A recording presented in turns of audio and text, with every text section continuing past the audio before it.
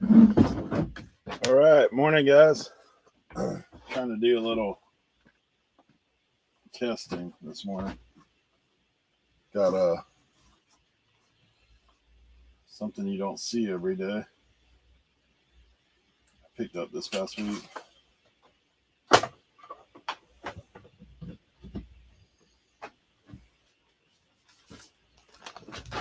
Laser disc.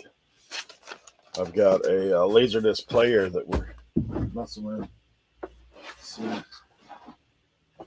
trying, hoping this thing will work.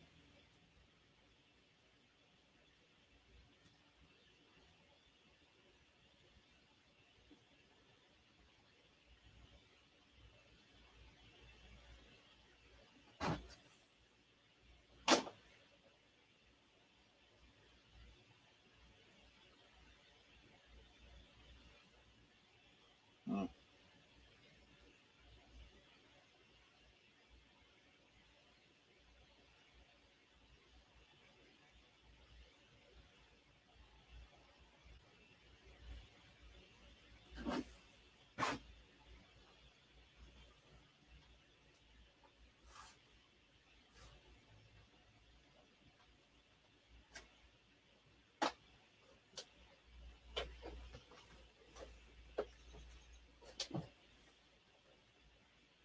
Put this thing up there.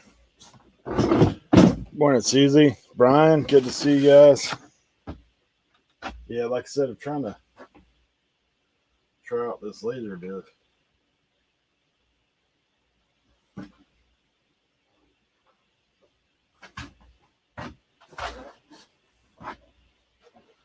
I have to get on another TV.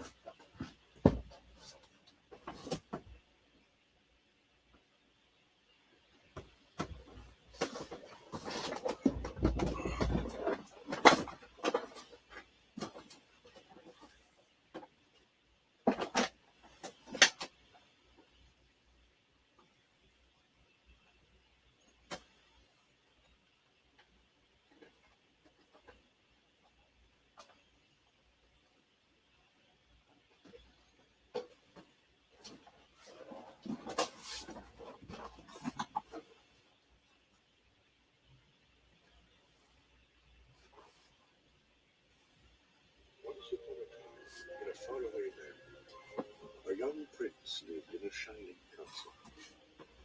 Although he had everything his heart desired, the prince was spoiled, selfish, and unkind. One little beggar came to the castle, offered him silver clothes in return for shelter from bitter cold. Repulsed by her haggard appearance, the prince sneered at the gift and turned the old woman away. But she warned him not to be deceived by appearances, for beauty Oh, she's working. is found within. When he dismissed Working. her face, the old woman's ugliness melted away to reveal beauty.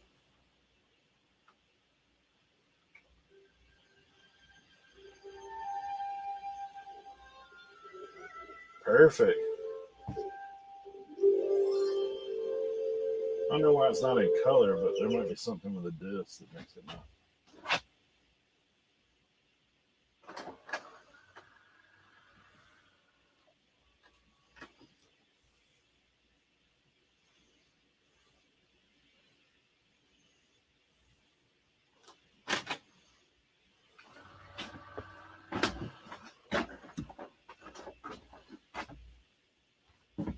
Yeah, those thing's a beast. There's not any listed there. The last one sold for like 170. So I got it for like $7. So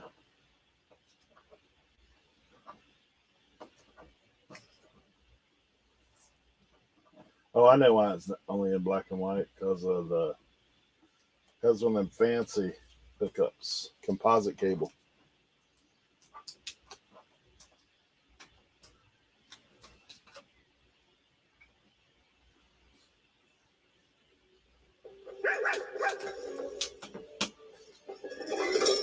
What's up there? Where, there? Oh, nothing. Absolutely nothing of interest at all in the West Wing. Just junk. Very boring. So that's the West Wing. Nice going. I wonder what he's.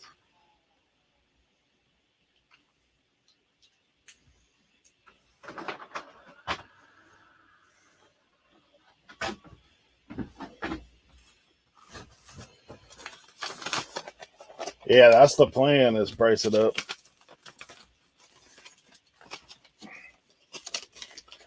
That is the plan.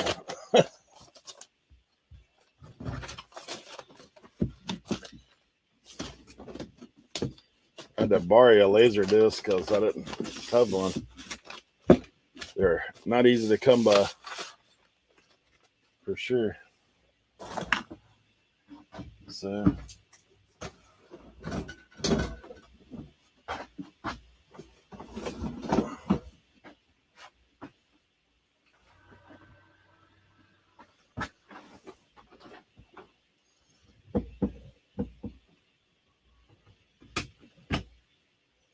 yeah, our garage sales really have been going right on for the most part. Not as steady as what they will be. I didn't go to any this past weekend. There was a couple in the area, but I didn't get a chance.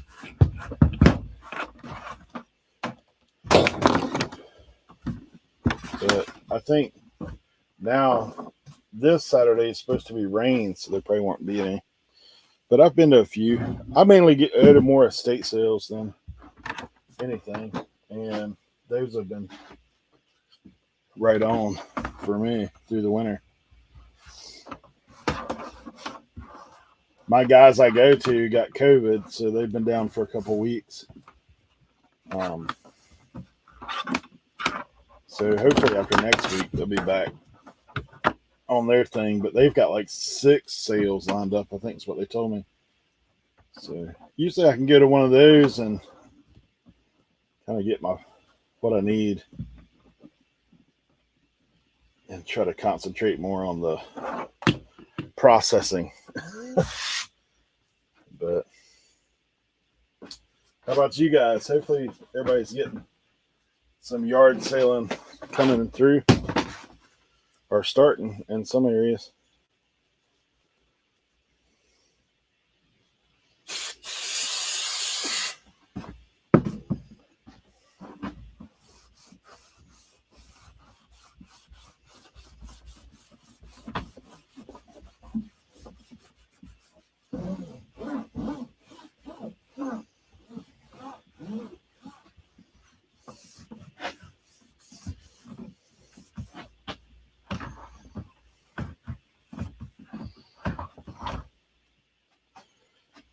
Yeah, I'll show you a quick shot of what the thing is. So, Pioneer CLD V190.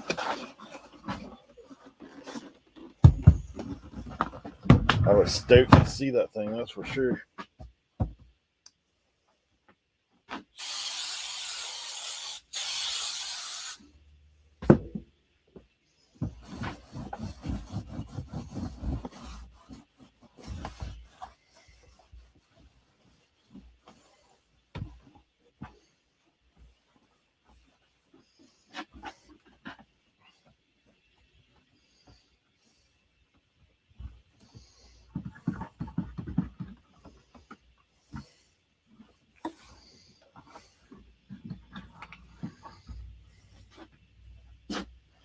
Yeah, it's kind of crazy, huh?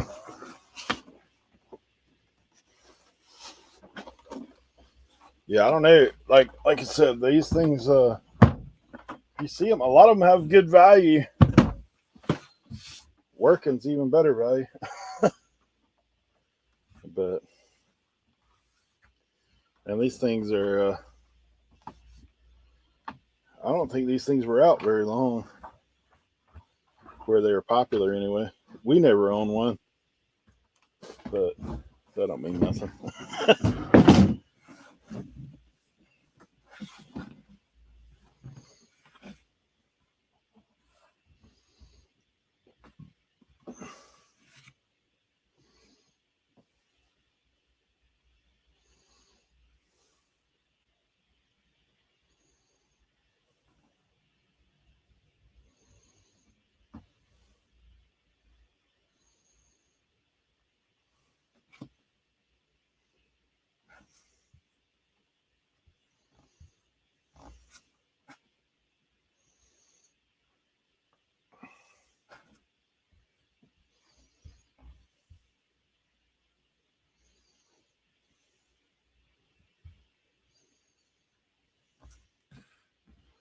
First private pick for me Saturday, 500 pieces of sealed media. Wow, that's awesome. Second one Saturday was a big lot of smaller diecast plan. Rummage for riches. That's awesome, bro. That media, man. Some people don't see as much value in it. I love it because it's easy to list, easy to ship.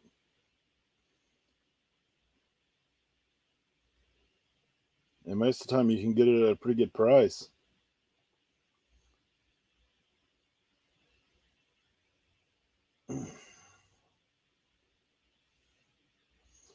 I think the only caveat to media is the thing with where eBay charges a little bit bigger fee on videos and stuff.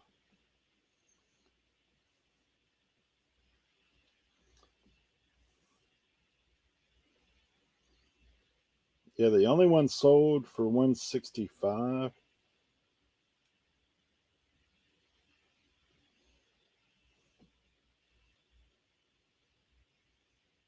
Mm. This guy barely had anything on this.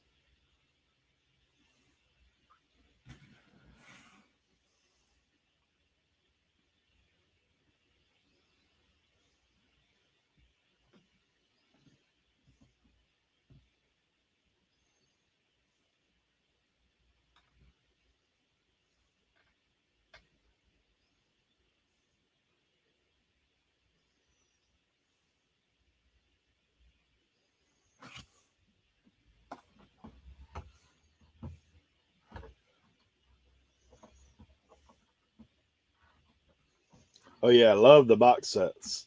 Love the box sets.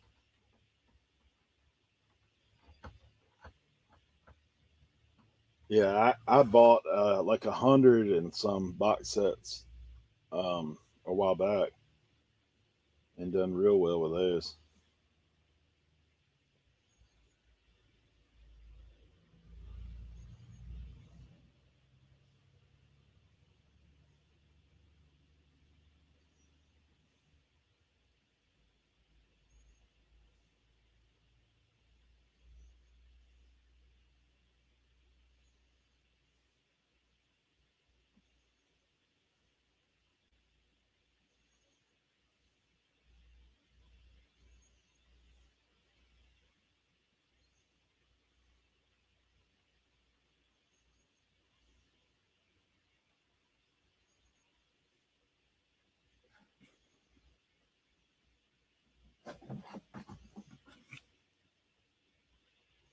Yeah, I was trying to think. Some of the weird ones that sold for me is like Adam 12 is a good one. A lot of the 70s and 80s TV shows for me is what sold well.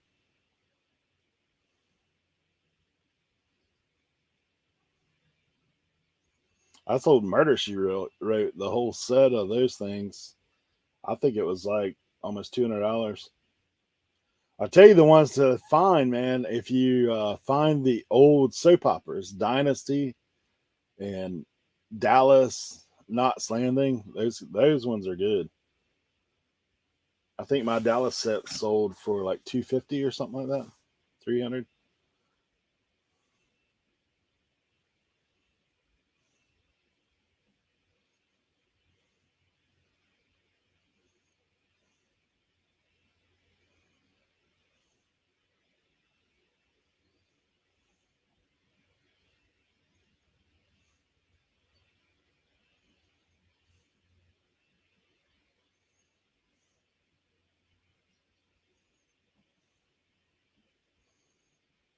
Yeah, people love some Dallas, that's for sure.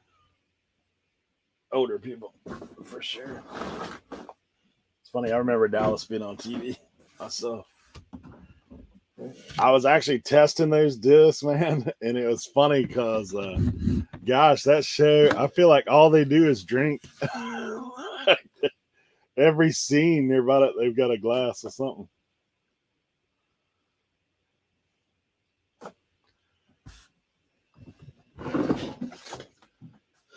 Two Fat Ladies Cooking Show series. Wow.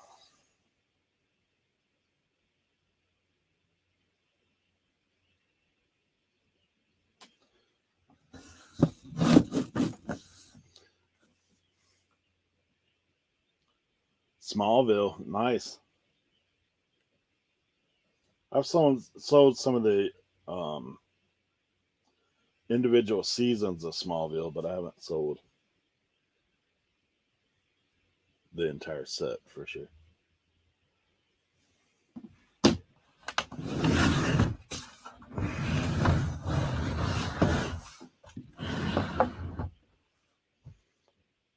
Manufactured December 1988.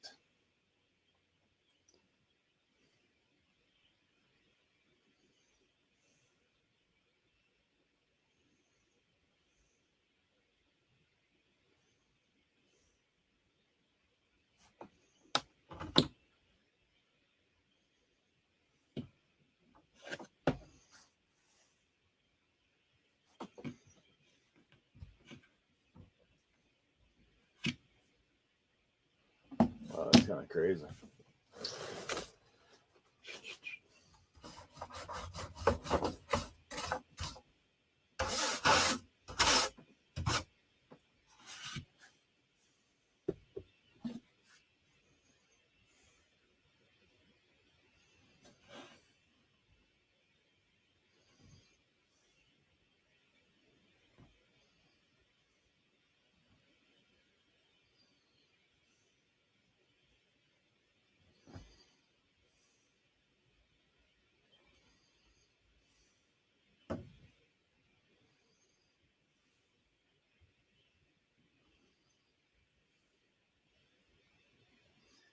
Yeah, 1988. That's probably why I didn't have one either. I mean, if these things are selling for like almost $200 now, I know my family didn't spend their $400 or $500 on it back then for sure.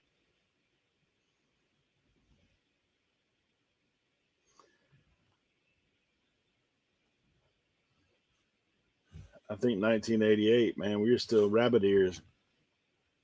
I think we did finally have maybe a VHS. I think that's what we had.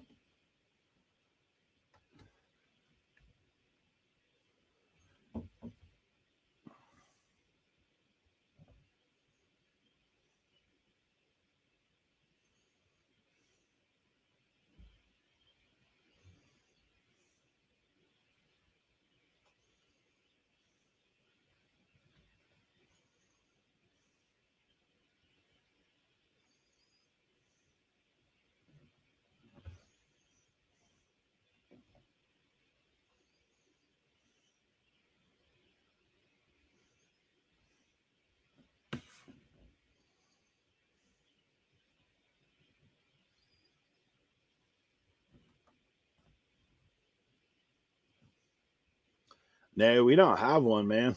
I was joking somebody one day about we should put one in.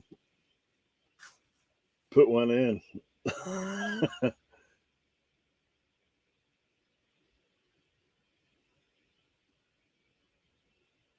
Put one in ourselves. We ain't got one anywhere local.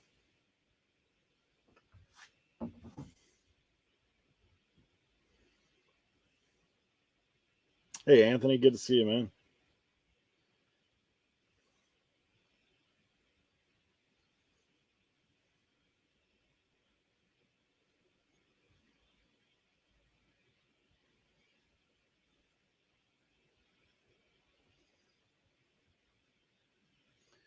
I think it's pretty much like a Goodwill bin. Like you just go take your electronics there, put it in. I've seen them in cities before. But like where we're at, we don't have it.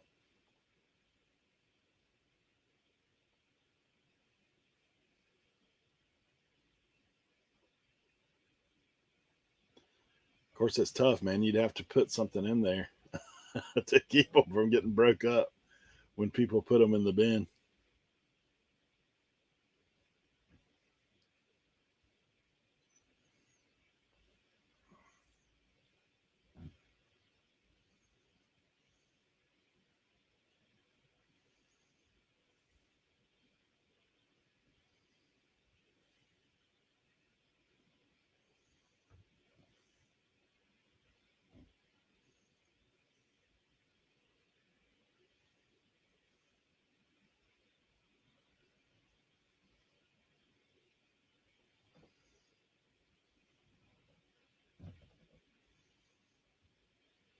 Yeah, I feel like if you checked it pretty regular though, you could probably make out for sure.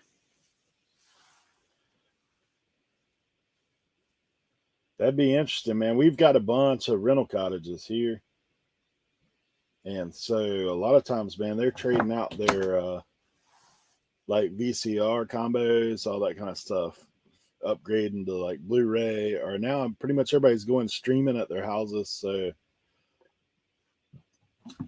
the need for that kind of stuff is kind of not there as much.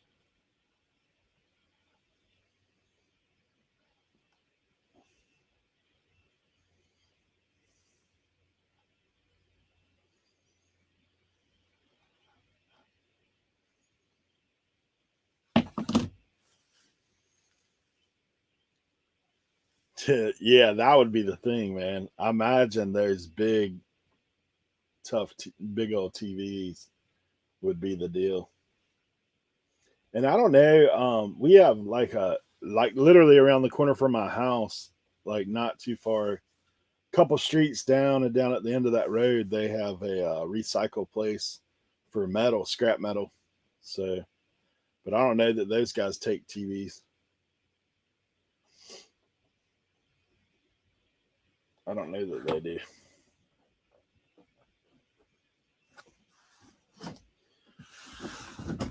Yeah, I listed this thing at like 215 plus shipping. Leaves some room to take offers. Now I just got to find a place to put it.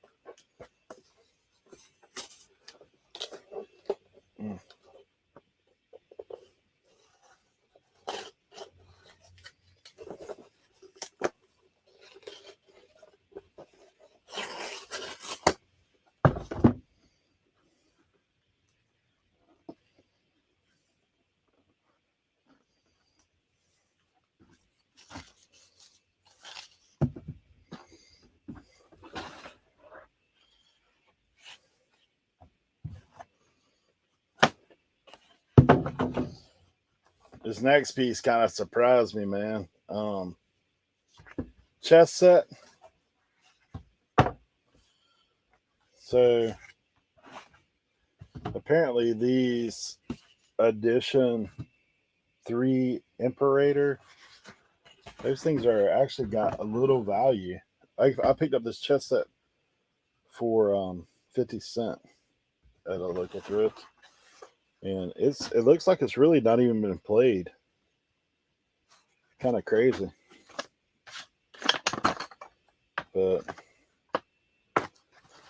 looks like a couple pieces have some gunk on them. But I don't know. I was kind of surprised.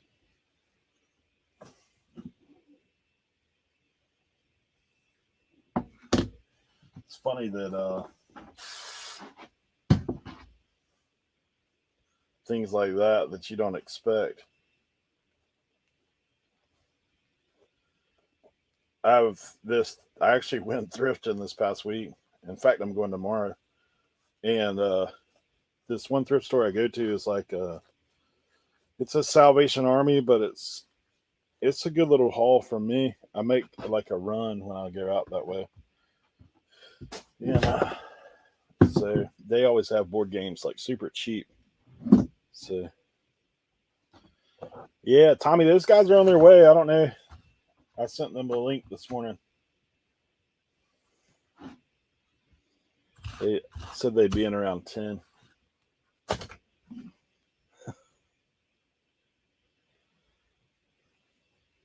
So I'm sure they will be.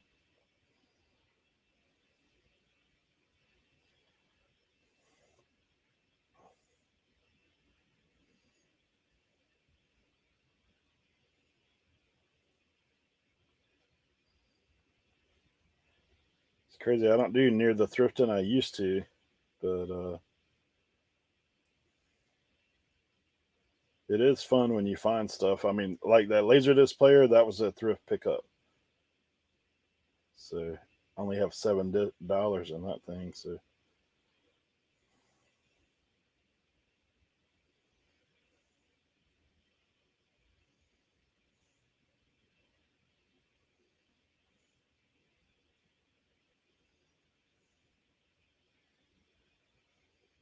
yeah, $43 sold this chess set.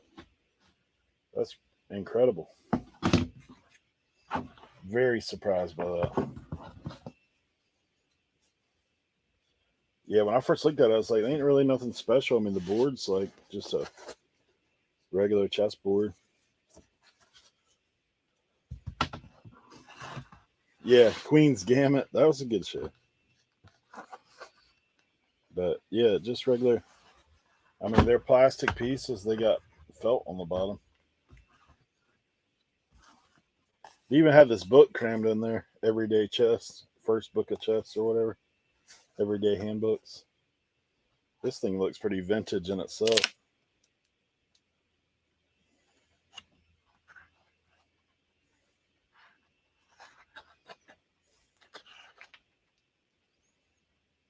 Ooh, 1952. That was in this chess set. Maybe that's why the thing's worth more money because it's vintage.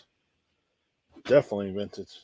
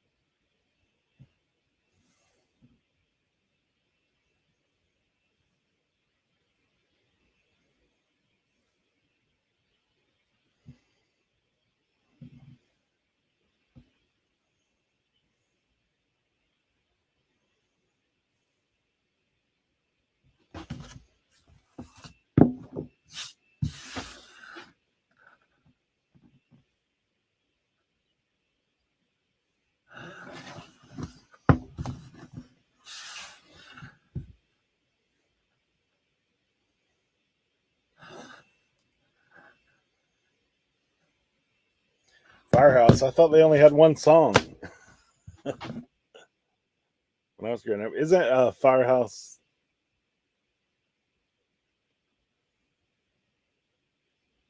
When I look into your eyes, isn't that their song?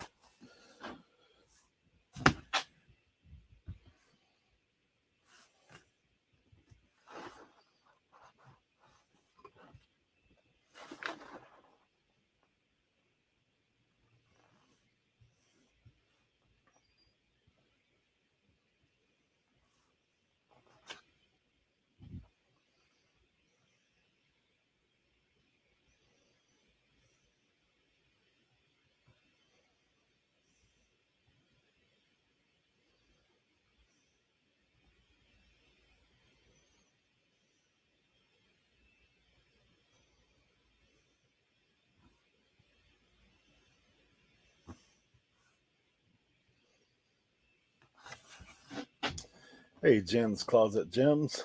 Good to see you. Bathtub. Don't treat me bad. Yeah, that's the one. Love of a Lifetime. I think it was one of those cassette mixtape songs back in the day.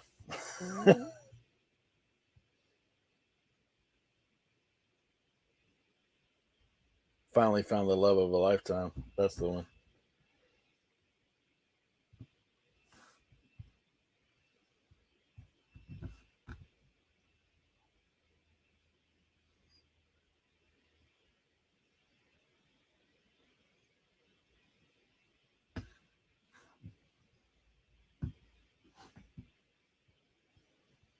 I knew it was one of them power ballads from back in the day.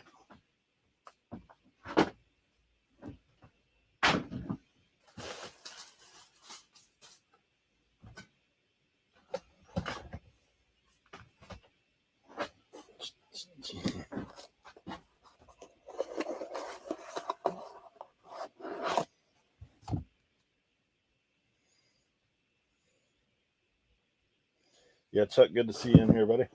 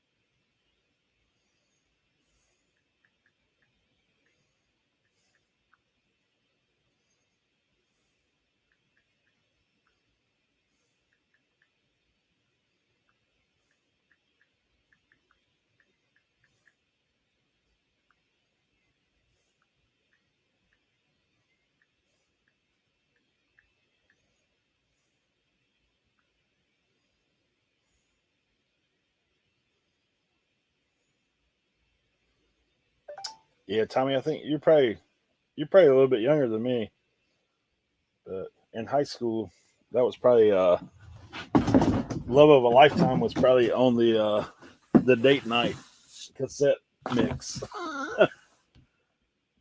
To be honest,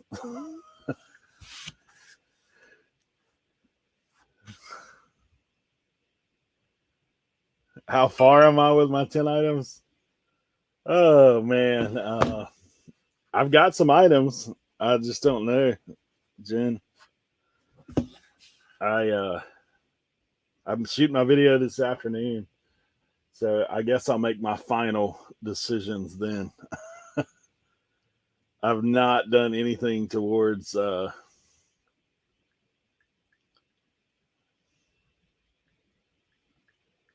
making a video or anything. So I'm trying to figure it out still. How about you?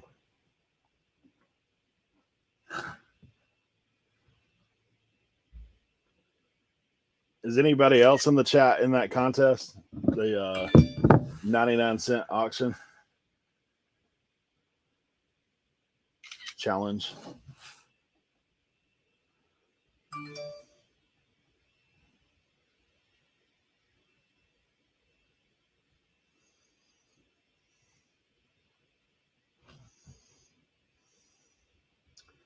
Guys, I just got a text from Cernock. I think he's going to be on the IR today.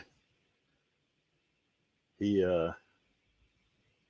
not feeling well today.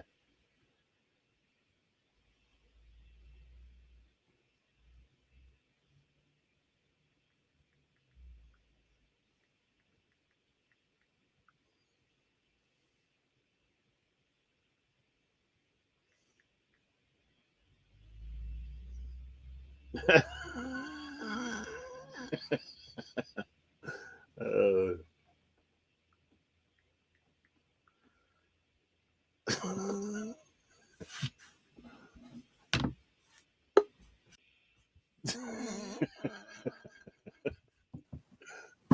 man, that's cracking me up.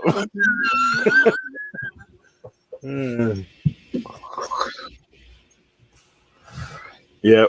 He'll be on the injured reserve today.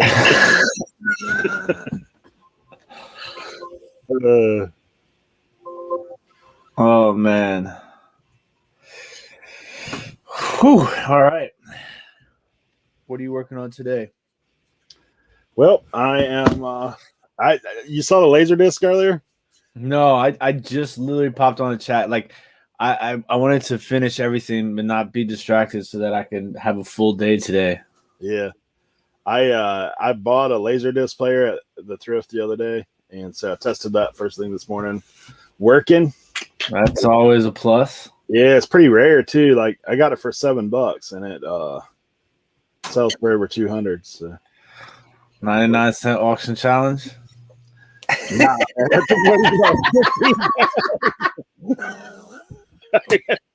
nah, somebody'd buy it for like $12.99 or something.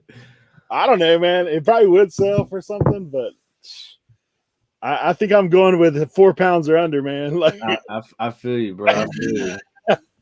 Maybe 2 pounds. Jen was asking how far we're on picking items. I was like, I haven't even picked my items yet. Me neither, man. I've got a few. I actually thought about dropping it in chat today and say, hey, go look in my store, see if there's anything you guys think would be good.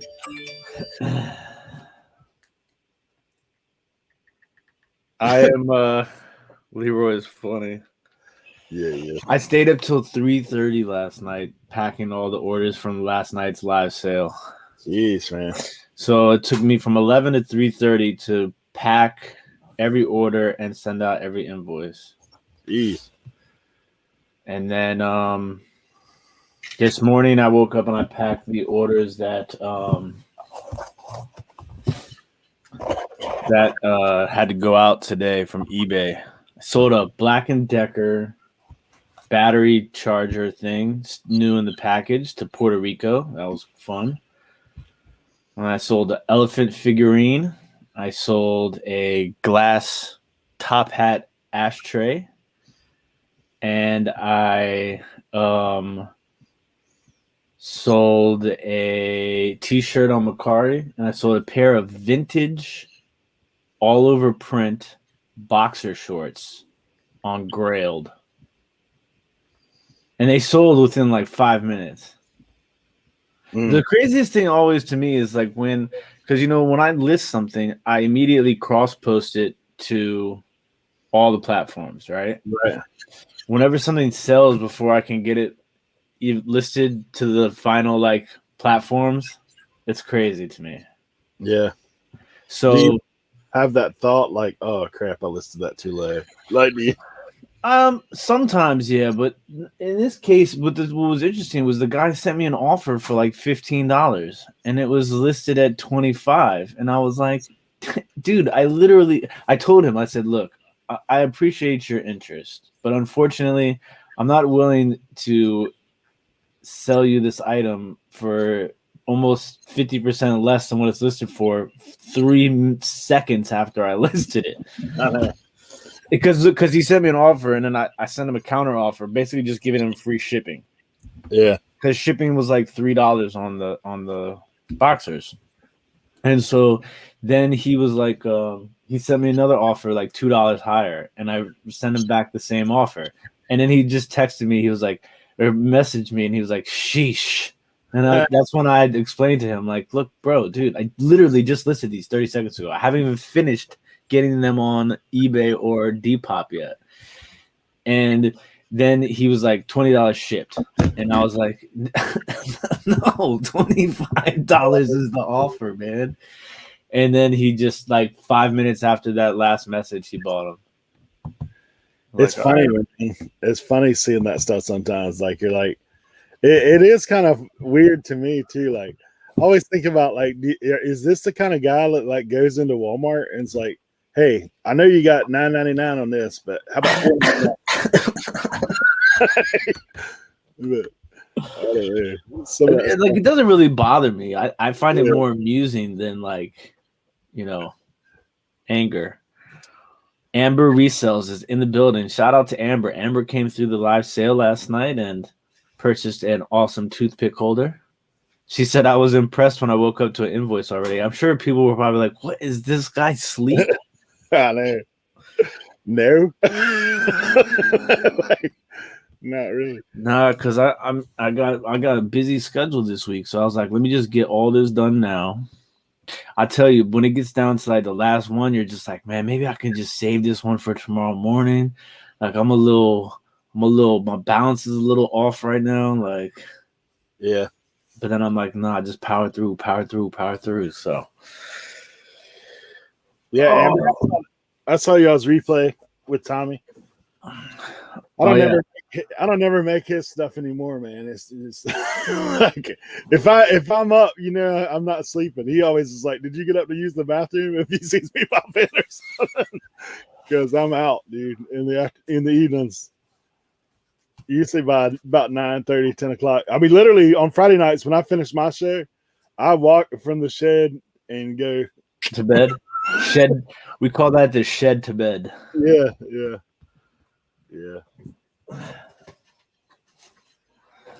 I've been trying to list all my college stuff for the tournament. Oh.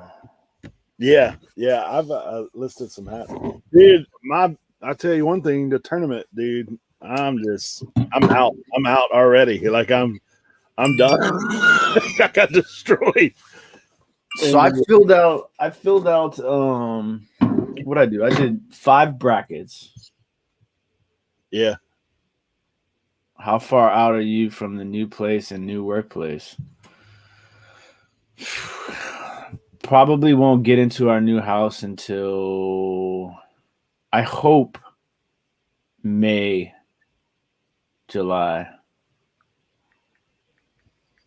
Brian, I'm sorry to burst your bubble, buddy, but Illinois lost already to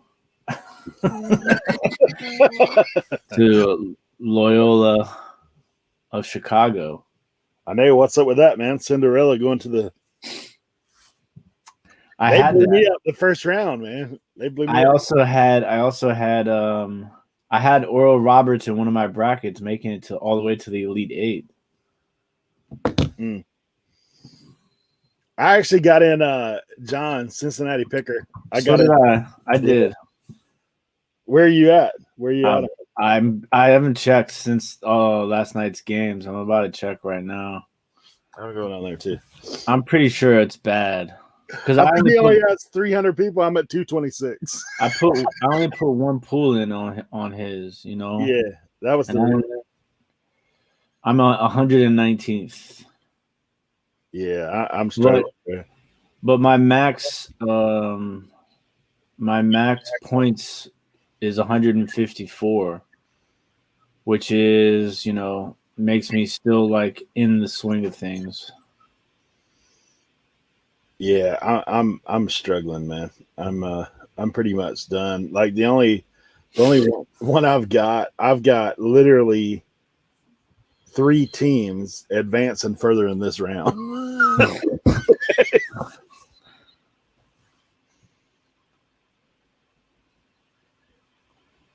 Yeah, it's gonna be a struggle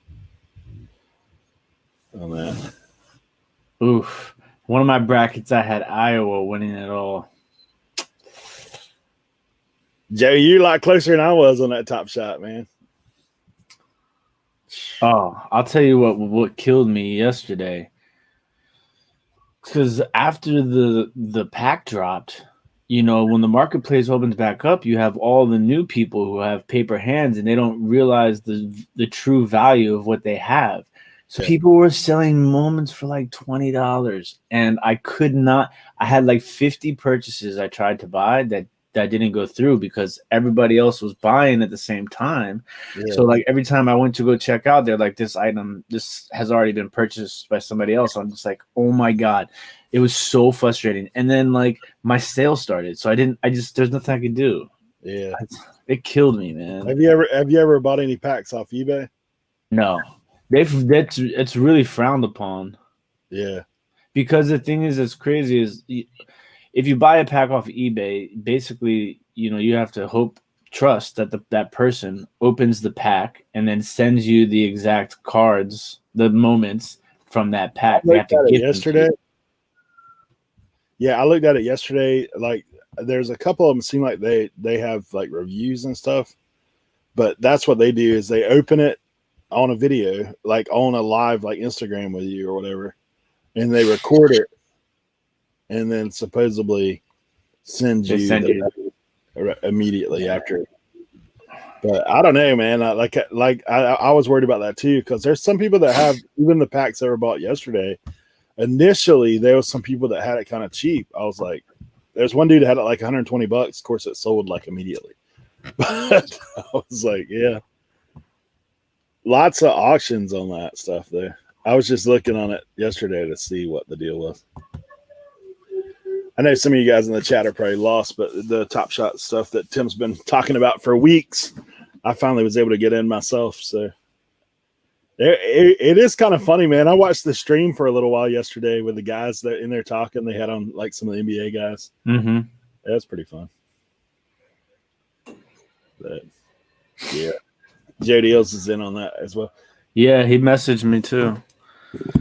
Hey, I just found an app. I don't know if you guys already knew about this, but somebody turned me on to the other day. Freebie alerts. What is that? It's like people who give their stuff away for free, like Craigslist sort of free section. Yeah, and it's kind of like Craigslist / Facebook / other things input into it. It is actually pretty awesome, man. I've not picked up anything late yet. There was a few items I missed out of the gate that were actually pretty good items. I mean, a lot of junk, but then there's occasionally you run up on something you could resell. And you said it was called what? Freebie alerts. And it's an app? Yeah. All right. And you can actually change your location. So, like if you're out of town or whatever, you could pick up stuff as well. Nice. Freebie alerts. Yeah, JDLs knows about it. JDLs, you've been holding out on us, bro. I'm just messing. Yeah, they import from all kinds of places, but yeah. Of course, you get a lot of big TVs and mattresses on there, but there's other stuff that pops up occasionally. The ones I missed out on is somebody had a baby monitor. You know, those sell for good money. Yeah. And there was actually somebody had a bunch of free boxes. So as a reseller, you can't go wrong with free boxes. Cannot. That is for sure. Yeah, somebody had a ping pong table, but I ain't got no space for that. And there was one the other day that had it was like I believe it was a combo unit that he was giving away. Somebody gave away a whole box of Legos. Yeah. But you got to be quick on the draw. Set their notification. Because I wonder if is it like how Yard Sale Treasure Map is, where they're taking the data from Craigslist free section and putting it on there, or is it actual people? Yeah, I think it takes it from Facebook and from Craigslist. Gotcha. Because a lot of times it'll take you to whatever marketplace so you can message that person. Got you. But it kind of organizes and then puts it in one spot. So then you don't have to like scroll through all the stuff on Facebook or Craigslist. It's just there. Hey, Joey. Joey's in on that thing too. The 99-cent auction. Is he? Yeah. Yeah, I think they said there's like 29 people.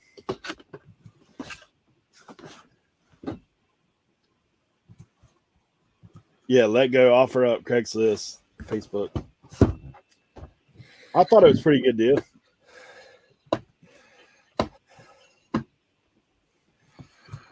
Hey, Noel. Guys, Noel's actually going to be our guest on the Friday night show. So make sure you come back then. Friday at 8.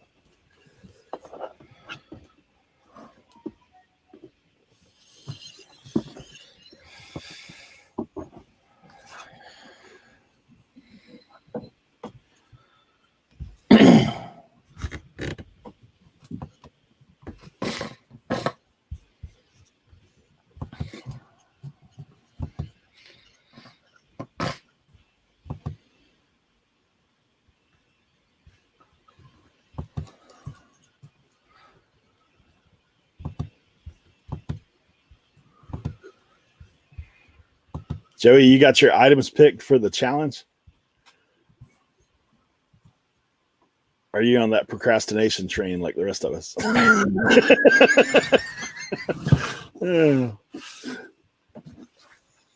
Oh, Larry's in here too. He's on there.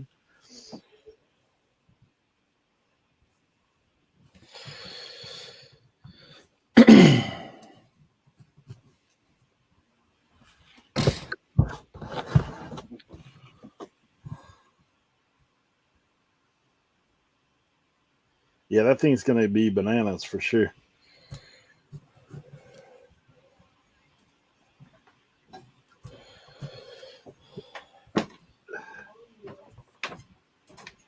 Nah, I feel you, man. Joey, I'm in the same boat, right?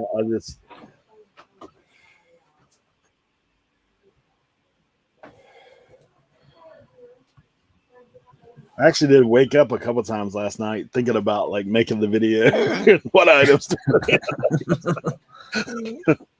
So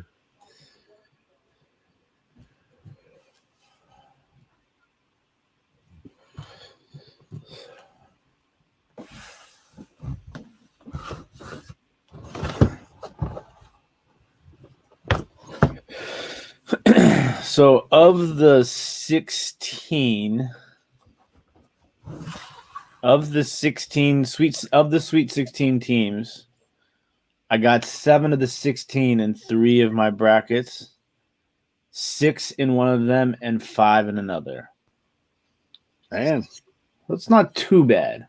nah, not in comparison to what I got going on. Do you still have your finalists in?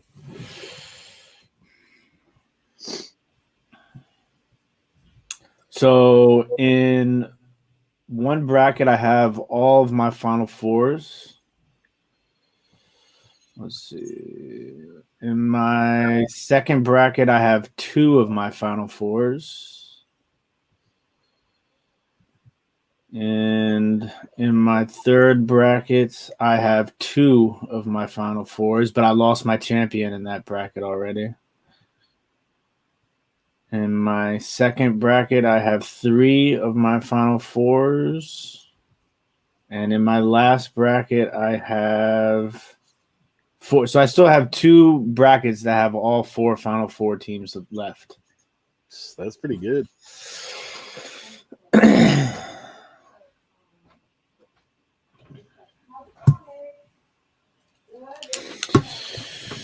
All right.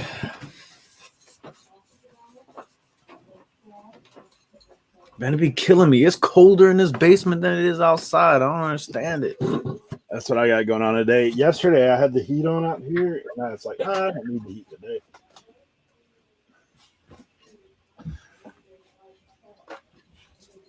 Of course, some of it's probably because I got the door cracked like it is.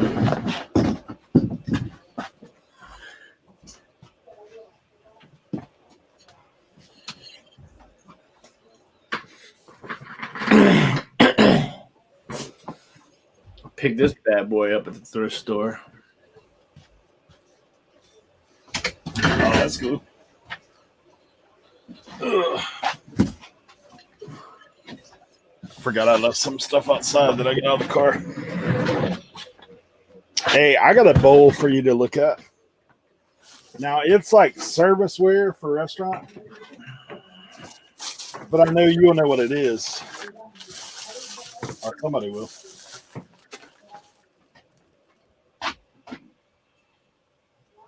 Is that marked? Yeah, it's marked Cisco ware. Let me see. It's marked Cisco ware, like food service. So I don't know what that is. Tracy's in here too. Some other people. I'm sure somebody would recognize. I'm sure you put some sort of spoon in there, Yeah. right? Yeah, there was a whole stack of these guys. Is it like a saucepan, maybe? Maybe. It's weird it's got like this little channel on it, you know? Yeah, I wonder if that's where you put your spoon. Put it in the oven and serve them. Oh, sorry, Leroy. There he is. What's up, Leroy? What's going on, Yeah. guys? I don't know. Any of you guys in the chat have a clue? I think it is some kind of ovenware. I mean, it's clearly like it's got like the I assume that's like ceramic bottom. Yeah, yeah. I don't know. I saw a whole stack of them, and it was half price day there, so I got them for 99 cents a piece. So. Hey, it's still worth Leroy, money. you'd be Yes, proud sir. of me, man. I sold some tools, bro. What'd you sell? I sold some vintage or antique. I mean, it was riding the line. They were blacksmith coal tongs. Oh, yeah. How big were they? They were like I think they were 14 inches. Yeah. Yep. Yeah. And then I sold a Ford wrench. I used to come with the car. The cars? Yeah. And it had the plug tool in the bottom of the wrench. And then I sold just those two tools, but I also sold a antique curling iron. Nice. Was it electric curling iron? No, it's antique, so it's literally just you put it it on in the fire. What Yeah. was it? And was it antique or was it a hair curler for blacks? Because some of the hair curlers for the black people, they look like they're antique. They don't have any plugs, but they're still relevant. I mean, they were wood handled. Okay. Yeah, so I figured that age wise that's where they were at. Yeah. But you know what's crazy? They took my hatchet down on Macari. Your hatchet and your baton? They took the batons off of eBay and the hatchet off of Macari. What a life. How many things did they take down on you this week? 2? Just those two. Just those 2. That's funny.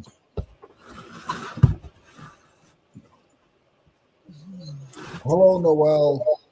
Hello, SK Promo. What's going on? Anthony. Hello, Jen. Man, I've got a tool I was going to show you somewhere. It's going missing.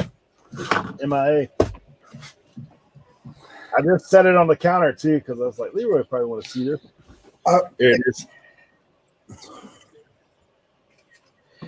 That is that a gauge? Oh, Mini ratchet. yeah. Bring it back. Let me It's a see. Williams Palmster. I've never seen that before. Yeah, it's cool. That's got to be $30. Yeah. I mean, I hadn't looked it up yet, but I'm like, I thought it was cool. I'd never seen one like that before either. I was like, and I like ratchets. So that's that actually hole, very handy too. Like you can just, yeah. And that hole so you can put your finger in it, I bet. Yep. Wow, that's cool. Williams is a decent brand too. I want to look that up right now.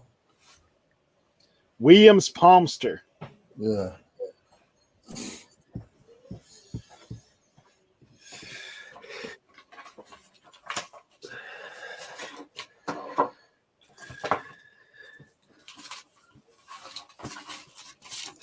Hey, flipping sports guy. Good to see you. Look, Kent, you got to be quick, Leroy. If Kent's in here, man, he's already got a drop. Yeah, between Kent and Dan, the answer man, I know. who needs Google? Yeah, no doubt. I think those guys got like some kind of digital mainline going to Google. $35, you caught it. You're muted, Leroy. Okay. Yeah, I was right on. See? That's cool. See, ratchets and hammers. If I've never seen them before, those are like my those are my triggers. Yeah. Yeah. Kent said there's no. Let me get my picture stuff set up. I'll be right back. All right.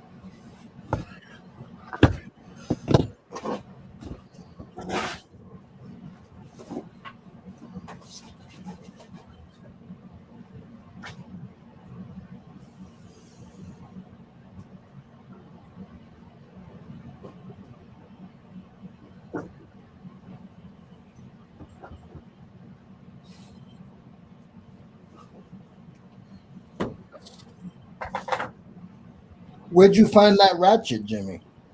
I mean, Eric. At a estate sale I went to, it was Wow. in a box of tools. Would you pay for $1? If that. Yeah. If that.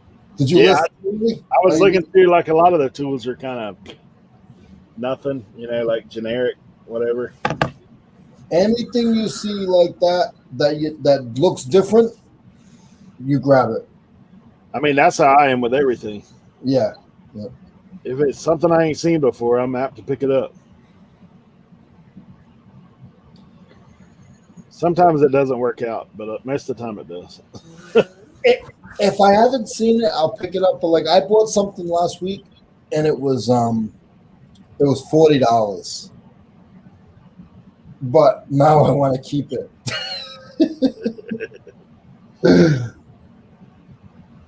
I mean, occasionally I'll buy stuff for myself for sure. Well, it's worth about $100, but I can use it in my business. So what it is a giant it's a giant. I'll show you. It's easier to show you.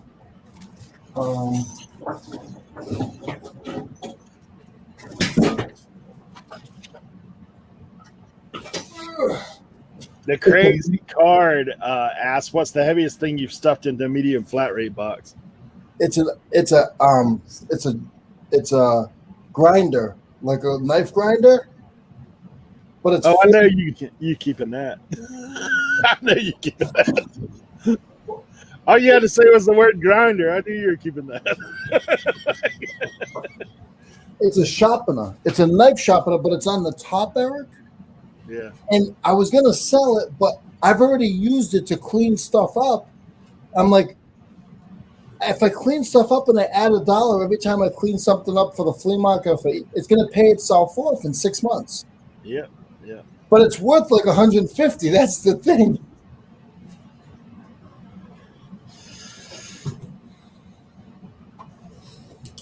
I don't understand some of these things that it ask for additional details, like compatible service, compatible brand, compatible product. Like, what does it matter? I mean, I guess you could make it anything.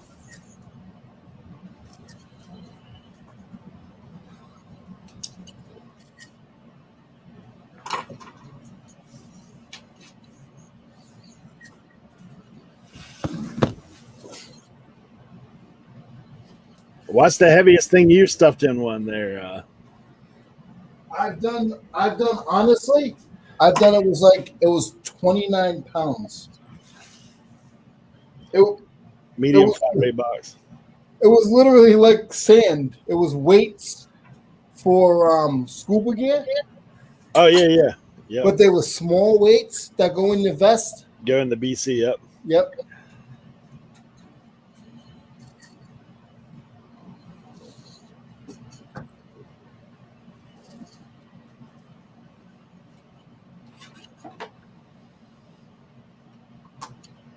I mean, it's supposed to be 70 pounds, but I mean, if you fill it up with sand, I still don't think it's 70 pounds.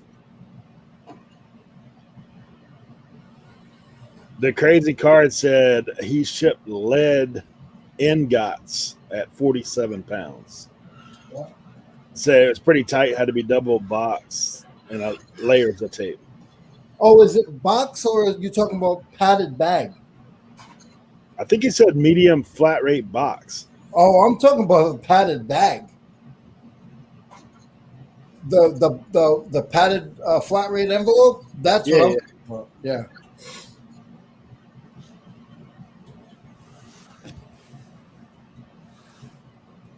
Yeah, I don't know, man. The heaviest thing I've ever shipped was about 60 pounds. I got that beat.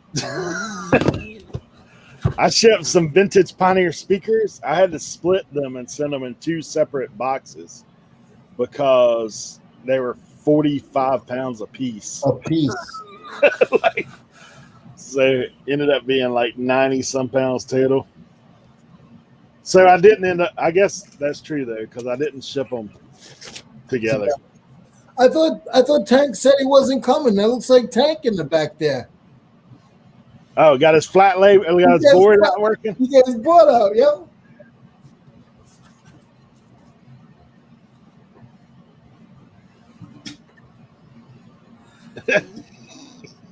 I told Tank I would do it in honor of him. Oh yeah. Commemorative listing today.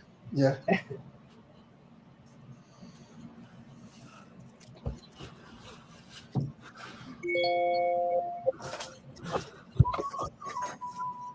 Yeah, no, that's why we're scared, because we know you're in the 99-cent challenge.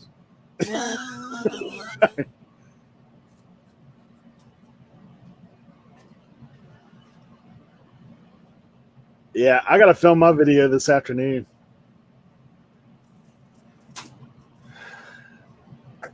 I didn't even get into that challenge. I had too much going on down here. Yeah, you'd have had to put it pre-recorded out. Oh goodness, that's not gonna happen. We pre-recorded. I got one coming up. I was working on one last night. It's 2 minutes. Oh yeah.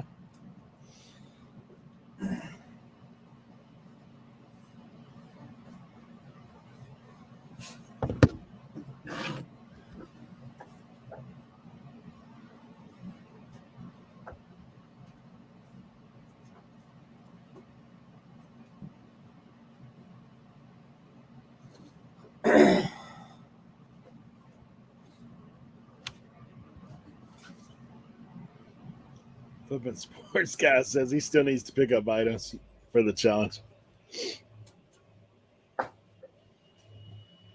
I know I was invited, but yeah, I don't know how it's all going to turn out. With a few items, I'm going to swing for the fences. With a few items, I'm going to play it safe. I think is what I'm going to do.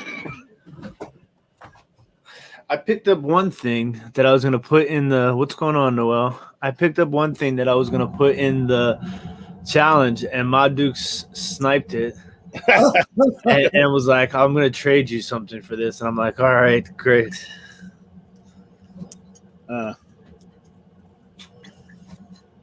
Yeah, I've got a few things, but like I said, I don't know what I end up with.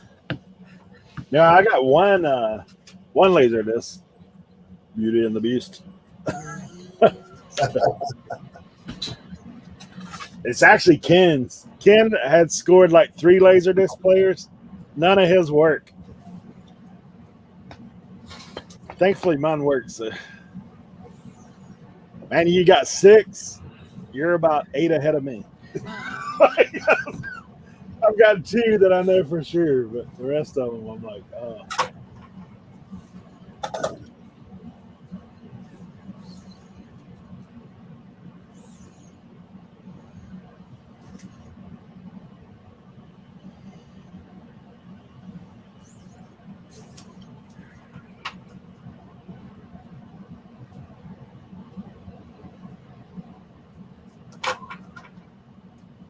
I have tried to stay away from electronics for the most, which is hard for me because I do have quite a bit of that kind of stuff. If that Walkman was working, I would put that in.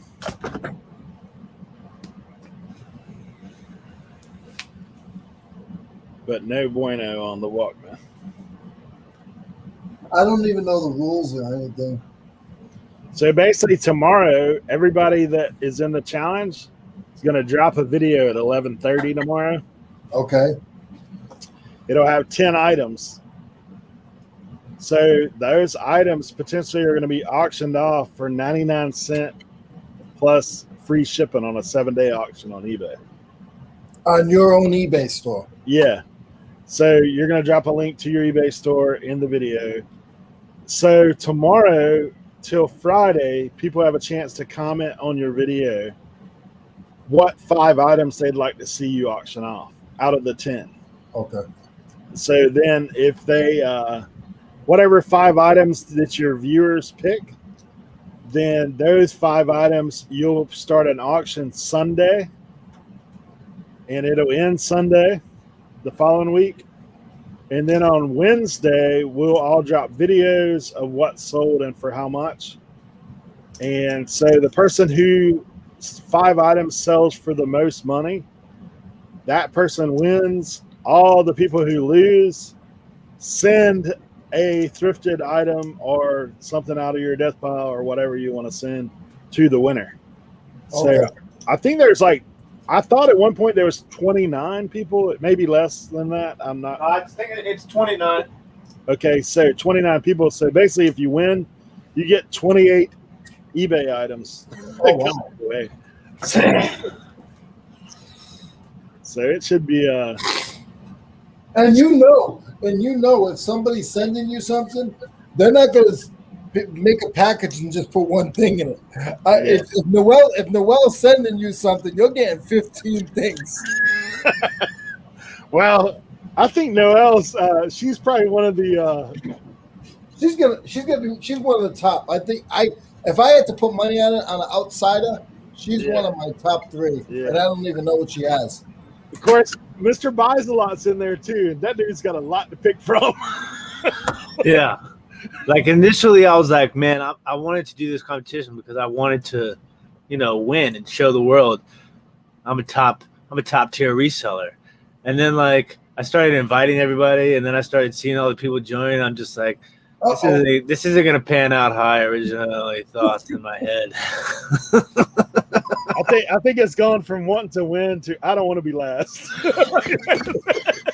I think the thing is like I don't sell on auction. So it's like a lot of my stuff is long tail items. It's not really I have a very specific inventory catered to very specific buyers. So like yeah. It's gonna be tough, but I think it'll be fun. It'll be a good experience. So is it money throughout everything? Yeah, your 5 items totaled. Can you take something off of your store and relist it into the challenge? Yeah. You can. Yeah, I've got a couple that I'm definitely doing that with. I already know. I already know one. I already think I have one in my head of yours. Yeah. In your head or on your head?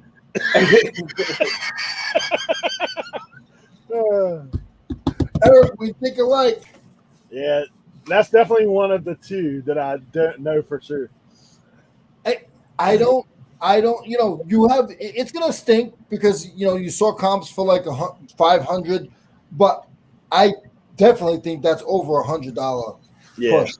Yeah. Well, I mean, the other thing that I've looked at with mine, because at first I was like, you know, at first you're like, okay, I'm gonna go for crazy, like crazy nuts. Because I even considered, man, I've got some high end electronics that I could put out, and I know they would make massive money. But I've got to ship that junk. Like, I mean, I've got that Marantz amp that's like a $1,000 piece. Yeah. But I'm like, dude, the main page, Mr. Bill, I will drop. Courtney's got a video out right now about what's going on with it. Bolo Buddies, it's under challenge. Who's the creator? It's Courtney Bolo Buddies. Oh, it is Bolo Buddies? Okay. Yeah.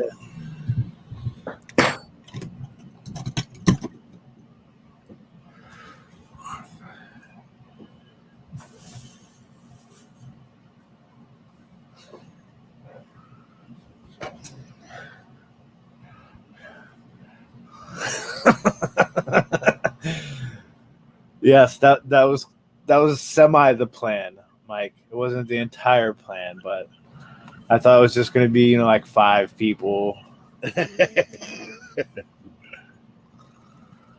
But like Larry said, I think it's going to be fun. So yeah, there is a hashtag. Well, I'll drop it in our videos. Mr. Bill, you can always come back and look at my channel, and I'll steer you in the right direction. No. Yeah, it's going to be a good time. It is. I think it'll be fun. I've already met some new resellers that I didn't really know, so that's always fun.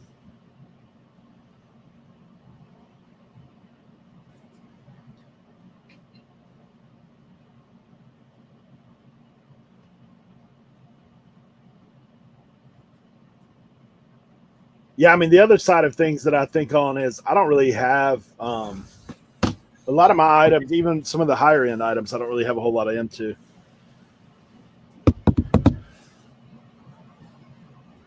Just how it is.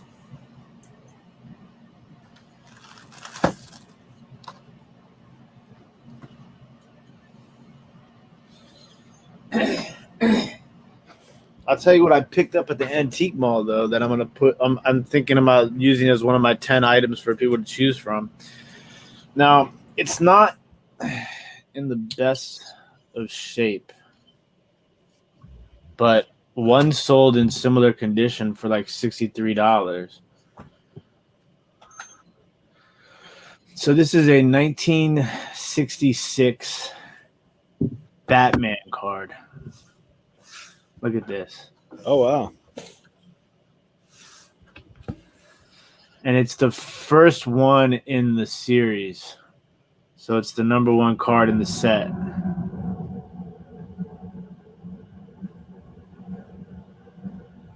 Focus. Get off my hair. There it goes. There you go. Yeah. So 1966 Batman card. That's cool. Yeah. You can see it has some creases. Well, one sold with creases recently for $63. Yeah. I'm just curious. I'm curious to know like what the highest will be. Like, I'm curious to know, like, what's the dollar figure that you think would be like. See, I don't think I have anything like that. That's like. Also, I recently sold a lot of my high end stuff. I don't know if you guys saw my last what sold video, but I had like Yeah. 5 things that sold for $200+ in that time frame. So it's in like 8 days I sold like 5 things that were $200 to $300. Yeah, that's crazy. So Eric, for $5 an item, I can call and report issues on the items if you'd like. I'm not in it, so I'll call you guys and I'll report. He's finding ways to make money on the other side of it. So the only advantage I think I might have is I have my, live sale fan base. Yep. So they might, jump in on some of the auctions for me. Hey, don't give out all the secrets, Tim. And plus I am a marketing guru, so expect to see my face on Instagram, Twitter, and Facebook for the next 7 days.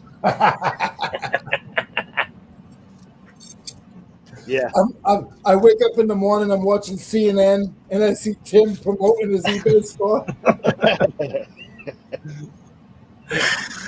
Oh man. Yeah. Hey, I know that guy. That's Tim. Yeah. Yesterday my phone was blowing up, like between the reselling and the people messaging me about Top Shot, and my mom's like, what is going on over there? And I'm just like trying to explain to her all the things I'm doing at one time, and she's like, what are you, like a mini Gary V? And I was like, I wish. Oh, that's cool though. I would like mini Gary V money in my account. Yeah. You ever see the TikTok where you could put a thing of your bank account and you do it around people and it'll be like you're checking your bank account. Your account balance is $1,237.56, and then you see like their mothers and they just turn their head. That's funny. That'd be funny. That'd be funny. Your mother be like, what? No, I'd be scared to do that with my mom. She might hit me or have a heart attack. She'd be like, you got all that money this whole time? What's wrong with you? I'm sitting over here trying to get a new laptop and you got $1 million in bank account. She might just smack me across the back of the head. Again, that's a video. That is a good one, right?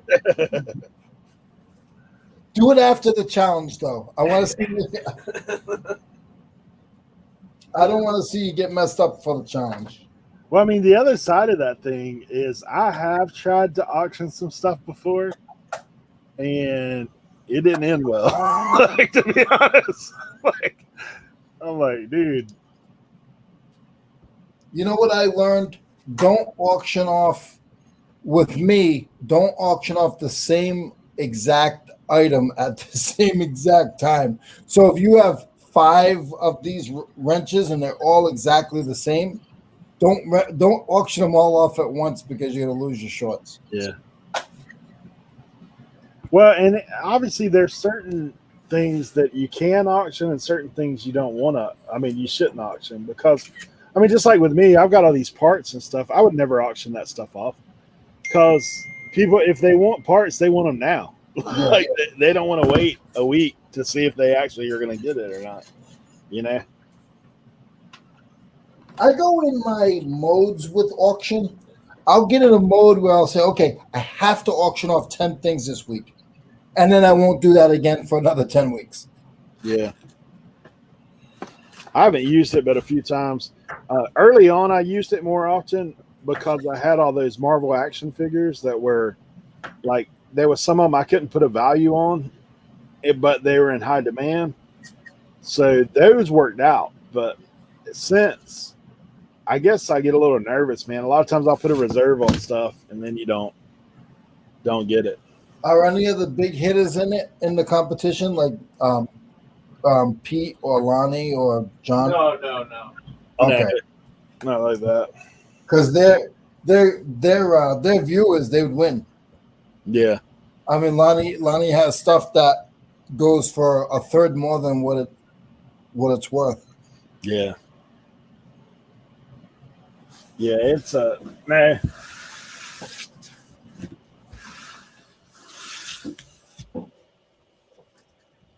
I know Kat's in it, right? I think because I heard them talking about it last night. Kat, No, she's not in it. I she's don't not think in it. How about is it Kayla? I don't think she's in it either. No, I heard them talking about something last night. I thought they were. Who was their guest? That's tonight. Yeah. That's tonight, but last night Kayla went on for the first time, and her first live. Oh, that's cool. Yeah, she had almost 300 in there. Yeah, yeah. She got 8,000 subscribers already.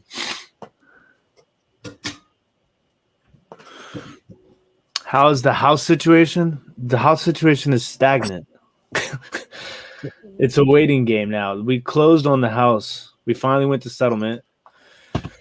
So we are officially house homeowners, but we're probably not going to be moving in for a couple of months at least. You have the keys? Yes. Yeah. So it's an interesting situation, but we did get a really good price on this house. Like the market in DC is going crazy right now. I mean, like, you kind of got to live in like the little bit of it's not like the hood, but it's, if you want to get something like in a quote unquote nice neighborhood, I mean, that's like $800,000, $600,000, $900,000 for a house. So we were fortunate. Found something for like $450,000. Whew. Yeah. Welcome to DC, Leroy. I'm looking at houses for like 175, but it has to have a 40 by 40 bond. Yeah, no, I wish. It's the price you pay to be in the middle of everything. Now you can't auction off your house, Tim. No. I don't think that'll work on the 99-cent challenge. Your wife will be like, "What happened to the house?" "Oh, baby, I lost." I had to win, babe. I had to win.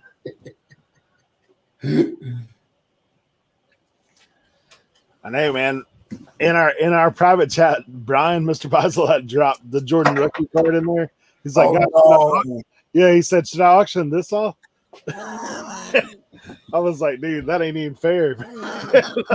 I meant to watch his video to see how much he paid for that. I don't know. I'm sure he said that he goes, my wife wouldn't let me put that in there. I paid way too much. So I heard something the other day. He paid. Did he pay $10,000 for a card recently? that's probably the one. Yeah. I was on a show the other day, and they were talking about that. I think it was Harry and Bluegrass Picker. I might be wrong, but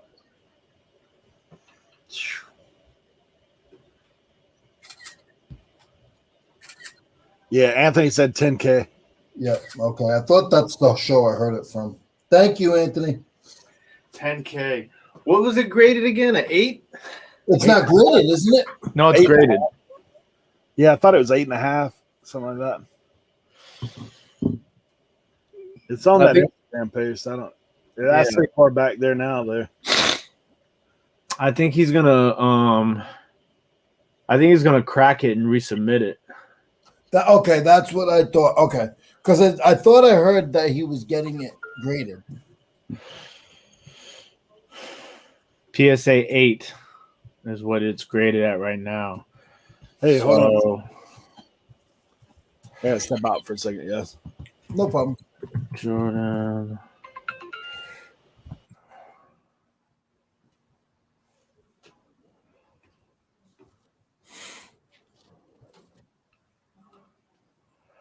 That's about the going rate for it right now. That price? Like 10 grand, yeah. Really? But in 20 years, that's not going to be the price. Oh, I don't even think we'll see. Let's say he cracks it and resubmits it to PSA and it comes back a 9. Okay, He if just it comes, increased his money a ton. like $5 grand probably. Yeah. How much does it cost to submit it? I don't know anything about that stuff. It depends on what service he wants. If he wants it, if he does it, you know, expedited. Wow, one PSA 9 went to auction and sold for 37,000, 40,000. So yeah, if he can go from an 8 to a 9, that's a game changer. Anthony said a PSA 10 went for 700,000. Yeah, Jeez. but he's not gonna get a And he's not gonna get a 10. He said it would go up 30K if it grades 9. That's kind of a stretch.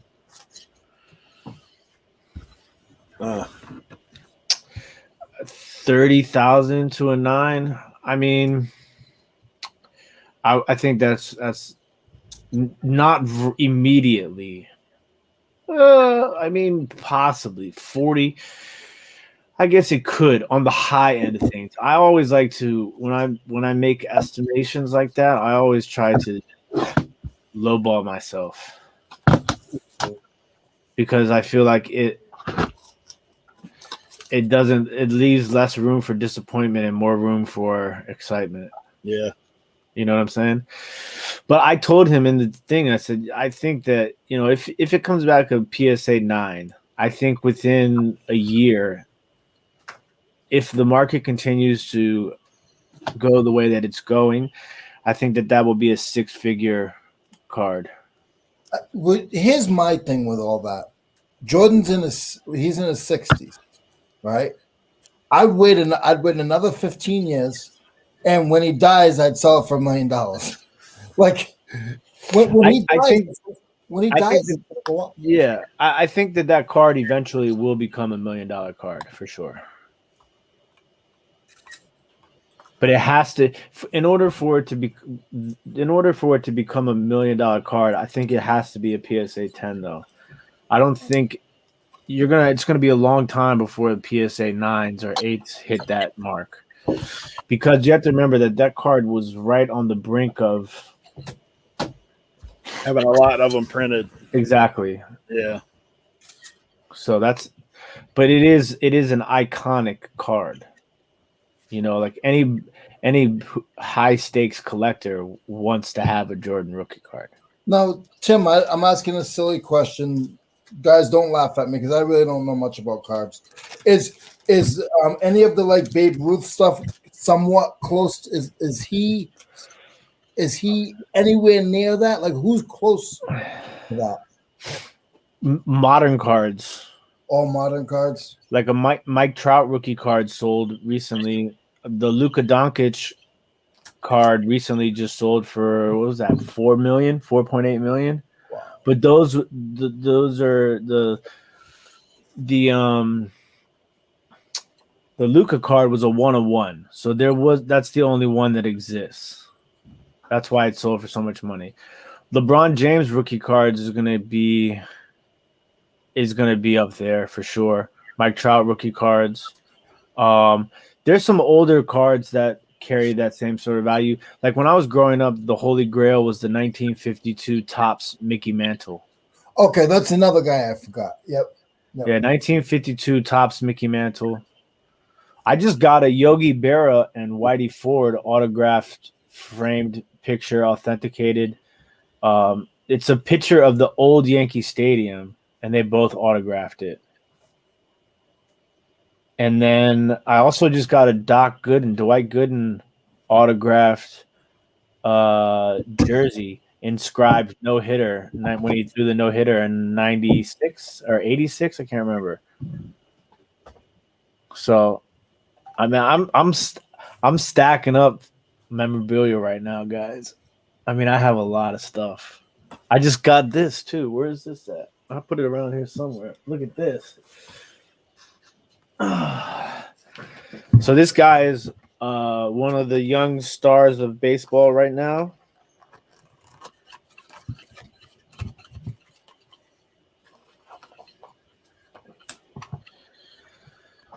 It is Gavin Lux, autographed baseball. He was a rookie last year for the Los Angeles Dodgers, and it's got the authentication with it too. Hmm. So, Hey Tim, what about the Panini digital cards? so I know somebody who was flipping them for a while. They've gained some popularity, and some of them are selling for good money. Now, there obviously is a big difference between those and Top Shot. Yeah, because it's just a card, like front and back. Yeah, it's Top Shot is more about the it's all about the, how do I say this? The stuff that goes into it. The fact that it's minted on the blockchain, like it has a digital footprint. So Yeah, like that is like what makes that so unique. And there's only so many of them made. But yeah, now it's a lot difficult, but I'll tell you, there was a point in time where I went and tried to buy, as soon as I found out about Top Shot, I went and tried to buy all the blockchain cards I could on eBay, Mhm. and people were already getting hip, and the prices had started to skyrocket, and I couldn't get any. It's crazy. I was thinking the other day, I wonder if they're going to go back and like pull the legend, some of those clips, and see if they can put it on blockchain. Their Top Shot is working on it. Because I'm like, dude, you think of stuff like just like what you're talking about, like Jordan. Yeah, I mean, they're gonna put out a whole series of that. That's gonna put it through the moon. Right Yeah. now, it's a good time to buy though, like off the marketplace, because everything's whenever- going up for sure. yeah, and then everything after a pack drops, the market dips. So I usually try to buy the dip. Like I bought Series 1 moments a couple months ago for like $12 a piece, and each one of them is selling between $80 and $150 now. So I mean, like my ROI right now is like 900%, I think, something like crazy like that. Well, it's crazy after watching a little bit of that stream the other day and knowing now, like all the NBA guys are in on that stuff, man. Like they're hype about it too. Like they're spending crazy money to buy their own moments. Yeah. It's like that's crazy. I was just gonna say that. Like, I wonder how many Michael Jordan rookie cards Michael Jordan has. I saw an interview with Andre Dawson. I don't know if you guys remember Andre Dawson, but he was a big card guy, and he was doing an interview on this channel maybe like around Christmas time. It was super fascinating because he got into it when he was playing, and like he was talking about all these cards that he would buy. Like it was super interesting. But yeah, I think some people do, but I think that this is a different wave. It's super interesting to see how the players get involved in this. Kevin Durant was tweeting about it the other day. Yeah. Well, he's tweeting. Yeah. Kevin Durant tweeting.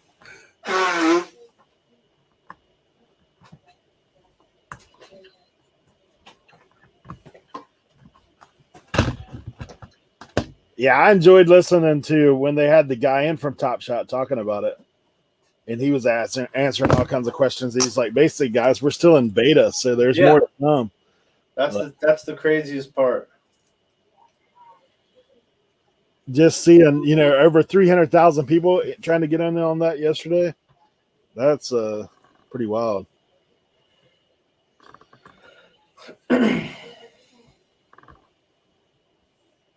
Yeah, I remember I used to be able to sit down and buy 3 packs at a time. That's crazy.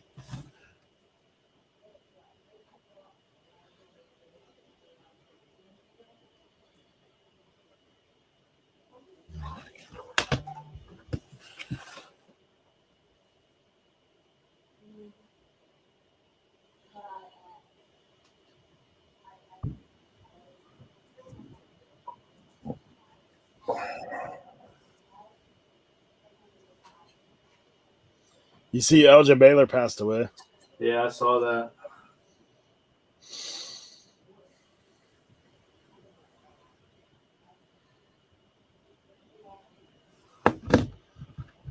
Probably don't have none of his cards though, huh? No, I wish. I go to the antique malls and I look for vintage cards at the antique malls lately.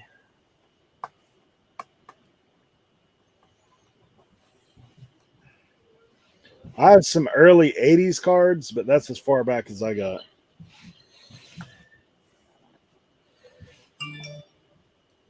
Because the thing that's super interesting right now is that never before has the card market been so I don't know the proper term to use, but fluctuates like it does today.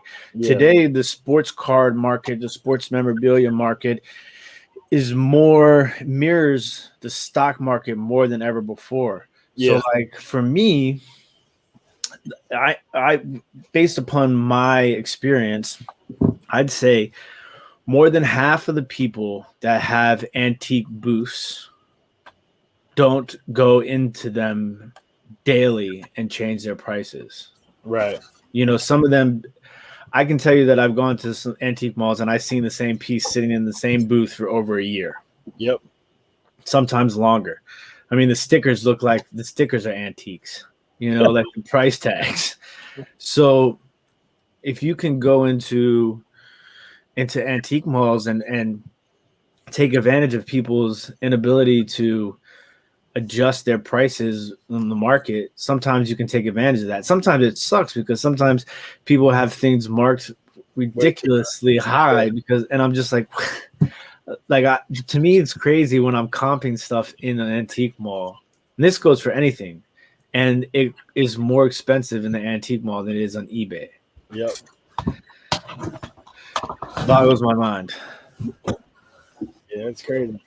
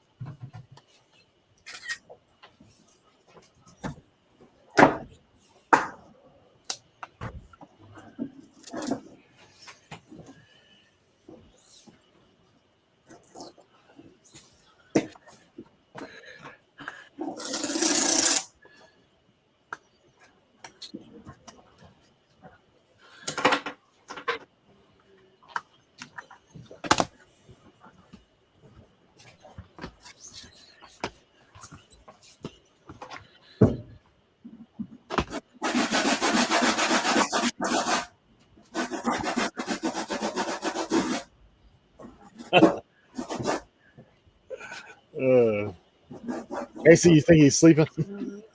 What's that? Tracy's yelling, "Tommy, wake up!" Oh man.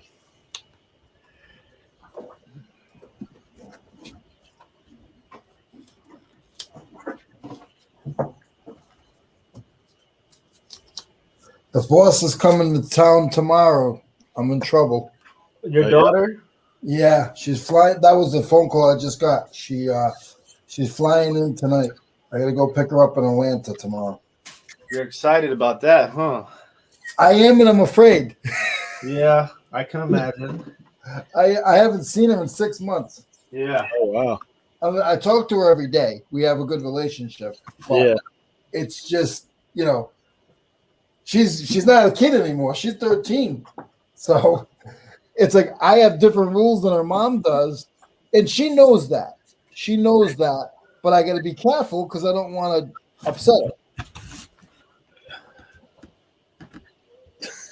They said that Anthony was timed out on here. Like, I don't know who did it. I heard I never watched the YouTube stream, so I don't never see that stuff. he would never be timed out. There's no way. Maybe someone's got their pocket working again. Danica, are you in here? What did you do, Anthony? Oh, you know what it is? I heard this the other day on a show. If you do too many messages within a certain amount of time, they time you. It times you out. Really? Yes, I heard that yesterday on a show. I forgot what show I was listening to. No, he was Or talking did about timing Tommy fell asleep on the on the keyboard. yeah. Oh man. Anthony's giving secrets. Hey Justin, I don't know what's going on, bro. You know, that's the bad thing. Like, I never see that stuff because I never watch on the YouTube side when I'm streaming. I'm on the StreamYard, so you don't see people get timed out or whatever.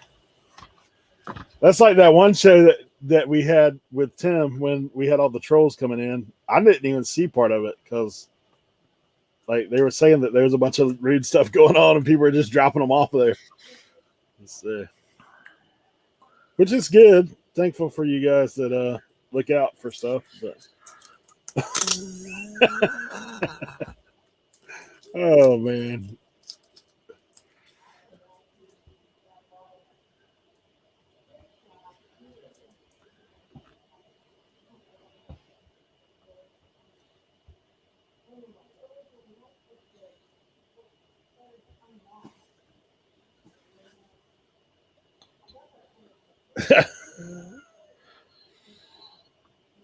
That's funny, man. I don't know.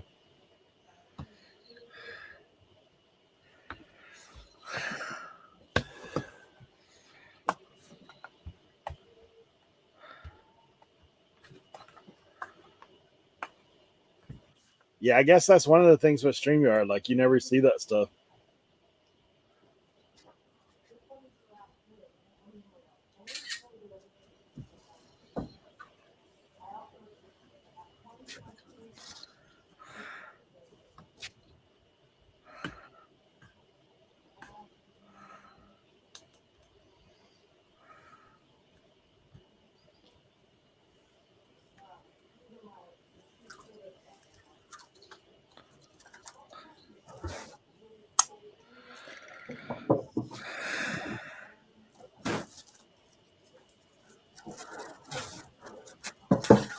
You made it back, Anthony.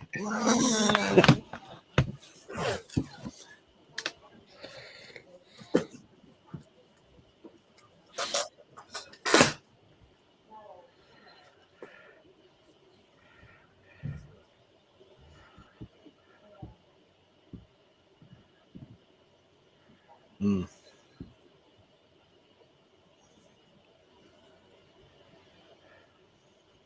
Oh, he said he put it in the chat.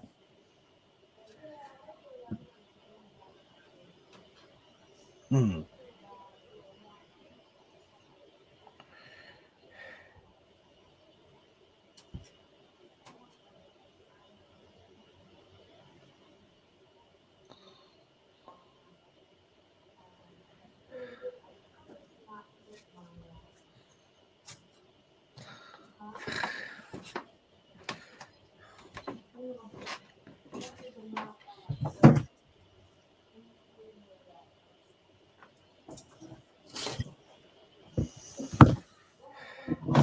Hey, look what I found yesterday. Oh no, Barney. I couldn't stand Barney when my kids were little.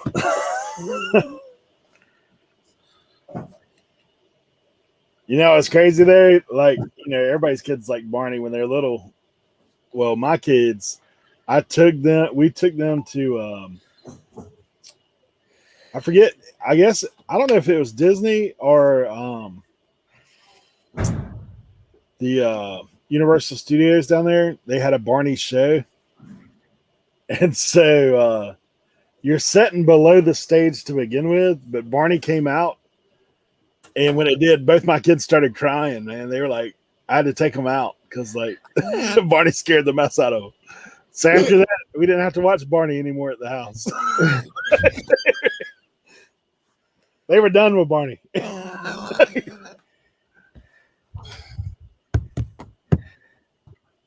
Yeah, because that dude wearing that costume about 9 feet tall, standing over top of him.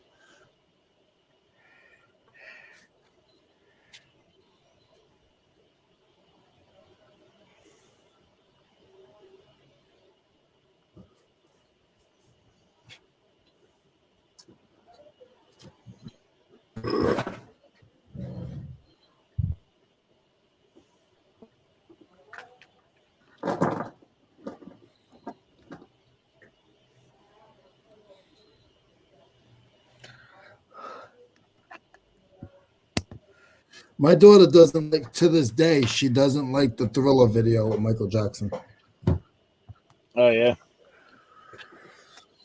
which is scary. I mean, think about it. Yeah. Now it's scary because the special effects look horrible.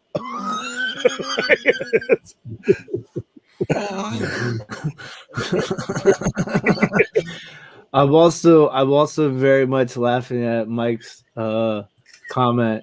He said, I got booted from Crazy Lamp Lady chat. Some of her viewers were complaining about the crinkle paper sound. I suggested they see a shrink. I'm telling you, some of those people, man, they can be like that. Oh yeah. Totally.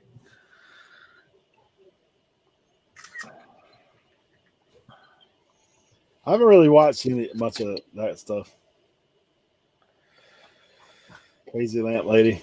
I'm super jealous of her because she has capital that I don't have. Yeah. You know? Well, I mean, you think about what she's making on YouTube. You know. I mean, I'm like, you know, I'm not a, when I say that I'm jealous, I'm not like a hater. You know what I'm saying? Yeah. Like I'm not a hating on her at all. Right. But it is super frustrating sometimes when I just watch and she's like $3,800 auction haul, and I'm like, great, thanks. I know. And she's just pulling out pieces of glass after pieces of glass.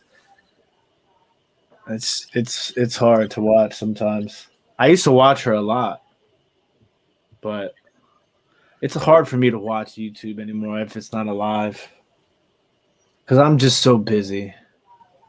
I when I get my setup, my new setup, I'm gonna look like Hugh Jackman in Swordfish. I'm gonna have like 17 screens so I can watch everything I need, all the markets, YouTube, sports, all at once while I'm working.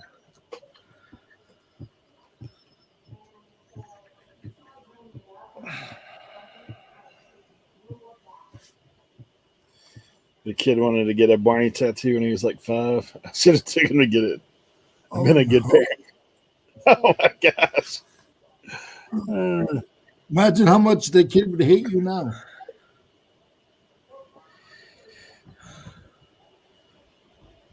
I think it's one of the things too. Like, I mean, obviously you do build some stuff as you go, but I don't know. Still, over a $3,000 purchase for me would still scare the mess out of me. But Yeah. I better have some stuff I could flip like right now, today, like to get some of that back.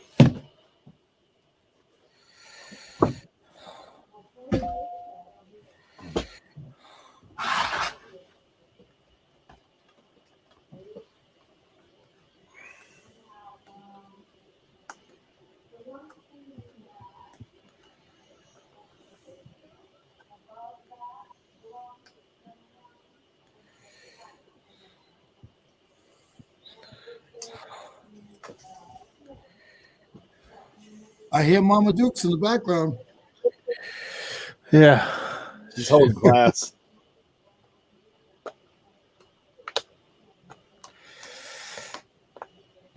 She's just so loud. I think it's the age.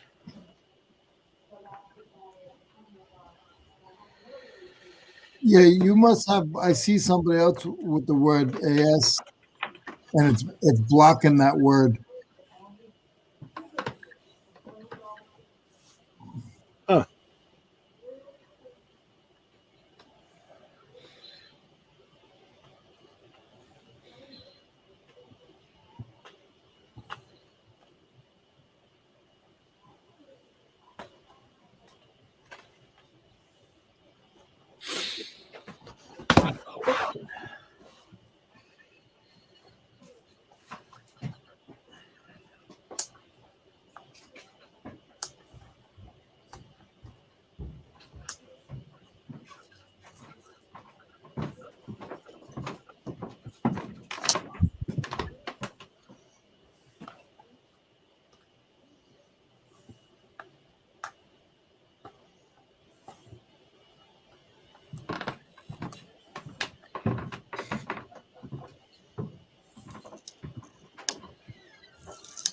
Dude, I got a whole set of VeggieTales.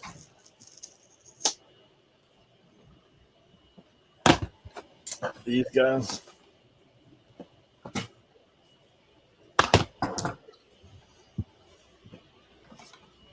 What is that like?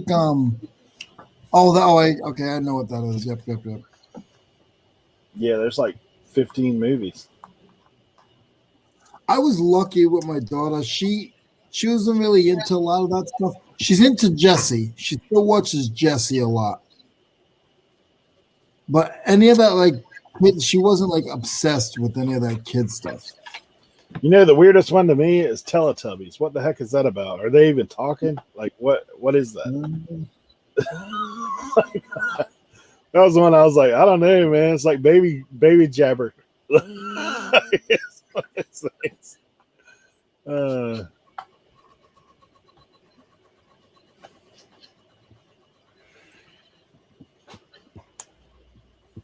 yeah, my kids like Land Before Time, which I thought was all right. Except for dinosaurs aren't real. Hey, I will tell you this, man. After going to the Smithsonian as an adult, there's definitely some.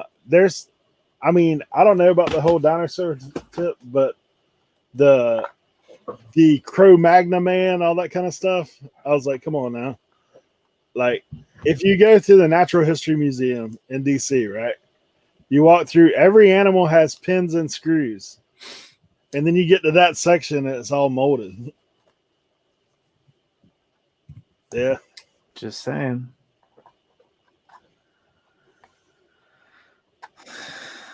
And it's also like, I heard somebody else say, like, okay, so if you get a kid a box of Lego pieces, right?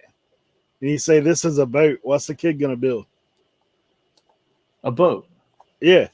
Yeah. So if I shake a whole bunch of bones in a box and say, it's a Tyrannosaurus Rex. They feed it to you right out the womb too.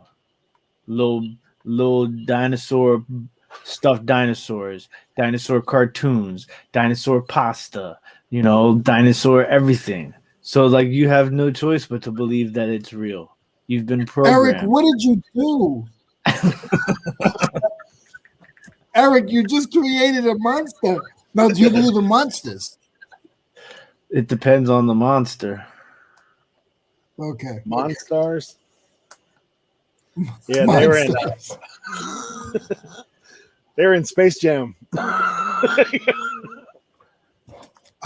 I do think there's crazy creatures that live in the ocean that we ain't. I do too. I do too. I believe that, and I believe. I'm not saying there's literally a big foot, but I believe there's some kind of creature that has 4 legs, but 2 of them are small, and he can stand upright, and it scares people in the woods. A monkey or a gorilla? I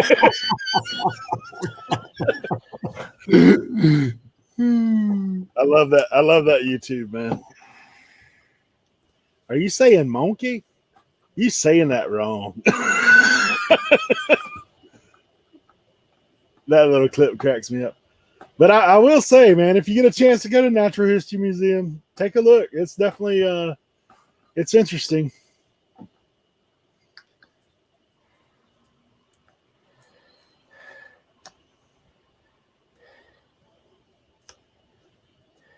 So, Tim, we know you don't believe in dinosaurs, but what's your favorite dinosaur?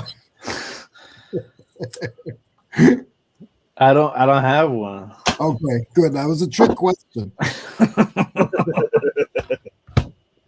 you answered it correctly.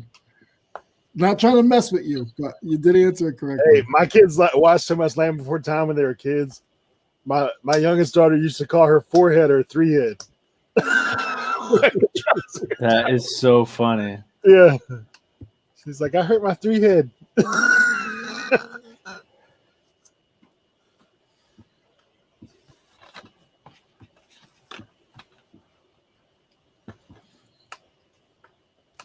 Fish and Pickens said, ever seen a chicken skeleton? Totally a T-Rex.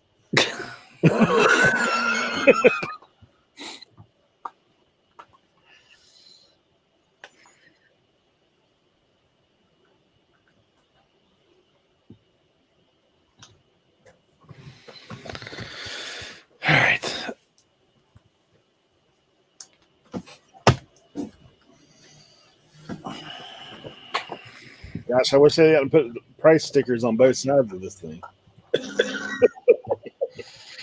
Man, I be getting stuff. It be having 2 price stickers and a Sharpie. Yeah. Sharpies are the worst. Hey, Colton.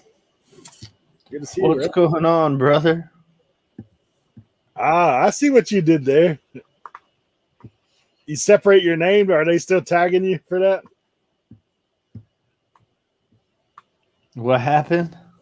You know, Colton was catching heat because he has redneck resell. Mhm. Oh, So he separated the letters redneck resell Why was he catching heat though? because people think he's racist because the word redneck. It's like, come on, dude. I've met Colton. There's nothing. He gained 15 subs overnight when he did that. Oh man.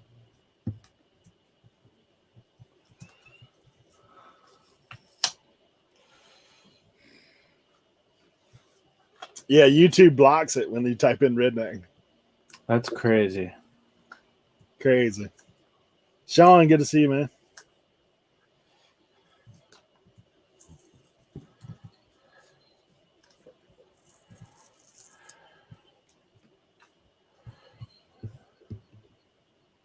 Try to type it in the chat.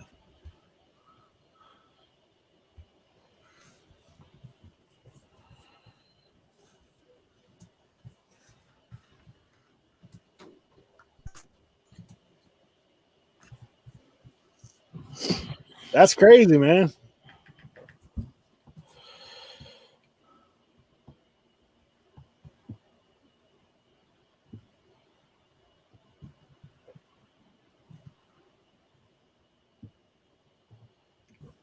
Yeah, I just tried that.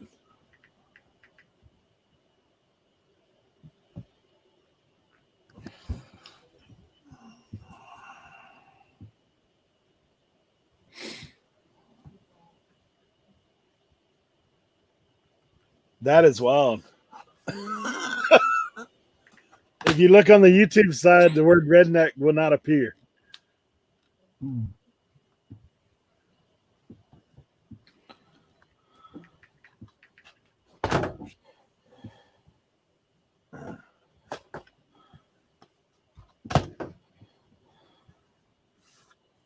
Suppression.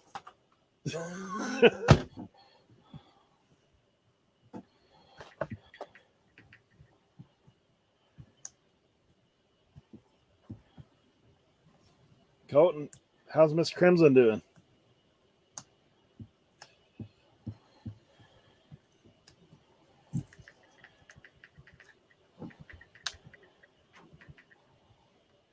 Yeah, I see it when you space it.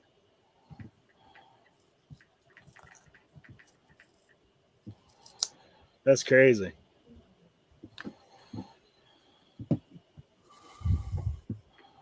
Uh,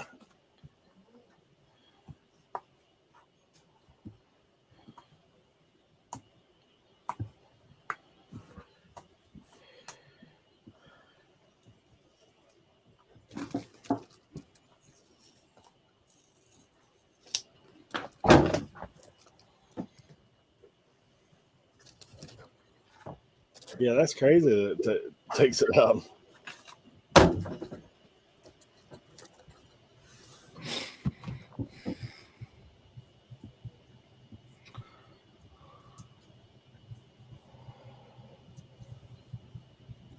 oh, the train must be moving. I got stuck on the way here. I had to go around because the train was blocking the track, and the trains around here are over a mile long. Wow. The longest I've counted so far is it might not be a mile. I haven't done the math, but I've counted 160 something cars, and each car is about 80 feet. Mm.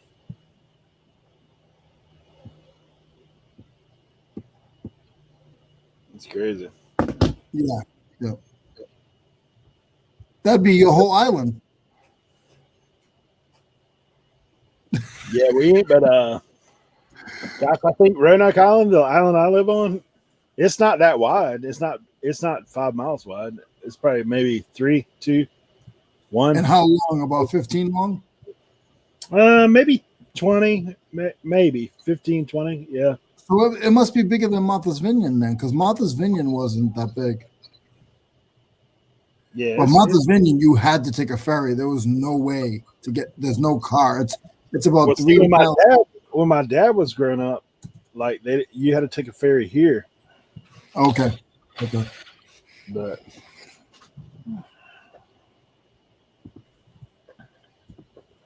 now we have bridges everywhere but Ocracoke. Still got to take a ferry there.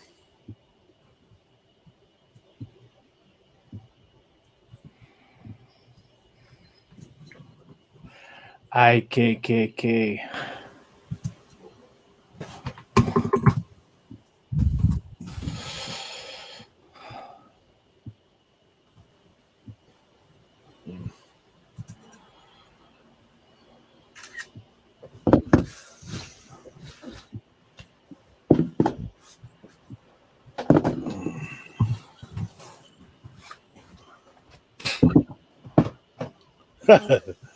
Mr. Bill, that's actually pretty smart, huh? Said he never understood why companies didn't advertise on the side of trains. It's like after seeing 80 cars say Big Mac on the side of it. You'd be ready for McDonald's. They do have advertisement. Your local graffiti artist. Yeah. That's one of my favorite parts about riding. Me too. in Me the too. city. So there was a if you guys ever get a chance, you should check there's this documentary on one of the most famous graffiti artists in DC. His name was Cool Disco Dan. And like when I was growing up, like it that's all anybody knew from riding the train, because cool, and it wasn't like anything like it wasn't like super artsy, right? Like it wasn't like graffiti like that, but just the name Cool Disco Dan. And it's a really interesting article. Documentary on Cool Disco Dan. It's definitely worth a watch. Huh. He's like a icon in the DMV. That's what we call this area. Although I don't really hitch on to Virginia much. No offense, Mike. My buddy did a portrait for someone. It was two of my friends. I'm the one who hooked them up. My buddy did a portrait for somebody for a hobby shop that they were building. And if you're good, man, they got decent money. I think it was years and years ago, over 20 years ago, but they got like $3,500 to do a mural on a wall. Oh yeah.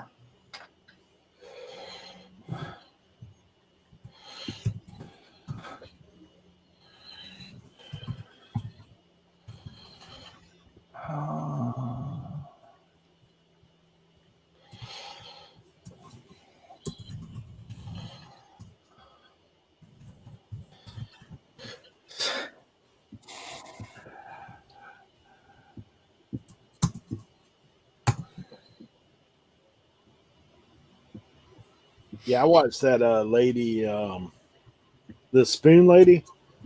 You ever heard of her? Mm-mm. I bet Anthony has.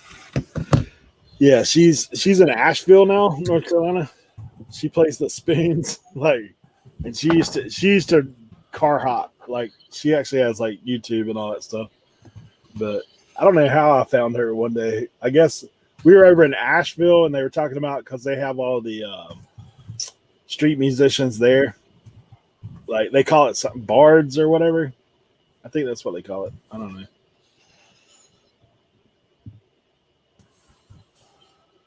Yeah, she's pretty crazy. Yeah, she talks about that. She's top cars everywhere.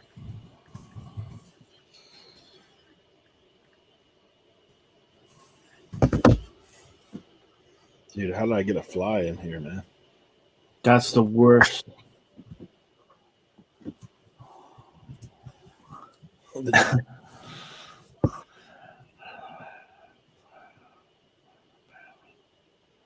What? I thought you were in Virginia, Mike.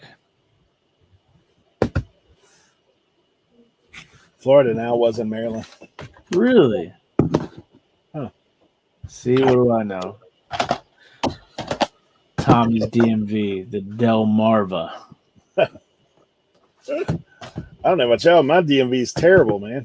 Oh, that's the MVA. You can never get waited on at the DMV. I hate that place. Uh, Nothing ever good comes out of going there. It's always bad. It's like court.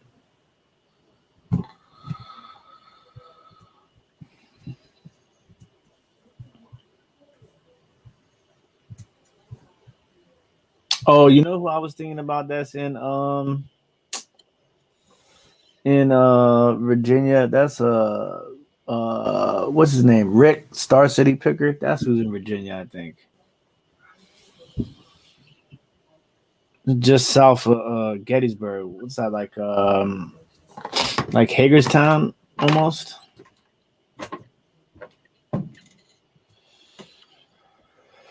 All right. First, I took photographs of 5 items. I'm going to start off with 5 listings now on 5 platforms.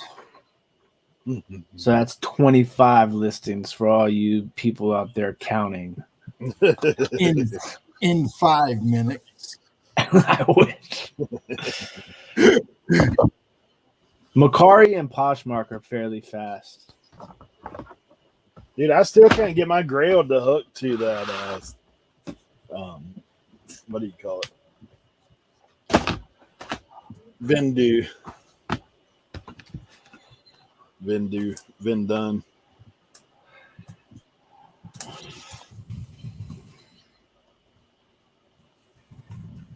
Yeah, I think I'm going to Virginia next month.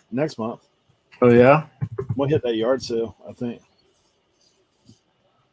Is that another one of your buddies' yard sales? No. The 100-mile yard sale in Virginia on Highway 29. Oh, okay. Yeah. dude, what is the date on that again? 29th through 2nd. I think I'm going to go the Thursday to Danville. I have a cousin who lives in Keysville that we'll probably stay with her that night, hang out with them, and then go Friday on up towards Lynchburg. Probably stay there, come back Saturday afternoon.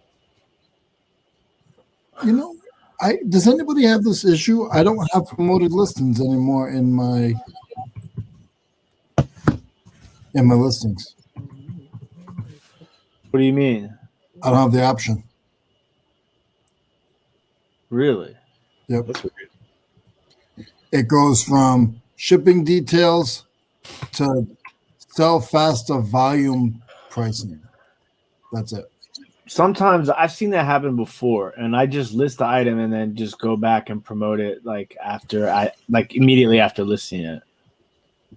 Yeah, I usually do bulk on permitted listings anyway, so for me, I just hit it all at once.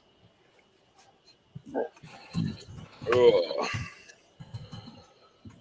Can you get that deducted if you have a low rating? Like if you're not 100%? What do you mean? Like feedback? Yeah. Dude, I haven't been at 100% in 6 months. What are you at? 99.4, I think. Yeah, I'm at 92. That's not good. What did you do, Leroy? Nothing. I just never called eBay and complained. I do like now, like I turned off my auto reply on stuff. So the other day, like somebody left me bad feedback and I left something back for them. Because before I had auto reply set up to where people would get it anyway.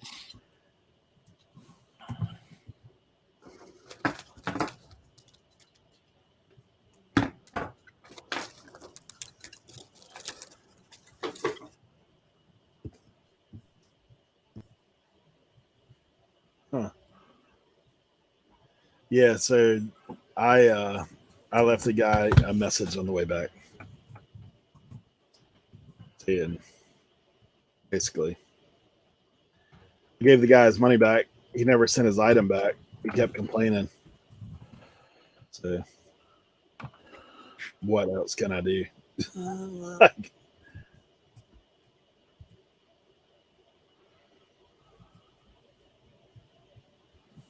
I did hit 1,000 feedback though. Little milestone for me. That's nice. Yeah, A I'm actually at 1,000. You're a rookie. 1,000. No, just kidding. I am the rookie. What are you at, Me? Tim? What are you at? 683. Oh God. But I've also had my account open for years, so Plus, Tim sells on I- 5 platforms. Yeah. yeah. I've only been selling on eBay like full time for like 13 months now. I have 2,467. So that's like my Etsy store. So my Etsy store I have, but they're bad about leaving reviews. I have So is 2,000. an eBay. I have 2,750 sales on Etsy and 751 feedback. So is an eBay. I've always complained about this. I've always felt that if nobody replies and they got their stuff, they should give you a something. eBay should give you some kind of a credit. Completed transaction, even if it was just a completed transaction. Because you're only getting like an eighth of what you sell, you're getting feedback. I've The been number one complaining feedback about I this get for is years. shipping. Honestly, Yep. the number one Me feedback too. I get is shipping most of the time, or sometimes on packing. Like they're like packing was good.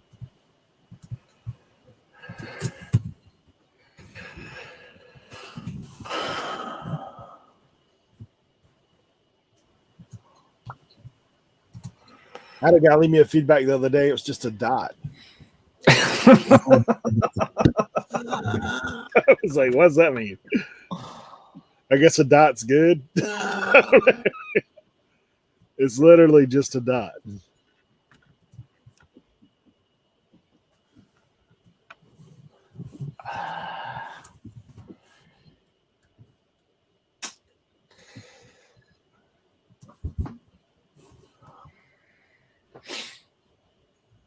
Yeah, let's see. Let's see if I can show it to you. It's funny.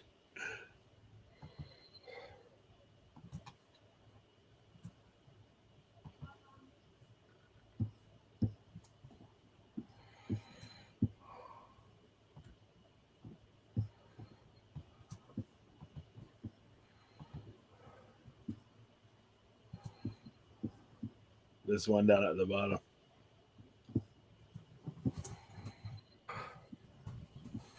Here's the Think problem. The dot, bro. Yeah. I don't know. Here's the problem with my negative feedbacks. One was $13, one was $15, one was $9, and one was $9. Better than dot neutral. Dan said it means you're on point. Okay. Yeah. All right, there you go. I like that. Uh, Good one, Dan. Sal, good to see you.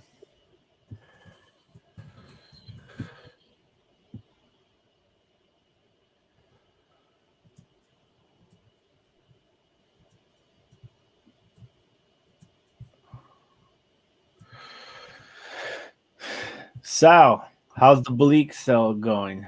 Selling any more of that Bleak?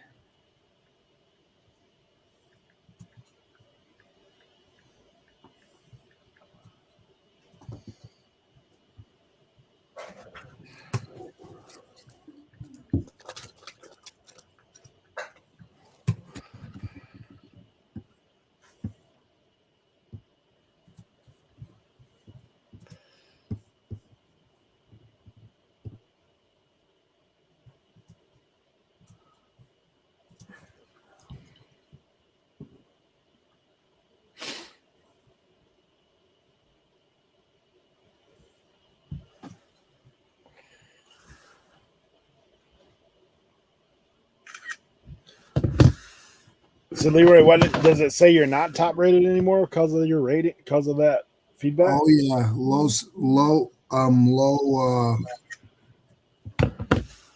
low status or whatever it's called. Do you have any of them inside of 30 days? Yes. Dude, I would try to contest them. I get so mad that I block it out and I just say, forget it. What you do is you call multiple times too, because all it takes is getting the right person, man. Yeah. That's really all it is.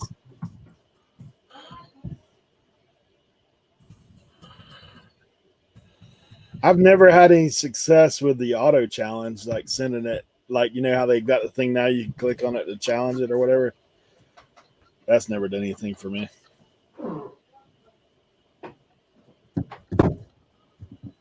I just so frustrated. I just get frustrated. Do you have any of them that were like late, like they got frustrated because they didn't get their item on time or anything like that? Yeah, one of them says they didn't get it, and there's no tracking. Some of my stuff is small, so first class, and I swear the post office loses it. Like I literally everything else that day made it except for this one item. But if it's sometimes I feel too, some of these people know if it's if they have like if it's not tracked, they give you a negative. When they say they didn't get it, they get their money back. You know, I really need to do something because if I get another one, it's going to hurt me bad. But I mean, the good thing is, like you guys, like I said, is I have over 2,000 feedback. Yeah.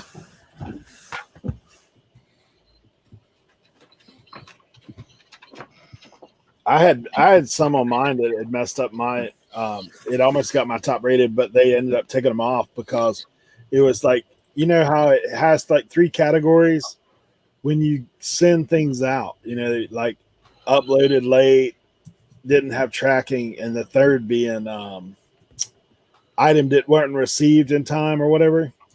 So they took off all the item not received in time ones because of the post office problems,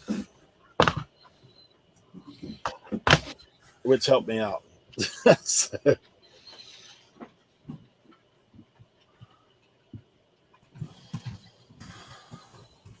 Because I've had the problem with I have had to drop ship a few things, to be honest. And one thing you cannot do is you can't buy on eBay and sell on eBay and use that tracking number. It won't work. Just heads up.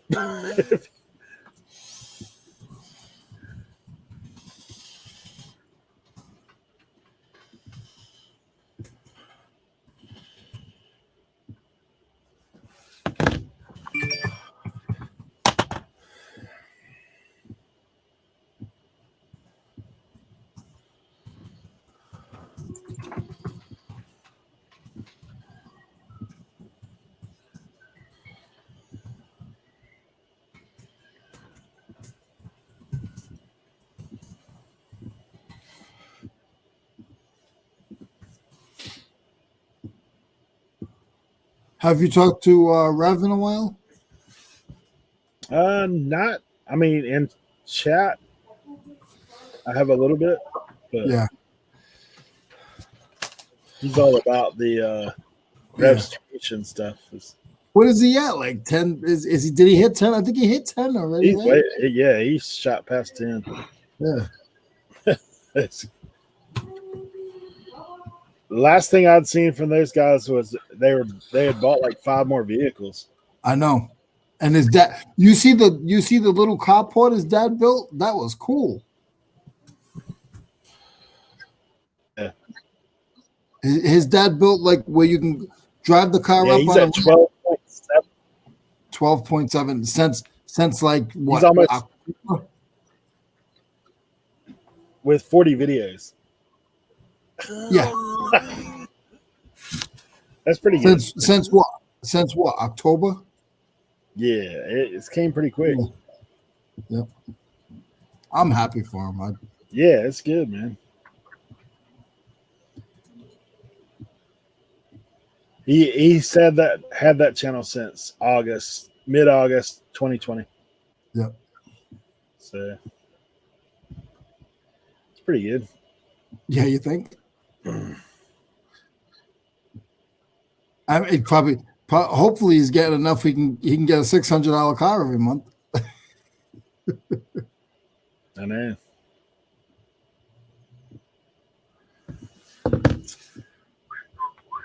I mean, buying those pots and stuff, it's not like reselling where you're actually getting money back.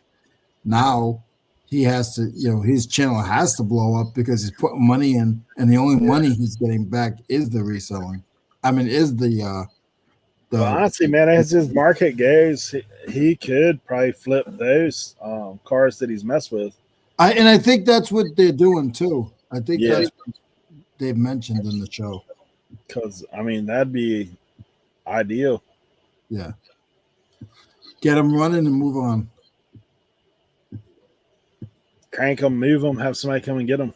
That's it. That's it. Then he got to buy himself a little tow truck or a dolly so he can get his own cars at home.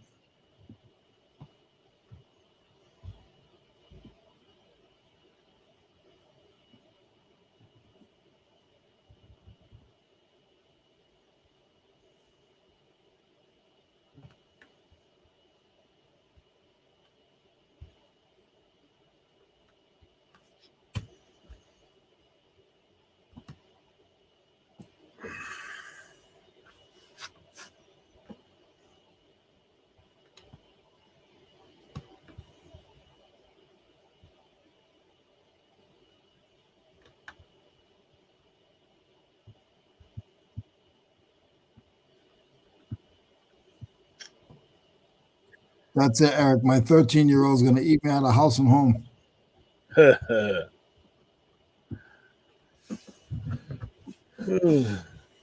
My internet's going to slow down.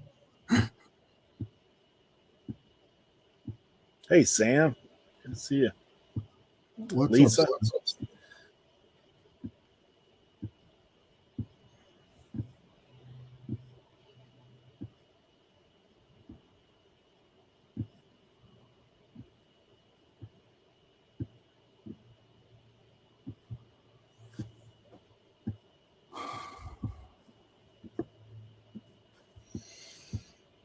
I'm ready for my listing to increase on April 1.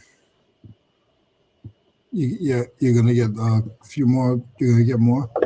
Yeah, well, because I guess there's this thing. If you have that Premiere, they're bumping you to 10K listings Oh.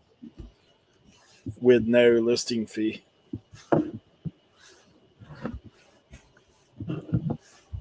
Whatever level I'm at, I'll have the 10K though.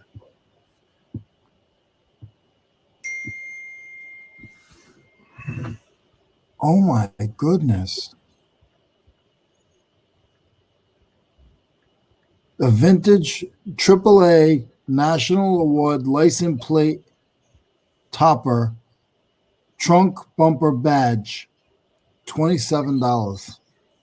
Remember the little badges you put on the back of the car showing that you're a AAA major? I remember. Yeah. $27 sold on eBay. There's another one. Here's another one with the certificate. $49.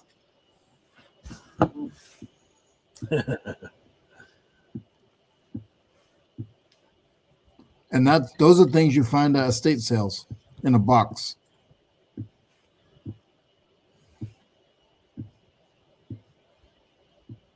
Another one, beat up, $38. Wow. Look out for those guys.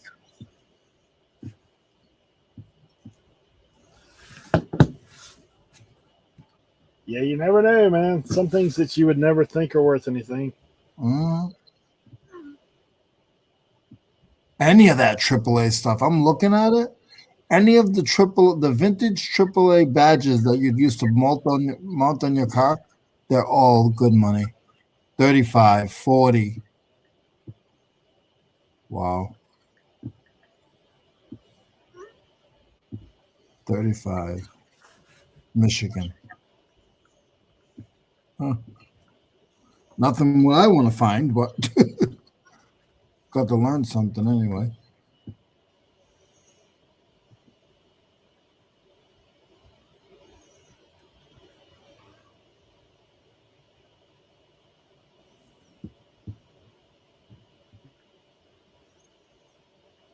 You see Sam on IG, man? They're fixing to move into a new house.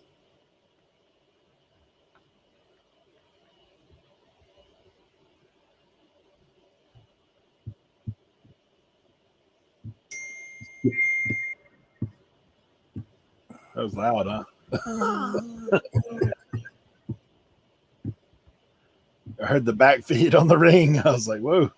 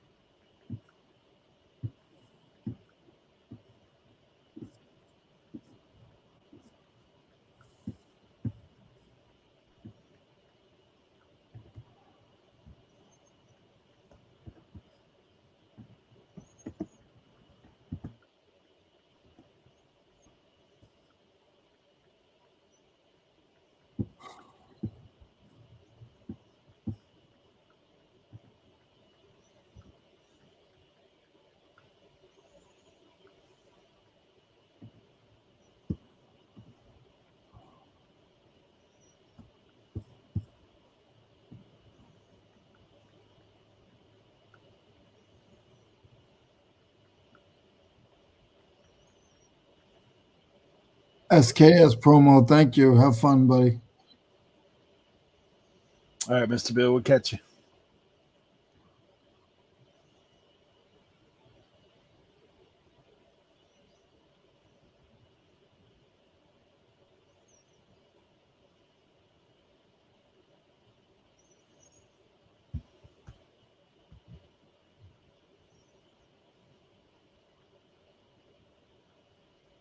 He's frozen.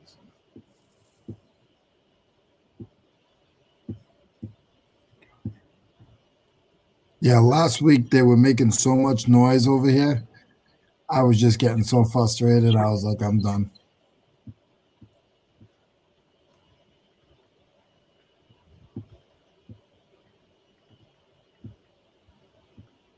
Hey, Eric Bischoff, good to see you, man. Yeah, we get on the grind, bro. Like, sometimes I get locked into research. That's where I am right now. Yeah. I'm getting frustrated because I'm still looking for one thing and it's like a $10 item. I'm done.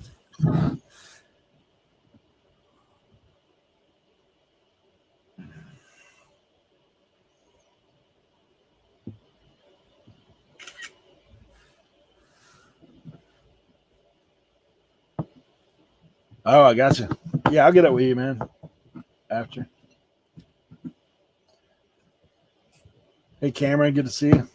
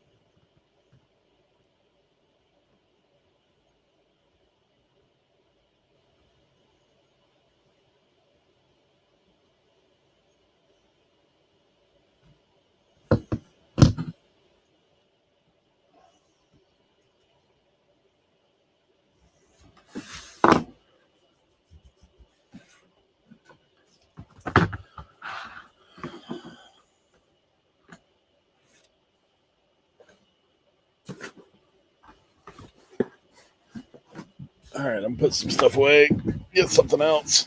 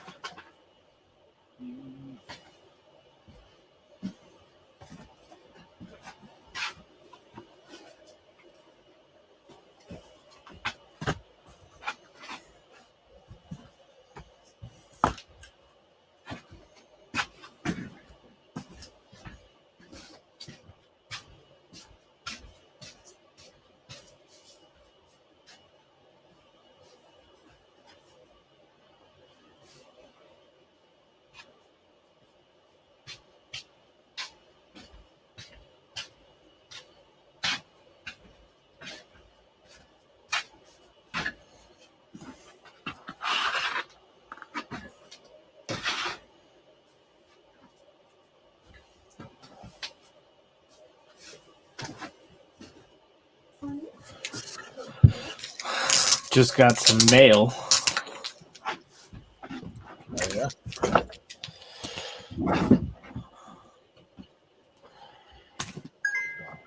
Manuel Quickly rookie card for the Knicks. Obi Toppin rookie card for the Knicks. And another Emmanuel Quickly rookie card for the Knicks. Nice.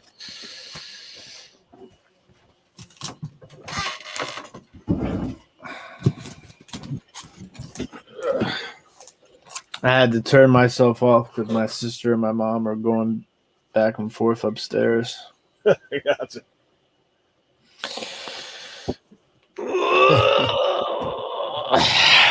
Man, it's almost time for some coffee.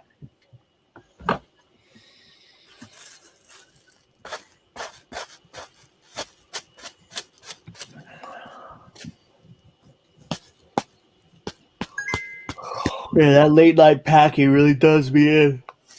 Yeah. Late night anything would do me in. Yeah, I fell asleep at 3. I think I texted Josie at 3:35, and I was up by 8:00. So it's gonna be another long day and night today too. What's tomorrow? Wednesday. Ay. I gotta start packing tomorrow more.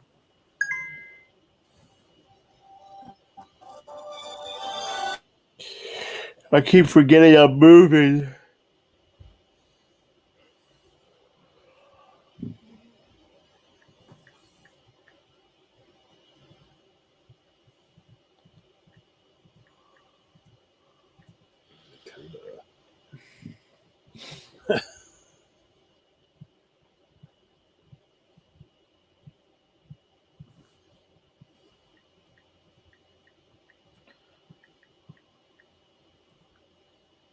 Oh shoot! I forgot to do that.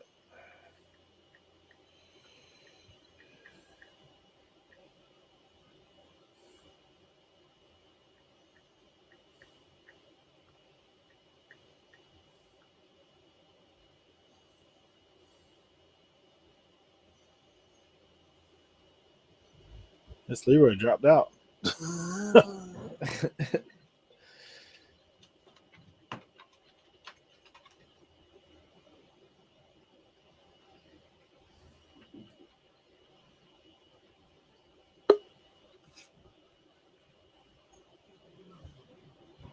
Oh, you moved.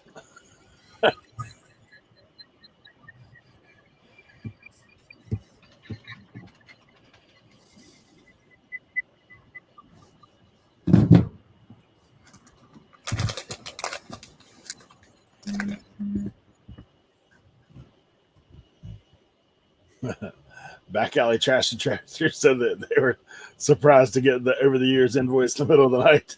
Yeah.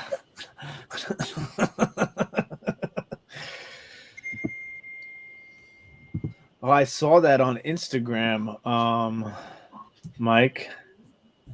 Pretty crazy.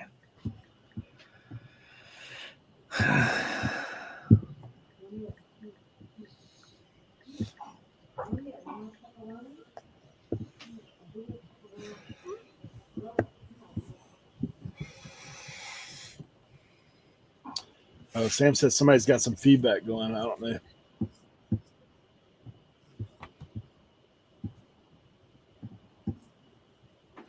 My YouTube is off.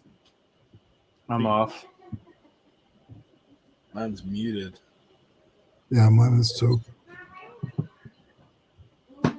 It's just life, Sam. Life is nothing but one giant feedback. If you're quiet enough, you can hear life feedback. Yeah.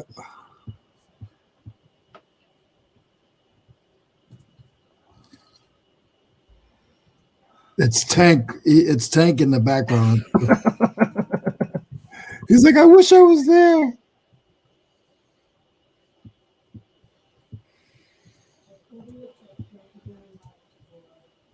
Gotta go dig in the clothing pile.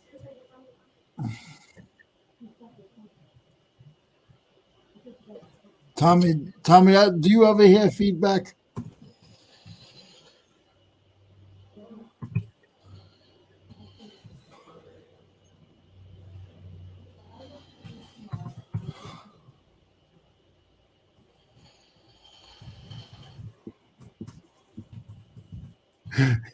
He said it went away. He took some Tylenol, now it went away. The feedback went away. Life is like a box of feedback. Sam said Tommy's too busy giving feedback. I'm glad you said it. I wasn't saying it. Sam said it. I just read it. Yeah, I wasn't saying it. That's exactly where I was going, but I didn't. Oh, man. Thank you, Sam. Sam, is the little guy sleeping through the night now? You spelled distress with one S or two S's? Two S's, I think. Wrong guy to ask. Wait, where are you talking about the S? DISTRESSED. Got it.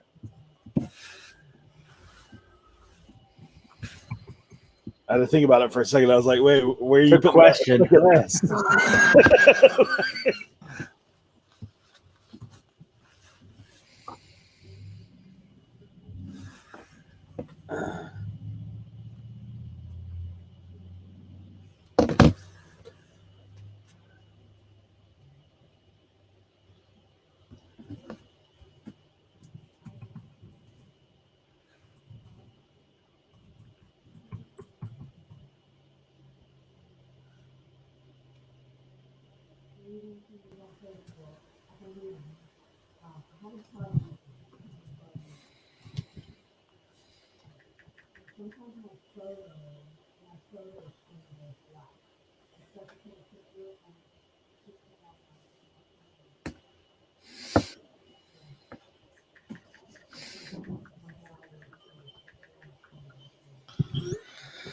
All right, Cam. Deuce is having droid life problems. Oh, Cameron getting that vaccine. Hey, I will tell you this, man. I was talking to Kent, my buddy Kent. So he's an EMT. So they've been having to go to the vaccine sites. And he said the other day, like 6 people took the Johnson & Johnson and like fell out. No. Yeah, immediately. Like some guys made it. He said the worst guy, he said he walked outside and he face planted on the pavement out there. He said most of them would get up out of the chair and go down. So, be careful. I wanted to get the Johnson and Johnson, but Eric, you just changed my mind. Thank you kindly. Well, he said, I guess it's because it's all in one shot, It's one shot. It's all one shot. Where the others, you got 2 shots. I guess you get all that dose at one time. Some people. So one of the shots, so the 2 shot, that's the Ali, and the 1 shot, that's the Tyson. I guess, man. Tyson, drop you, boy. Tyson, drop you. I remember I learned quick. If you didn't get your popcorn and your drink before they started, the bell went ding ding, you might miss the fight. You know how many people are so ticked off about pay-per-view back in the day? Oh yeah, Tyson. I've done it. Like honestly, I've gone to get something to drink and I come back and the fight's over. Yeah. Yeah, my parents got the 2-shot deal, but I got the no shot. I want the no shot, but my wife signed me up for the 2 shot. I'm supposed to get it tomorrow, but I don't know. I'm supposed to be driving to Atlanta. You can be driving to Atlanta on your face.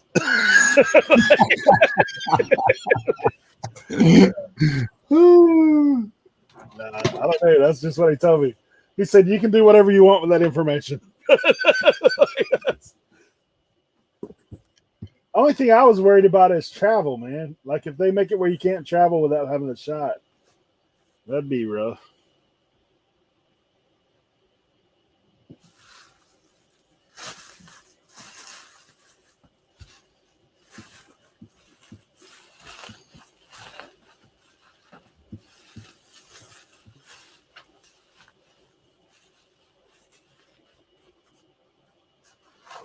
Yeah.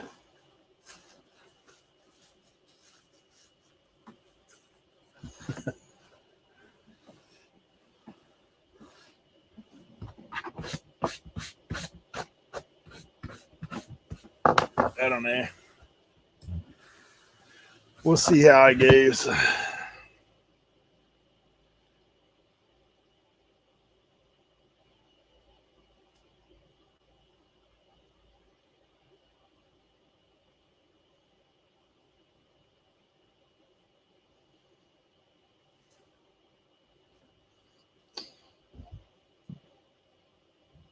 Tommy said an extreme amount of meth at one time will knock you out for sure.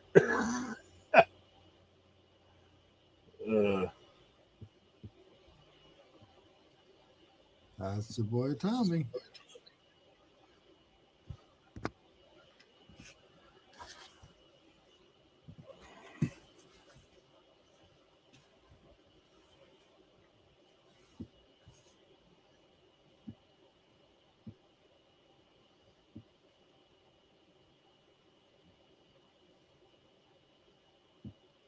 I wasn't gonna get it, but my daughter's coming and she has some health issues, and I don't want to be that guy. I gotcha. Yeah.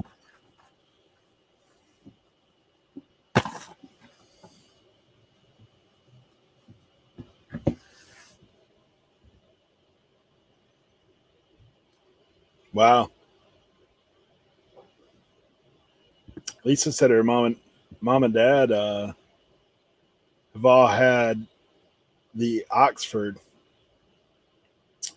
She's across the pond, so they have the different. Yeah. Laid up for 3 or 4 days like it was the flu.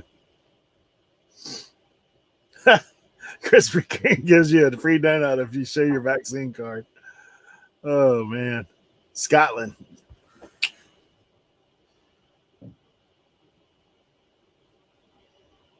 Wow.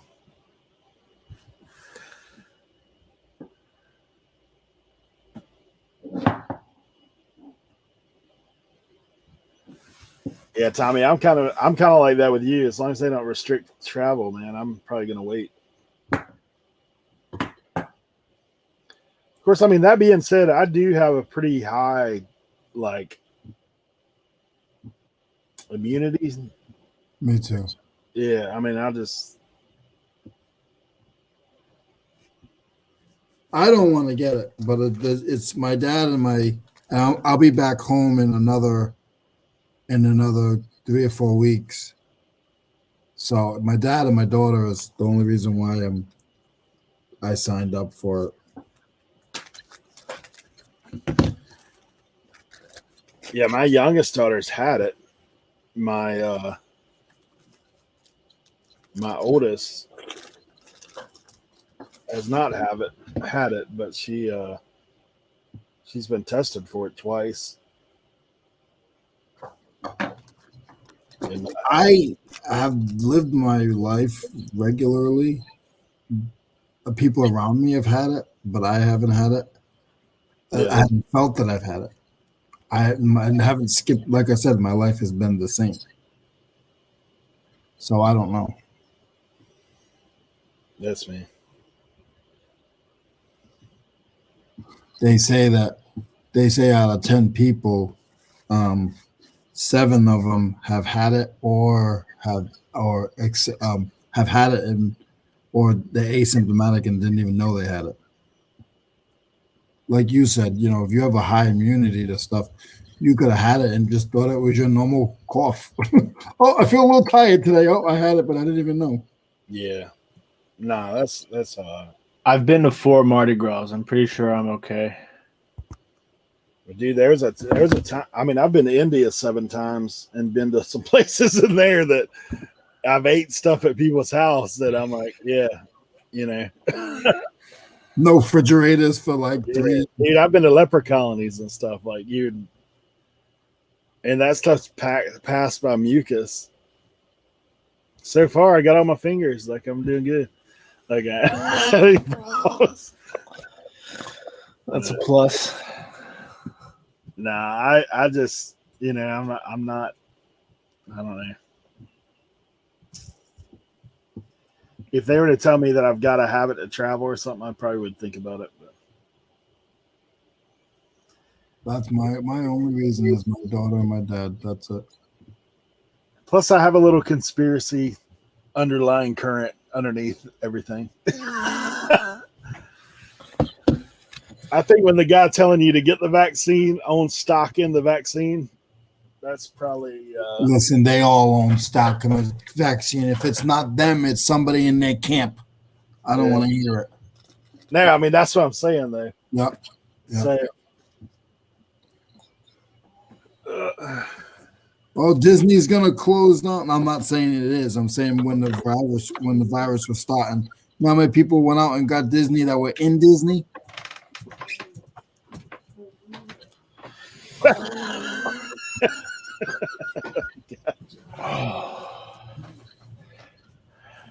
yeah, I mean, and like my parents got the vaccine. I was like, yeah, I mean, my dad's 70, so and they have some underlying health things. I mean, I'm not against other people getting it. I'm just saying for me, my choice is I'm gonna wait.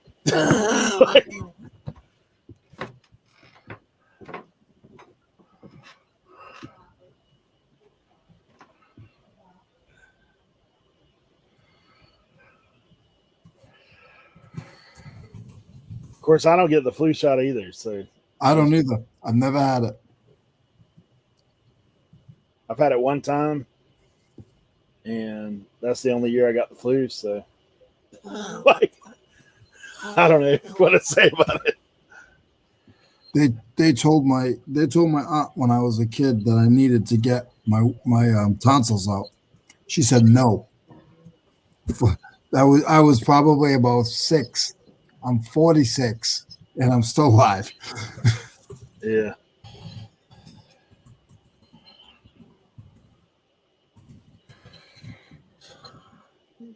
There's a big line there where I don't want to get into it. I just feel money, how it works with money and creating new stuff to help build certain things, and like you said, line people's pockets. If what other people do, then that's fine. Like I don't disagree with anything, but it's just we all have our own opinion. Yep. I guess now would be a good time for a disclaimer. I'm not a medical professional. I do not play. No one on my panel is. I'm not liable for any advice that is given out of this channel. Anything I say or will say will not be held against me in the court of law. Please consult your own medical professional before making informed decisions on what to do with your own life.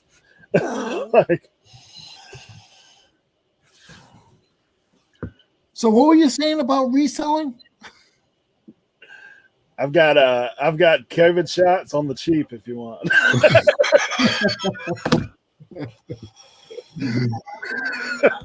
Did you watch? Have you either one of y'all seen the Michael Bay COVID movie? In the movie, I don't want to give away too much, but in the movie, the rich people was they were slanging because it was bad, like it was like COVID-23 or something like that. And the people, you couldn't go outside at all. Only people who had immunity bracelets could go outside. And like people, you would have to get like your stuff would get delivered to you, and they would put it like in this like little like like a desanitizer box, and it would like like an outbreak when you transfer from one room to the next, they get sprayed down. They would do like that. But like the rich people and the government were like, not the entire government, but like the local government in LA, they were slanging immunity bracelets to people for like, buku bucks. Like, hundreds and hundreds of thousands of dollars. Like it was crazy. And they like you would have to do like daily temperature checks, like scans like on your phone. And if you didn't pass the scan, like the sanitation sanitation people would show up at your door and take you away to like a camp. It was crazy. It was actually kind of more like a love story, but I didn't think you guys wanted to hear about the love story stuff. It's pretty wild, man. Like you think about some of that stuff. It's not used to, like you used to watch those movies similar like along that genre. You watch that stuff, you're like, oh, that's far fetched, man. Like that'll never happen here.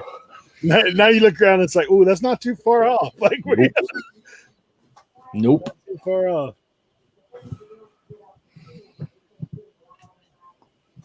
As long as dinosaurs can't get COVID, Tim is good. Hey, look, let me tell you, dinosaurs might be the blame. I blame dinosaurs for everything.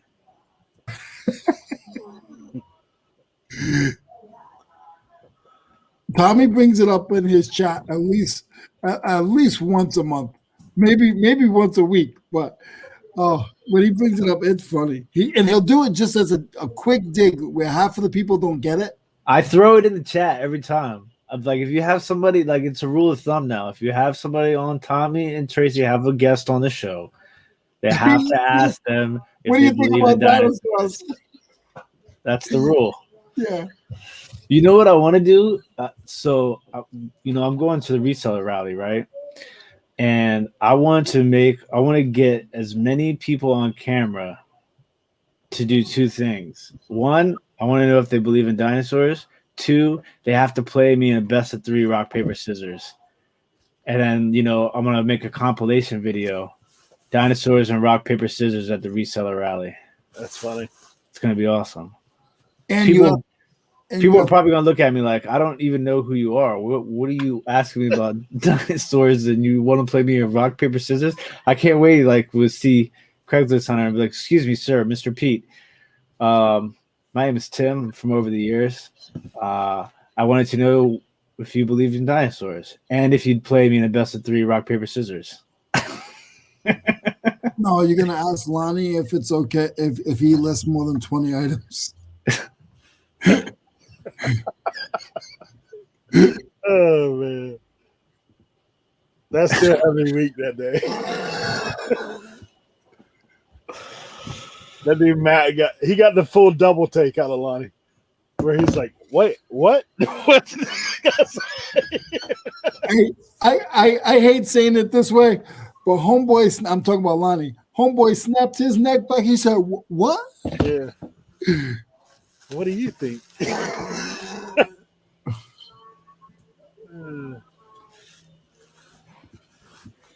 Oh man.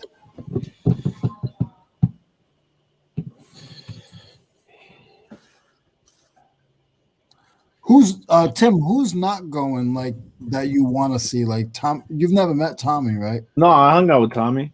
Oh, you have hung out with Yeah, Tommy. Yeah, they went to Mr. Boswell. Yeah, me, Tommy, Cernock, and Ronnie Hart all met at we went and met up at Mr. Bizelot. Oh, Yeah, that was a lot of fun. I thought you guys met up at Golden Corral. No, yeah, it was a lot of fun. It really was. Like Tommy's a straight up cool dude. Same dude in person, and you know, I'm fortunate because I haven't met that many people off YouTube. I got to meet Eric. Obviously, Eric and I had a blast. Eric's the same way, same person off camera as on camera. Straight up nice guy, funny as all could be. I had a blast at that estate sale. That was a lot of fun. And Tim then got me climbing in the barn up there at the top. yeah, He's like, I'm not going up there. and then when I got to hang out with Tommy and Ronnie and Cernock, like that was a blast too. Just because everybody was, you know, everybody kind of knows a little bit of different stuff, and to like, you know, bounce all that knowledge off of each other was a lot of fun. And that I've hung out with Cernock twice.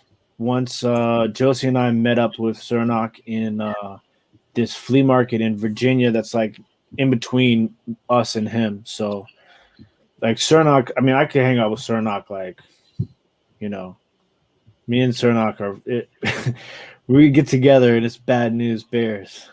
I'm very fake, so if you meet me, in person, you're gonna get somebody else. I'm gonna pull up with a suit and tie on, and it's so I'm kind of excited to go to the reseller rally. I'm also a little more excited to go because I'm a big road trip guy, so like I love road trips. So Josie and I are gonna leave on like a Thursday, and we're gonna drive there, and we're just gonna hit as many spots as we can on the way there, and we'll fill up the van, and then we'll get to Cincinnati probably on a Friday, and then we'll go sourcing all day Friday, and then Saturday morning, and then I'll go to the reseller rally, and then. I don't drink, so I'm just going for the food and the people, I guess, and the free T-shirt. I tried to get a group. To go up and tailgate. Yeah, just sit out in the parking lot with a shirt on that has my logo on. So, hey guys, I can't get in, but you guys have a great trip. Oh man, yeah, we're supposed to be going to Pennsylvania on the 10th. To meet up with Joe, Philly Picker, and Mike January House. So we're gonna do that too. But that's the thing that I know I talked about it a bunch of times, but like I got I get these I get I forgot what I was gonna say now. What were we just talking about? I got distracted by the eBay sound. You're talking about yes, I remember now. So the biggest part about me becoming a full-time reseller was not having to worry about like I can't go somewhere because I have to go to work, and then COVID happened, so like it never happened. So like now I'm just like, man, I want to be able to go on the road and like, because you know it gets boring going to the same 4 thrift stores, you know, all the time, and like. I like flea markets. Like the one thing I really want to get together, I'm really excited for is I want to get, you know, as many people, you know, together to go to those Jersey flea markets because like I watch Blue Bus Dave and I watch him go to those flea markets and I'm just like, because he's super knowledgeable. Like he knows a lot about like primitive stuff. And he does a lot of jewelry because it's easy, like costume jewelry. Like he's big into that stuff, like pins and brooches, which is like it's interesting to have those two sort of like specialties.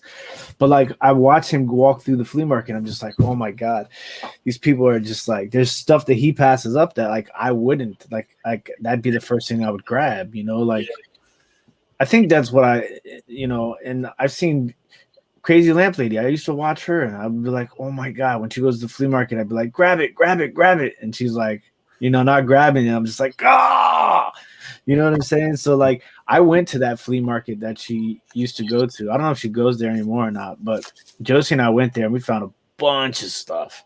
And like a lot of those people at the flea markets, they're doing clean outs. So they just put everything in a banana box and it's like $1, $2, $3. And I'm just like, this is amazing. I always mention flea market, and everybody just looks at me, or just like they'll message in the comments, "Oh yeah." But and I'm gonna sell when I come back. I sell at the Meadowlands. The Meadowlands is amazing. I don't know why you never hear anybody talking about the Meadowlands. Yeah, the only person I've ever heard talk about it has been Blue Bus Dave. Or me. Yeah, well, yeah, you, but I mean, like, like other things, like I've seen it in person because I've never been. But I'm telling you, Tim, it's huge. It's huge. Yeah. I'm coming. So here's the deal: my daughter's coming down, and I got to bring her back. And I have stuff up north. I have one more trip, possibly two, of stuff to get out of my storage unit. So when I drive up, when I come back, in the end of April, I'm gonna stop and sell there again. I always do, to take some stuff out to help with money for the travel. Yeah. So I'll let you know. For sure. You let me know.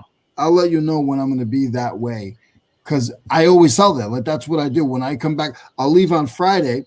I'll sell there on Saturday morning. Leave there at 3. Drive to Virginia. Sell there on Sunday morning. And then I get home Sunday night. So I can make a little bit of money on my travel. No, so yeah, Mike, Williams Grove. That's where Josie and I went. We went to Williams Grove. And then Tommy said Meadowlands. Meadowlands is different than Columbus. Meadowlands is the old Giants stadium. It's not the old one. It's the Giants stadium. It's in the parking lot. But I thought that they don't play there anymore. Oh yeah, they do. They play at MetLife. Which is Meadowlands. They just changed the name of it. Okay. They just changed the name of it. When you set up, you look over 500 feet, and that's the stadium.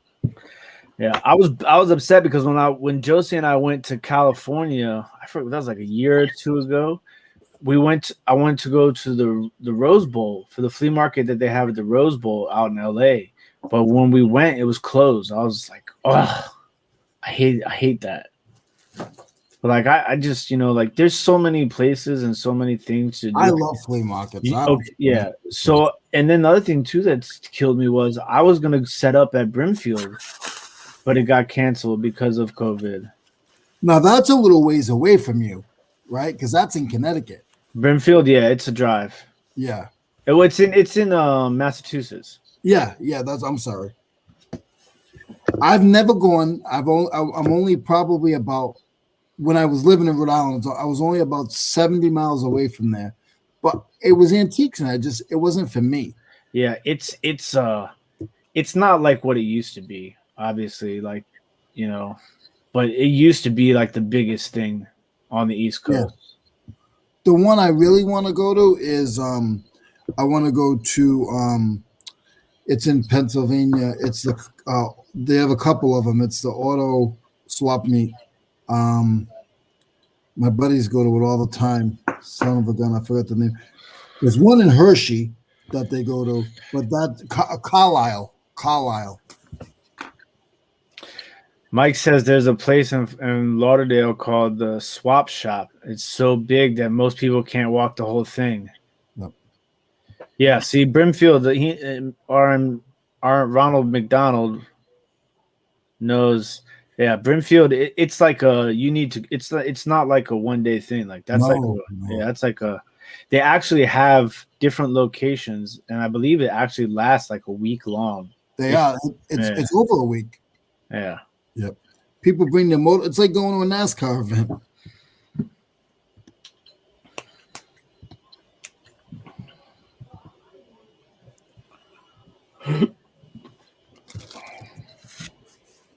Yeah, we ain't got no flea markets near us. They don't None. got- Maybe 2 hours, hour and a half. There's one over south of Greenville, North Carolina. But it ain't nothing like what you guys are talking about. It's small. There's a little flea market in Elizabeth City, but I wouldn't even call it a flea market. Like, I would call it like 10 guys with pickup trucks. Like, it's like, the one that I go to. I'm sorry. I can say I bought there once, just a couple things, but there weren't really much out there. The one that I go to near me. Well, there's about 3 of them. There's about 3 of them near me on the weekend that have over 300 vendors every weekend. Yeah, nah, we ain't got nothing like that. Not that I know of.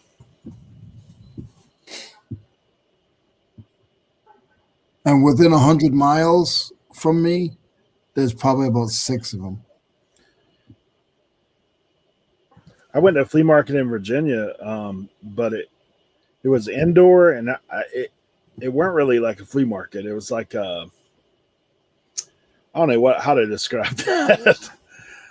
It had flea market stuff, like lots of knockoff name brand and like clothing. You know what I'm talking about, like streetwear stuff. Mm-hmm. And then there was a card shop in there. The guy has been in business for like 40 some years. He's the one I told Tim and them about having. Dude had a whole case of Zion, like a whole case of it, autographed, all kinds of stuff. He's got connections on the autographs in sports memorabilia. The one I went to in Jersey, in Virginia. When I came down in September, I went to Meadowlands, and I left Meadowlands, and I went to one in Richmond, Virginia, and it was an old movie theater, outside movie theater, and I actually did pretty good there. I actually made like $350. Oh, nice. Yeah. Yeah, Richmond's about maybe 4 hours for us, 5 hours. And when I went to Meadowlands, when I went up north in July, I made $1,700. Dang. But I had some good stuff though. You weren't making $1,700 at a 50-cent table. No. I'm gonna be honest with you, Eric. I sold probably 4 pieces that were over $250.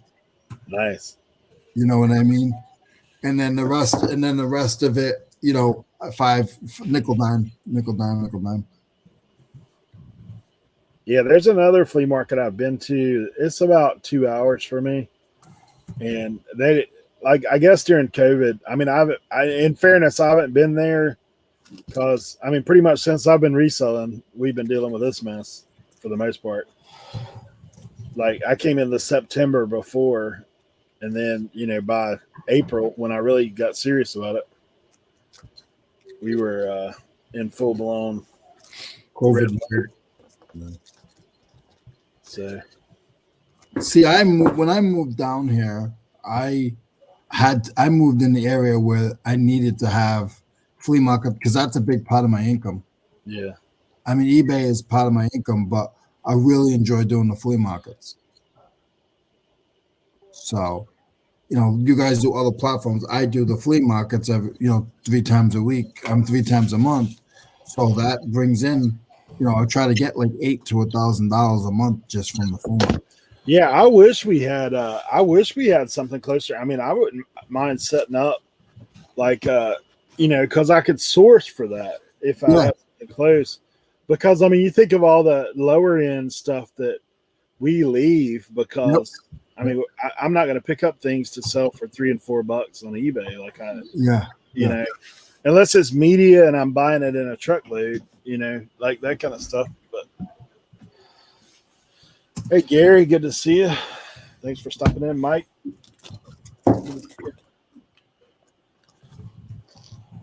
My deal is when I do my flea markets, if I do 2 day, if I do one day, I got to make over 250.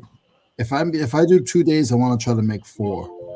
And usually, what ends up happening is Saturday I end up making 350, and then Sunday I'll make like 150.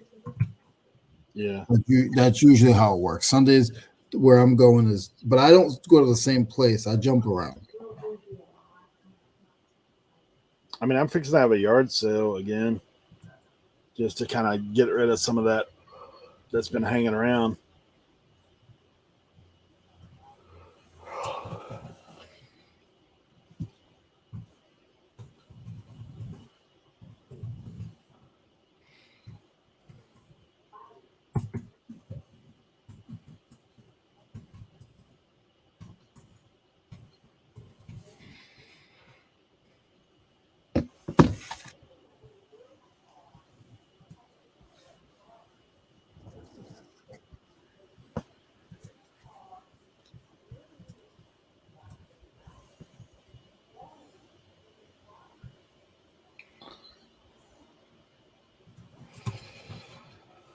Oh, that's crazy.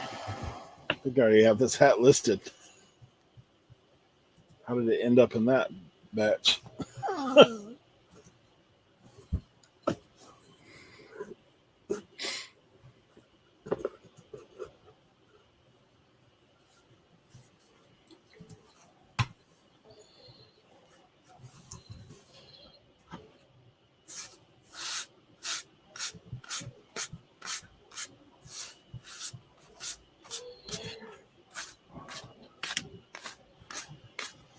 Yeah, I think we're gonna do a yard sale in a couple weeks.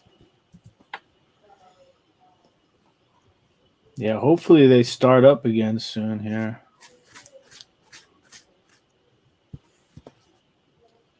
There's supposed to be a big one here close to where I live, mid-April. Steve said they're thinking about getting a booth at an antique mall. I've always thought about it, but just never been a good like the right opportunity for me. I had one for a second, but it was. I mean, the place got shut down like literally the month I got in there. Oh, So because of COVID. So then those people ended up going out of business. So now I don't have one. And the other people in the antique mall charged like twice what those people were charging. So I'm like, yeah.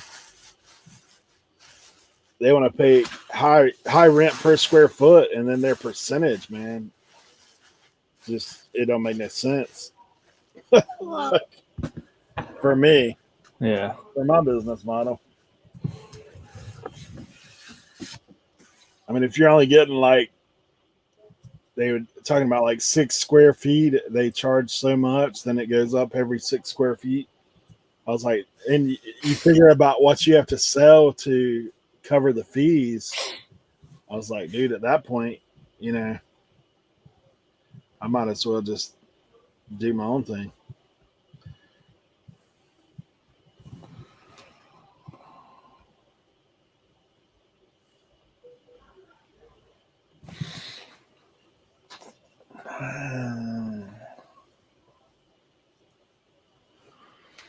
Do they charge you percentage on top of that back alley?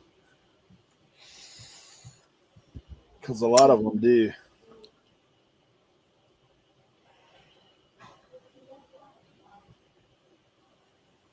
The only thing I don't miss about doing the flea markets is the amount of work. Yeah. I was just, you know me, like I'm go big or go home. You know, like if I do it, I'm gonna do it. It's gonna be, it's gonna be a show. It's gonna be a show. So like, I got the big tent with the over the years like 60 by 40 banner. I got the color coordinated top to the tent with the banner. I got like 10 tables, and I got all my Coke crates, my vintage tools, my I mean, it was the glass was always like all the glass around the tables were color coordinated. I had all the teapots with the sugars and creamers and teacups on one table. I mean, the first time I ever set up at this flea market, when we were done, like before we could even get the stuff out of the van, there was a crowd of people there because you're new, so like everybody's kind of like they want to know what you got. I mean, people are like this in the back of the van. Josie and I hate that. yeah, and Josie's not like Josie not one to play with. So Josie was about sitting there about ready to flip out on these people. Like, you know what I'm saying? Like Josie not playing with them. And so like by the time and you get, you're up at 4:00 in the morning and you're up the night before loading up the van. Yeah. And then you're up at like 4:30, you're unloading the van at 5:00 in the morning. And next thing you know, like by the time you're done breaking down and unloading the van back at the storage unit, it's 9:00 at night. Because the flea market I used to set up for was 5 a.m. to 5 p.m. And like you think about all that glass and all that china, like everything has to be rewrapped, put into the boxes, and then it was a lot of work. But I mean, I would do really well because it was more of a more high end flea market. So like it wasn't like you had to have, it was like specifically for antiques and vintage stuff. So like it was like super like people like they did an article about it and they interviewed me for it. Some woman saw my video on YouTube and interviewed me for the Washington Post about the flea market. Wow. Yeah, that was pretty crazy. And like so like for that first like year we were doing that flea market, I mean, we were crushing it because there was nobody like us. We were completely different. You know what I'm saying? Like we looked different, first of all, than everybody else at the flea market. Yep. We had a completely different aesthetic. Everything was just different. And like you walked into the parking lot and you saw us. You know what I'm saying? And like it was great. But I will tell you that it took a lot out of me. Like for the next like 2 days, I couldn't do anything.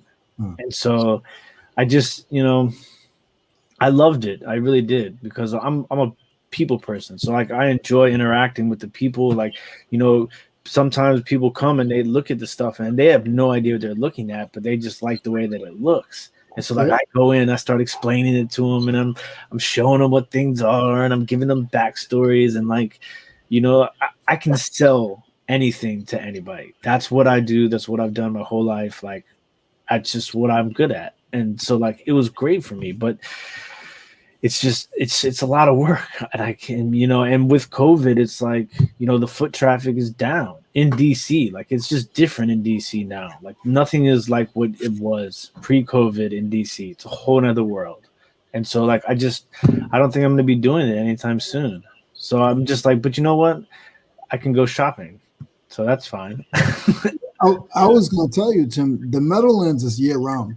Yeah. And all those guys are the guys that you're saying. They do storage units in New York.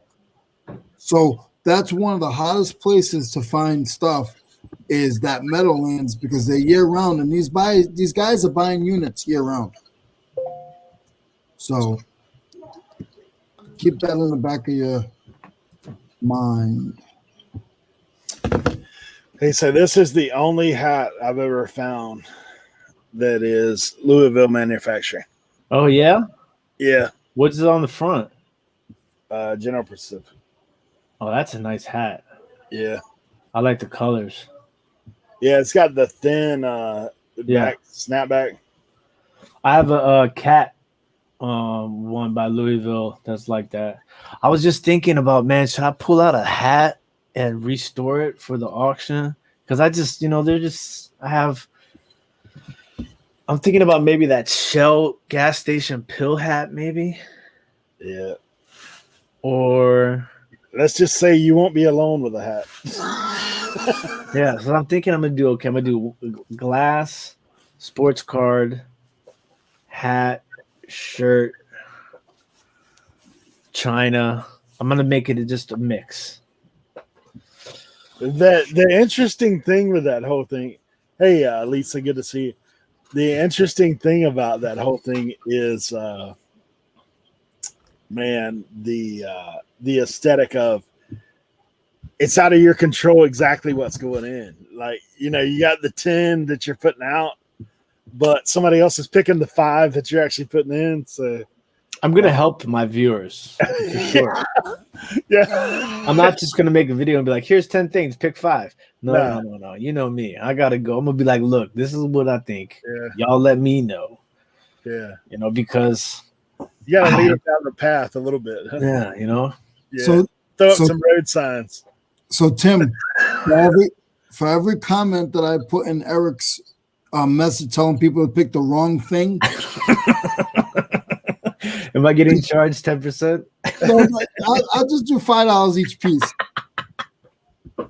Yeah, you really should get this Lego set. You should bid on this Lego set, not that Kyle Petty hat. The Lego set is better. Hey, the right Lego set, I'd be okay with that. I don't have the right Lego set there. Man, I was in Walmart the other day looking at Legos, and I was like, "What is going on, man?" They're so expensive. Incredible, dude! Like those architecture ones they have. What? $300, $400, $500? Shit. What the heck is going on? Nah, we're going to Goodwill, kid. I don't think. Yeah, I don't know that they are Bluegrass Thrift. I don't know that they are still in business, but if you find those old hats, they are worth some money for sure. Hi, Howie. How are you? But loafers unite.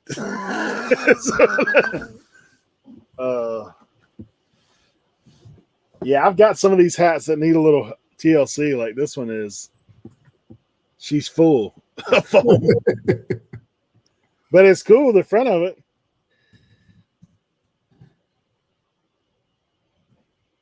That's a crane. Yeah, That's cool. big patch hat. Yeah. But yeah, she's full of foam. The whole inside is foamed out. But you know what it is? You already know when you see the foam, K products. Uh-huh. Every one of them old K products is full of foam.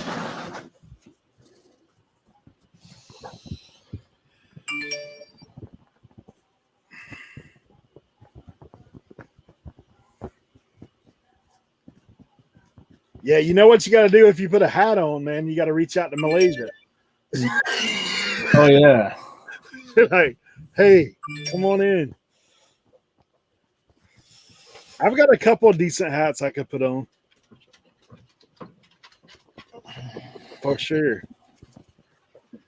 I thought about breaking out something you'd be into, Tim. What's that? That G-Town.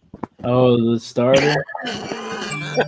I still got that in the Notre Dame, buddy.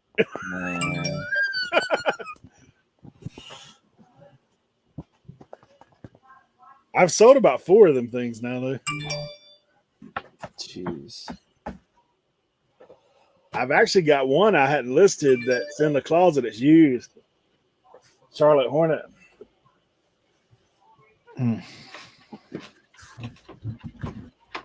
But man, that LaMelo going down. I wonder what that'll do with his cards. Oh, they're dropping for sure. What do you mean? What are you talking about? LaMelo broke his wrist. No, he didn't. Yeah, fractured his wrist When? tonight. He's out for probably 8 weeks. No way. They said he might miss the rest of the season for real. I didn't Yeah, they said that maybe if they make the playoffs, he might be back. But Really? yeah, Was he home or away? I'm not sure. Oh, wow. I didn't know that. I saw the highlights, man. Like he went down on his hand. Yeah, I got it, Kent. Thank you, buddy.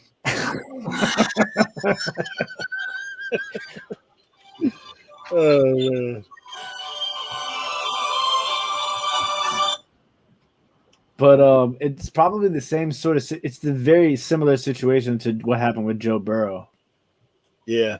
So it's actually a good time to buy because it definitely shook up the card market. Yeah, when they drop, I mean, I don't think that dude's gonna get worse. That's for sure. Yeah. I didn't know he got hurt. I've been too busy. I've been busy, and then Monday and yesterday, well, yesterday was Monday. I've been watching the NCAA.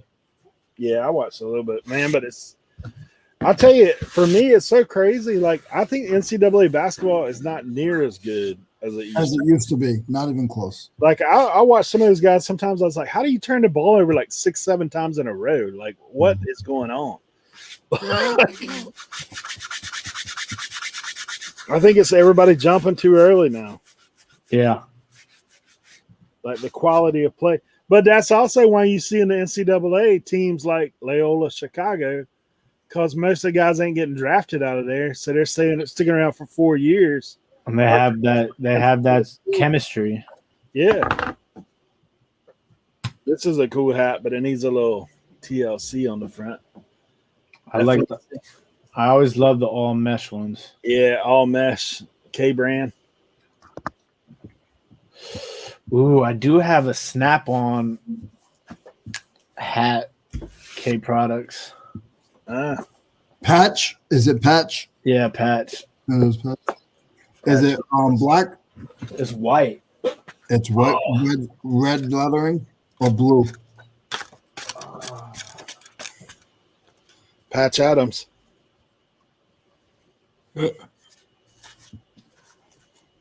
Yeah, there is not a listing that I'm listing that's showing me that I have the option to do promoted. Not I've been listing. I probably got like Ooh, got the scrambled eggs. Yeah, K brand. Scrambled eggs, Snap-on. Hold on. I can't see that. Hold on. Oh, that's yellow. Yes. Yep. So if it's any color but the regular red, even if it's a tool, if it's a ratchet and it has a different color that's not red, then it's more money. It's more sought after.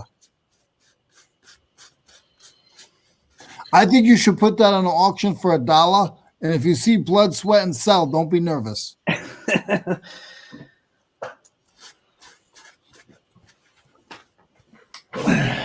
I don't think there's one that's out there. No. Like that. Nope. I was never able to. Any of that Snap-on stuff that if it's not black, even with the screwdrivers, if it's not black and it's a color, then it's worth more money. I was waiting for you to jump in on that tool auction on Joey and Drew's listing last night. you know, I don't bid on. I will give super chats when I can. Yeah. I don't join any Patreons, and I don't buy off of other resellers. I was like, man, if Leroy's not bidding, I don't think I want in because Yeah. I'm gonna have to call my consultant agency. Well, let me tell you something. Drew is the man because he was boosting that up. I was like, wow, he's really boosting this up a little more than it should be. But Drew, he's a go-getter. He was boosting that I'll tell you, the two of them should totally do that, like legit. Yeah. They were thinking about it. Because first of all, they have the perfect fan base and viewer base to do it. Yeah. Two, they both have their energy bounces off of each other very well. And they also have a good amount of, versatile products. So I think they would be really successful at doing it. I want to do a show, so I want to do somebody else's. I don't want to do my own stuff. I want to do somebody's auction. I've been trying. Look. Kent sent me one. There's one out there. Was that on WorthPoint or something? No, it's listed on eBay right now. $20. Yeah. Hey, you should buy that one. You should buy that one. Well, theirs is rugged though. It looks like the brim is cracked. So what you do is you send him an offer like $10. Yep. Buy that one, sell yours, put yours on for $200 and put that one on for $75. After yours sells. It's already. Hey, look at him, Eric. It's already bought. He just pressed paid. That's crazy. I think I've showed you guys these before. I'm cleaning these up. So Pioneer. Yeah. right? C company. Yeah, that's K products too, with tags. This person that listed it, they didn't even mention like K brand in their listing either. No, and their picture doesn't look good because it's on that wood background. You see what I mean? Yeah. How is your bill? I don't know if you call it a bill. I call it a bill. Is your bill look like that one? See how yellowed it is on the bottom? Oh, yours is mint. Good. Yeah. Yeah. Dude's got the sweat stain going on his other one. Yeah. Yep. This one's in good shape.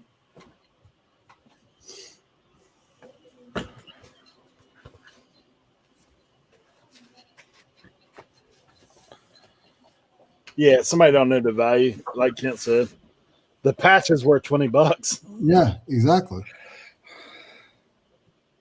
He probably don't have any of the keywords like the scrambled egg or any of that stuff on there. I spent many of hours when Cernock first got me into hats, just straight sniping hats. The Ford one, the Ford all mesh Ford patch trucker hat that I got in a lot of hats. And so off of Macari, and it was like ended up being like $3 a hat, and that hat sold for $175. Just that one out of the lot.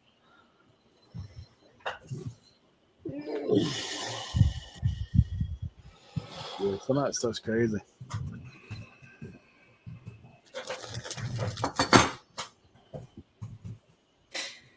Ooh, somebody got that Georgia Pacific 3-striper. That's pretty good.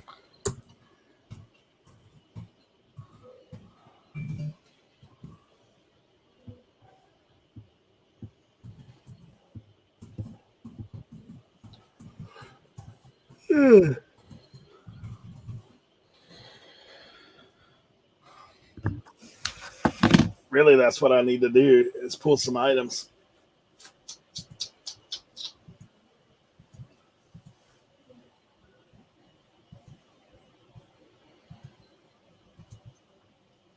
Yeah, I might put up a couple hats for sure. Because a hat will ship for $5. Yeah, exactly. And even if it ships international, like non-GSP, it's $16 You have to do free shipping? on the challenge. Yeah, it has to be free shipping. No way. Yeah, that's what makes it so interesting. That's why you're like, man, you kind of got to be guarded. Yeah, this is another piece that I'm going to put in. This is an antique, over 100 years old. It's made by Sowerby Glass Company. It's I remember marked. doing that thing. Yeah. So like when I got this, I paid $2.40 for it. Initially, I thought it was Imperial Glass because Imperial Glass makes these sort of purple slag glass pieces. But when I looked at the marking, it wasn't Imperial. It was very detailed and aged. And then it turned out to be Sowerby glass. And this is like pretty rare. So we'll see. I think I'm going to put that in there too. See, I don't have. If I buy something for $20 or $40, it's shocking. Most of the stuff I have, I got nothing into it. Of course, I pay for it, but it's between 50 cents and $5. So I wouldn't be afraid of anything. And that's pretty much where I am too. Now, the only thing that is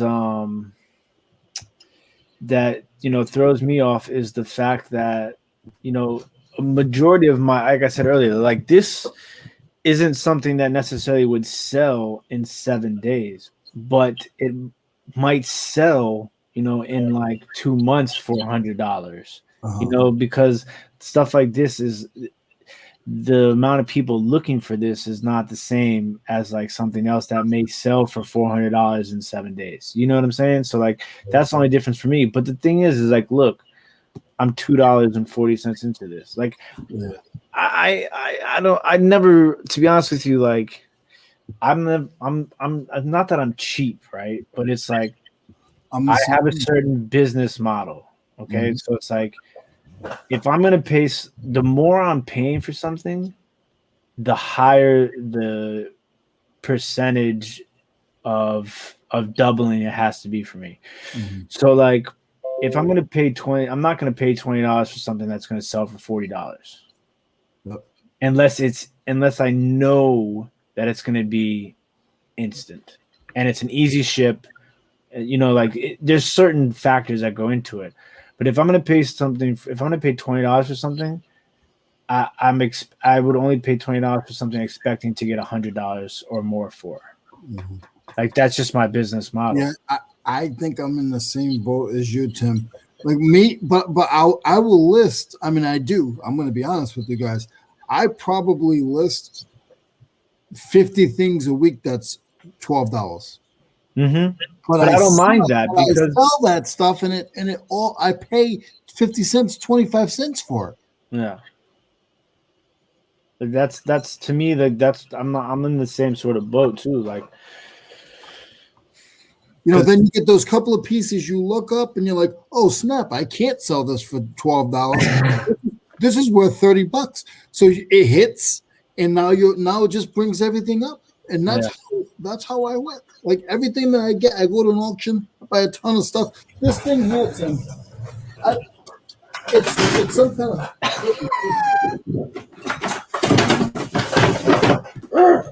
okay. It's some kind of a Ford meter. It's an old Ford meter. Now, I got it in a box lot for $5. I paid for the box lot. This, I could sell all the cables. Now, this piece here, when I looked it up, just this piece alone is worth about $60. it's crazy. Now, it's faded, it's dirty. I'm going to list it for like $35. I don't care. Yeah, And then it has the cut. So the cable, I'll do the cable separate. I'll do that for another 15, $20. And then it has a card. It has a card here. And some of these cards are worth money. Now, one of the ones I was looking up like this was like $45. that's I'll crazy. split this whole bad Larry up. And I don't care if it gets $11. Like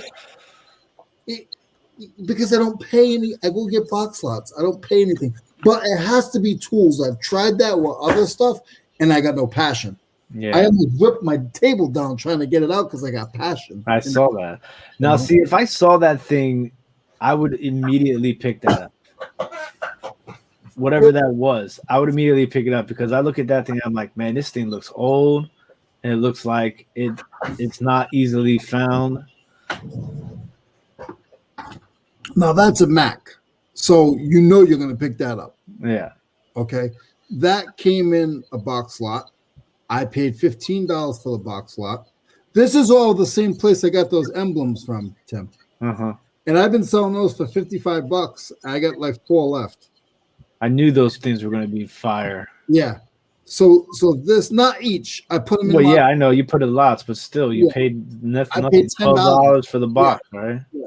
And look, you want to hear the funny thing is? See this right here? I almost swore. I'm sorry, Eric. I'm excited right now. See this box right here? This is the box that they came in. This box goes to that meter that I showed you. The whole unit is selling for $100 and change. I'm gonna put this box on for $30. It's an empty box. I love it. I love it. Well, this here is $85, Tim. All day long. Yeah. All right, sorry guys. Yeah, Mike was talking about replenishable stuff that he has. He pays 15 for only making 3, but he sells 10 a day. Yeah, see that's smart. I would never argue with that. It's good to have like if you can have an item like that and then have an item that like might sit for a couple of months if you pay $2 for that sells $100, and then you have like 10 items that you paid 50 cents for that sell for $12 each. Like that's me. Like I want to be able to have all 3 of those options. I don't want to necessarily just focus on one, but it's just like for me being a full-time reseller and not having any other source of income, I have to be very selective with how I spend my money. You know, like for somebody, a lot of times that's one of the biggest differences. Like for me, when I was a part-time reseller, I had an influx of income that allowed me to invest in my business a lot more loosely than I do now, because I had that money coming in from somewhere else. Like I could spend it on something for the reselling business and not really think twice about it. But now it's like I have to be smart about how I spend my money because I have to pay bills. Like we have a house now, so it's just like Man, that's part of it. I mean, I think I remember Lonnie talking about that a long time ago, like when I was watching him a lot when I first got started. I think he was talking about the big difference jumping from part-time to full-time was that. It's like now you need bread and butter items, because how often are you going to find that $200 or $300 item? Like it's not like you're going to walk in every thrift store and there be like a piece of gold sitting there. Like you have to you have to do that. Like you have to, go about it. Mike, I will tell you this, bro. I got a replenishable coming. I finally found one. And so I'm gonna test it out. I've ordered a small lot of it, and we'll see what happens. But Mike's been trying to help me out a little bit on the finding some replenishable. But he gave me some advice about doing research, which everybody has. I mean, Terapeak will help you find stuff that sells multiple quantity.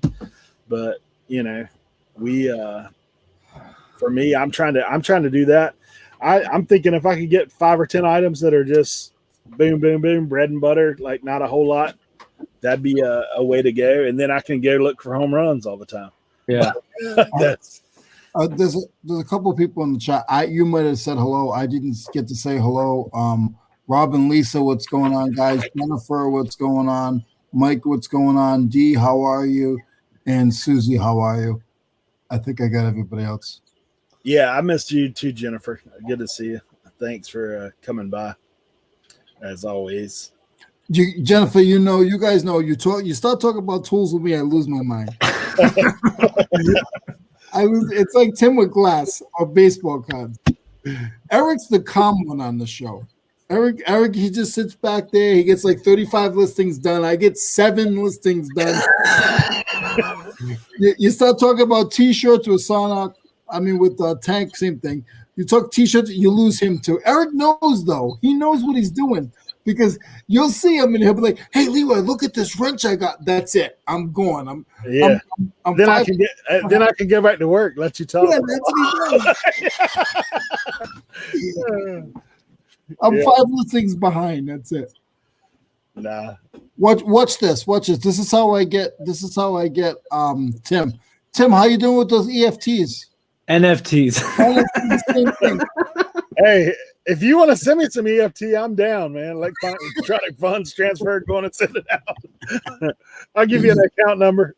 Just drop it in. Just get Tim talking about the NFTs, and that's it. I will say, after watching that thing yesterday, man, that's definitely got the feel of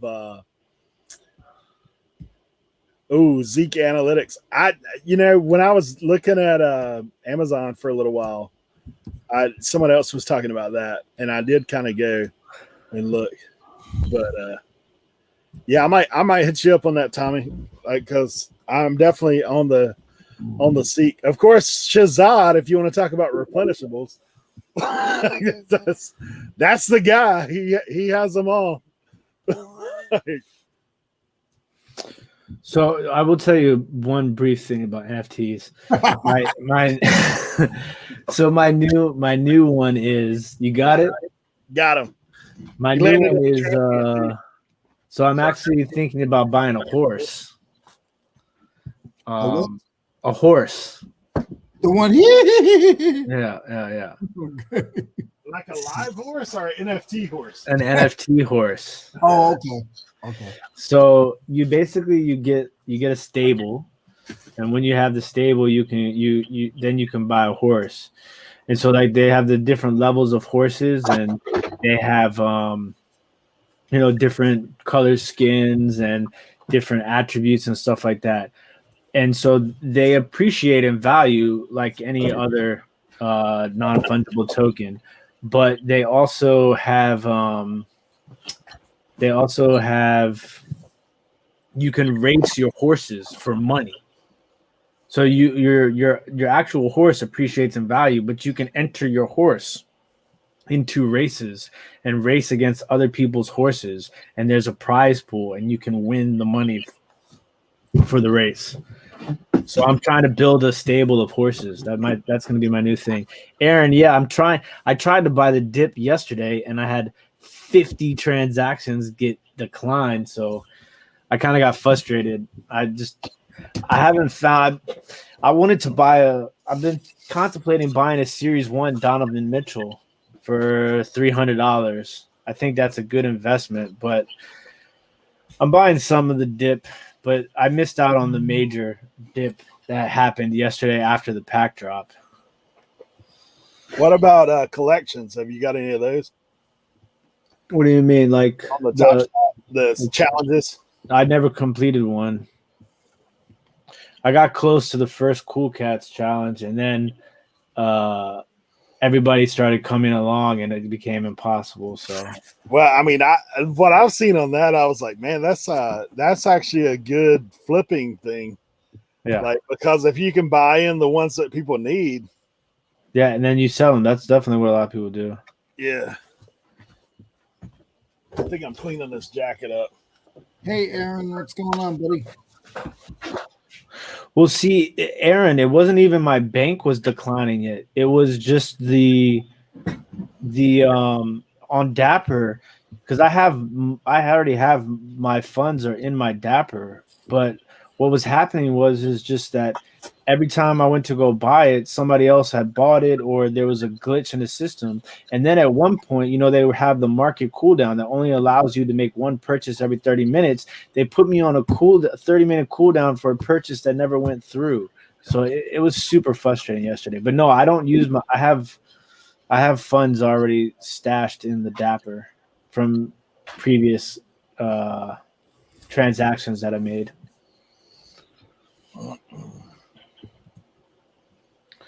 All right, I gotta figure out what this band is. Black Veil Brides.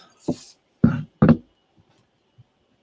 guess I'm gonna pull the tank roll today and do some cleaning while you guys are listening now. Black Veil Brides is an American rock band based in Hollywood, California. The group formed in 2006 in Cincinnati, Ohio, and is currently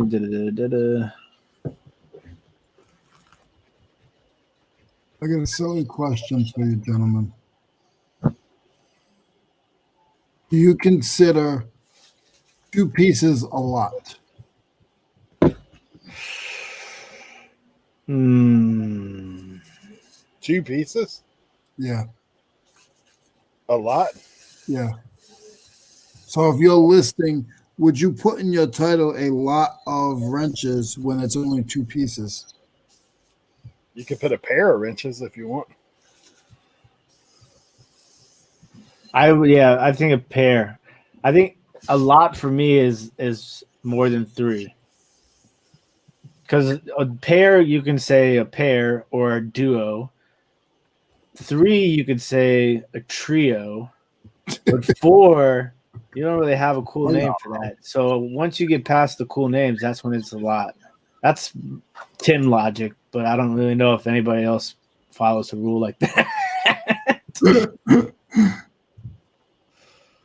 They came out with Ebonics about 15 years ago. Is there a Tim? Is there going to be a Tim language in about another 10 years? Timisms for sure. Yes. Turn my streaming computer back on for mining. I hear you. See, that's what my next step is. I'm about to get I'm about ready to set up some mining too. Josie's cousin put me on to. He's a kid too. He's still in high school, and so I'm always talking with the young people to try and get a pulse on what's going on. He's like, "Yeah, I started getting into crypto." I was like, "Oh yeah, for real?" And so he says he started mining Ether or Ethereum. So he put me onto a program, and I'm about ready to buy a computer and just let it go, mine away. 24 hours because it takes. I mean, you know, it's a lot of stuff before you actually start to get stuff. Yeah. So there you go. Take Tommy you said it's about $6 a day at mine's roughly. and you don't have to turn on heat in your house. What's that?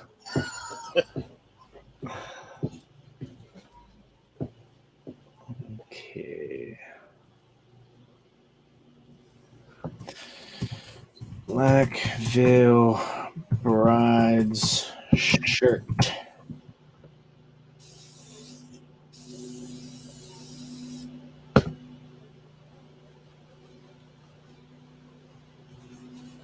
How much do their CDs sell for? The shirts don't really sell for that much money. But mine's cooler than these shirts.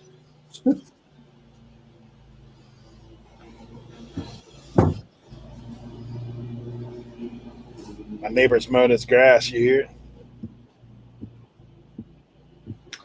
I don't know. Sounds to me are like second nature. I guess that's because I live in the city. So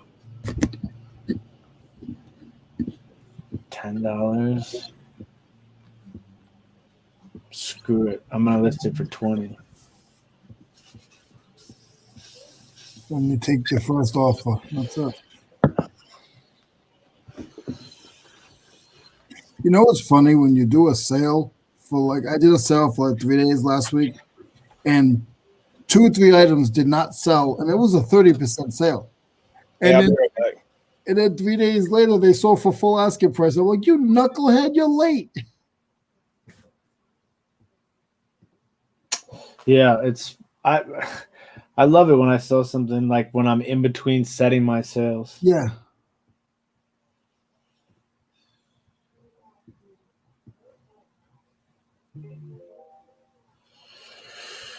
This guy, I'm giving you a bargain. Why are you trying to? This looks tough as hell. College kids so I can only get this high with shipping.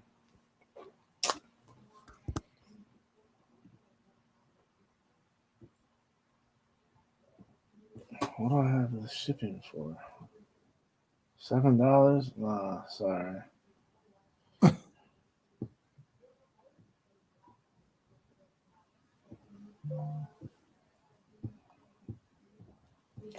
I'm a college kid. Yeah, well, I'm a 30-something-year-old reseller full time. We're both in predicaments here, buddy. I'm a 46-year-old, 14-year-old. What does that matter? I'm I'm I'm obsessed with tools and don't know how to use them.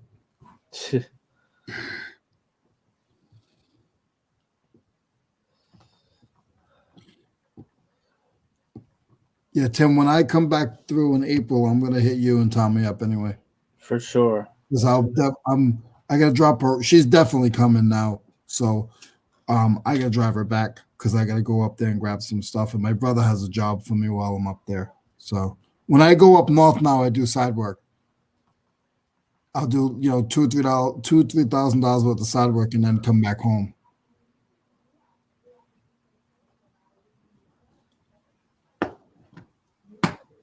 Hmm.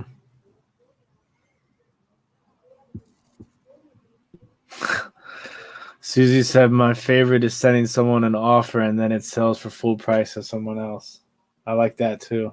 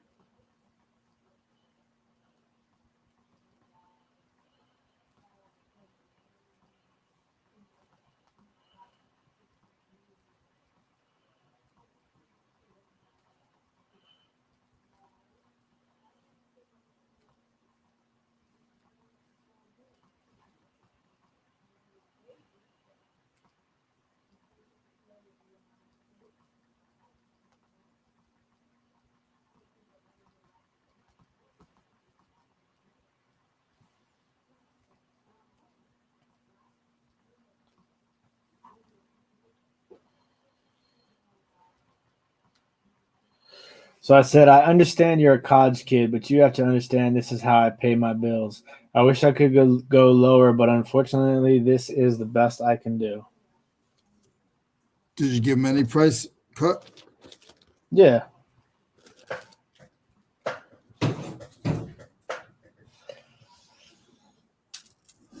What would you do? Give him give him a $10 price cut and raise the shipping up $8? No. So the item is listed at $31.99. He Uh-huh. sent me an offer of like $17 or something like that, and so I countered with $27.99, and then he countered with 22. So and then with the 22 offer, he included the message. So now I'm countering with 27, and that's going to be it. I lost $100 sale yesterday because I went up.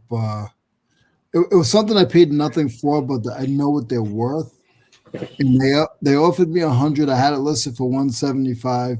I hit them at 125 and didn't get the offer. But whatever. Yeah. There's a point where if you know it's not like a Craftsman socket, that there's 1,000 of them and there's only 2 or 3 of them, then there is a point where I'm going to sit back and just let it ride.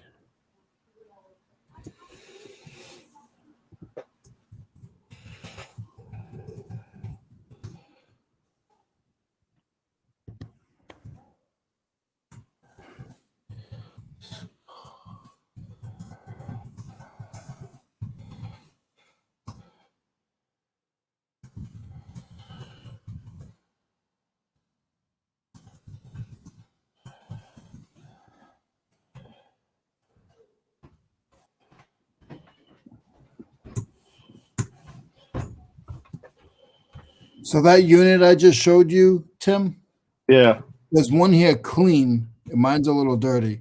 There's one here clean. You don't want to know how much it is. $440.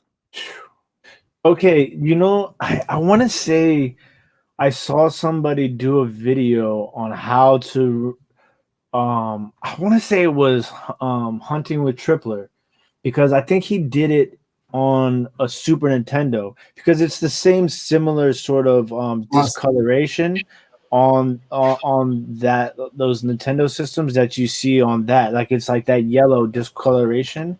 I wonder I think he did a video on that, on how to get that clean, if that's something you want to try and do. Well, here's a dirty one. Here's a dirty one for 370. And mind you, these are all bids. So you throw it out for 400, buy it now. That's a different song. You talking about like retro bright, like bringing back the yellow out? Yeah, you know that piece that I just showed you, that Ford tester.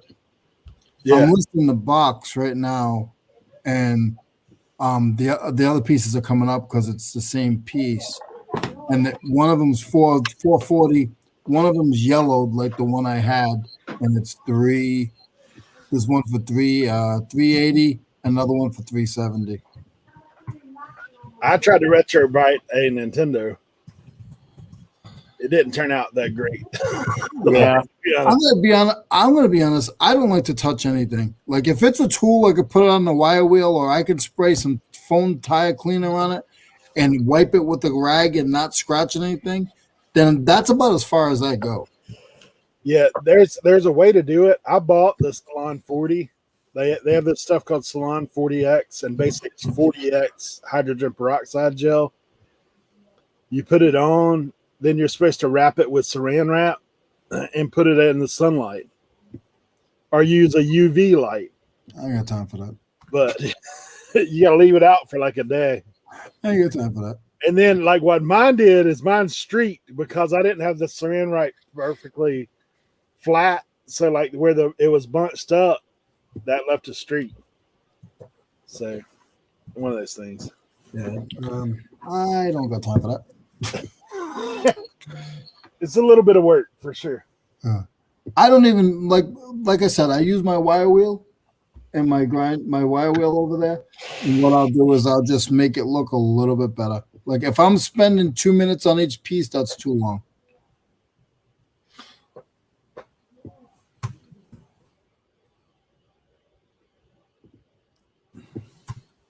I think I'm maybe taking pictures of that piece tomorrow and listing that bad Larry.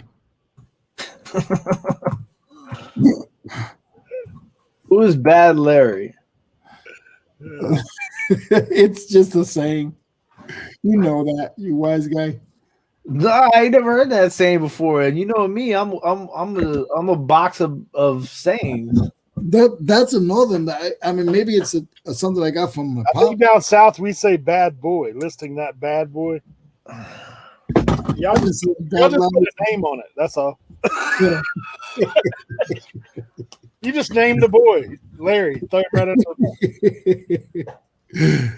Hey, I shouldn't say that. I'd probably get pulled off next week. I won't be able to say that. Well, Larry Lafferty was in here earlier.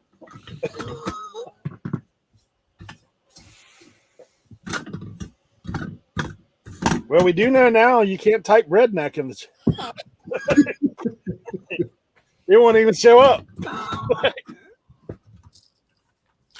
You can type it in YouTube. You can type it in Instagram. I'll tell you that much. I see it all the time. I never did list this thing last week. Dude, I found this little horse brush. This thing has been a lifesaver for getting all the dust out. Yeah. I use shoe shining brushes. Please don't tell Tank because he's getting all excited. I have words for you when he comes back next week. What do you mean? What are you doing, man? Is that horsehair you're using? Come on. You're supposed to use that on he was excited. That was funny though. He was so excited when we talked about shoes last week. Yeah. My man was throwing all the bombs out there.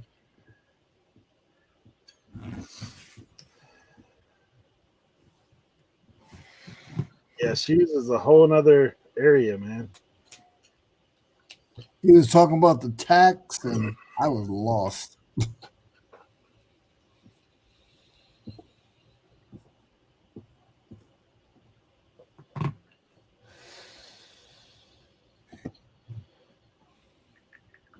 Yeah, Gary, that's right. Or people call it retro bright too. Like if you look up videos, there's tons of videos of that stuff. Retro bright, like yellow plastic, Salon 40. Salon 40 is not all that expensive either. Like you could probably get. I got a massive bottle for like $20, I think. Maybe less. Or you can go to your salon; they might even have it.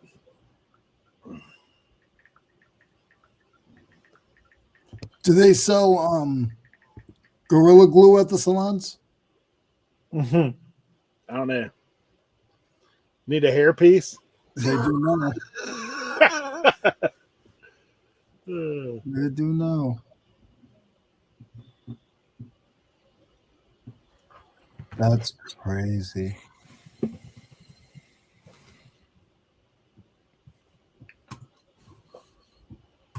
Yeah, way cheaper than Retro Bright for sure. And if you need to dye your hair out in the meantime, you can yellow it on out.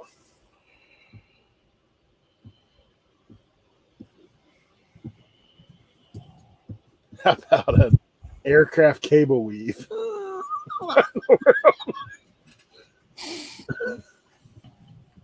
We're all gonna get in trouble. We are all gonna get in trouble. I'm blaming it all on Eric. It's bad. Mm.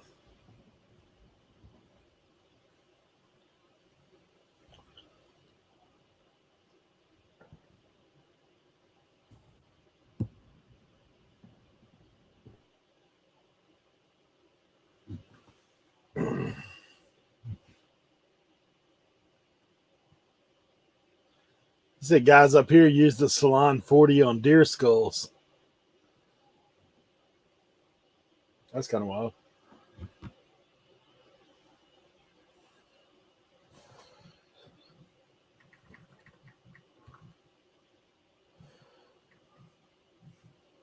I imagine it'd take about anything and dye it out.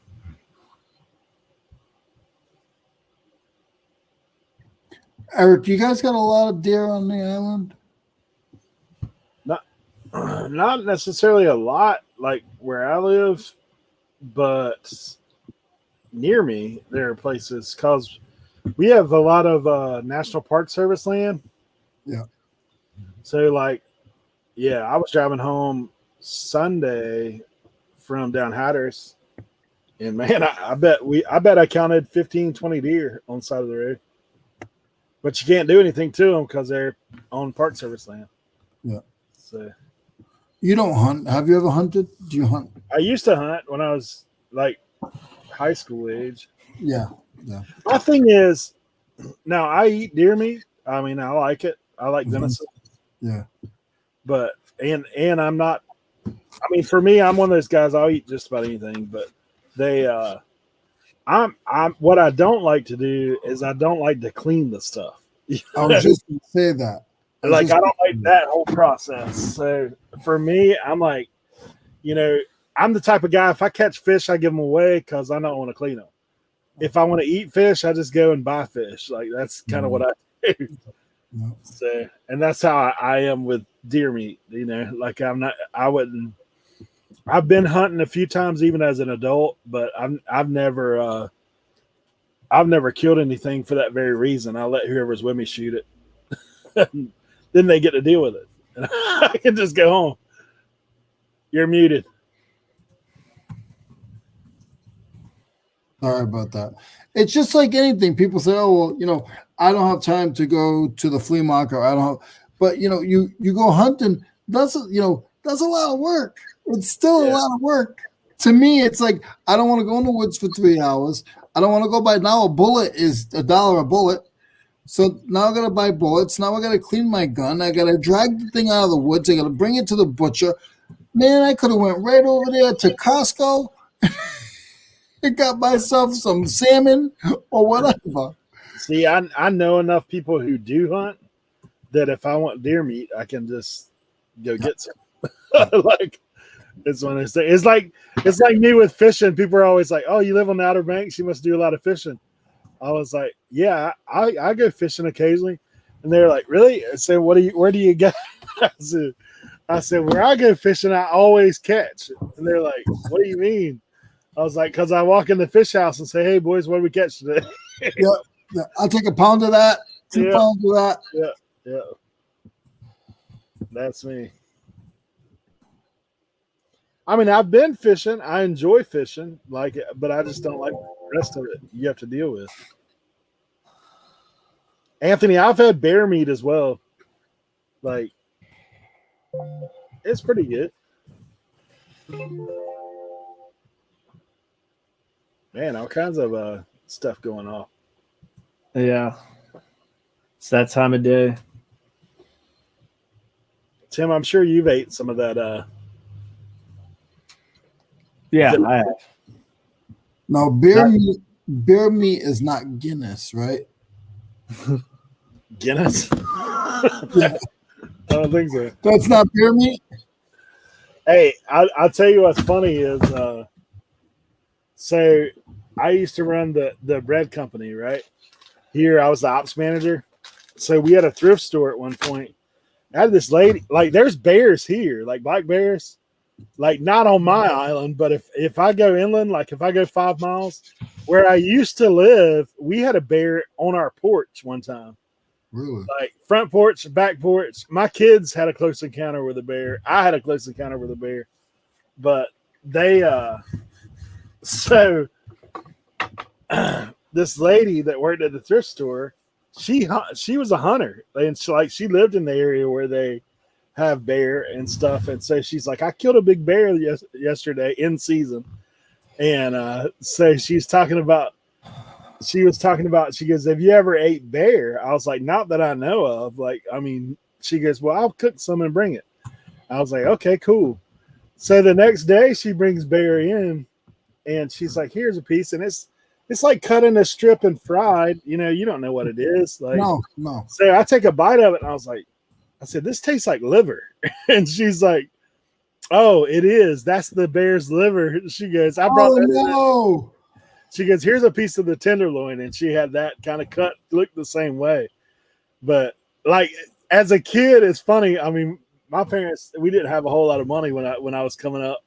So I used to think that liver was steak when I was a little kid. Because liver was cheap. Like my mom made liver and onions all the time. So I was like, man, when I found out what real steak was, I was like, man, I've been getting ripped off all these years. I wouldn't eat liver, and my aunt told me that it was the darker piece of pork chops. Yeah. Yeah. Will you take $5 instead?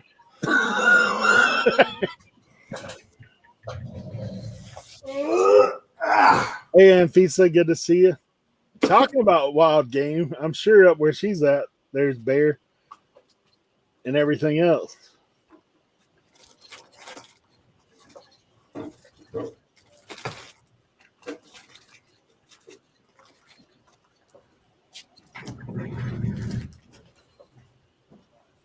Yeah, I've ate snake before, squirrel, like all that stuff. Rabbit, alligator.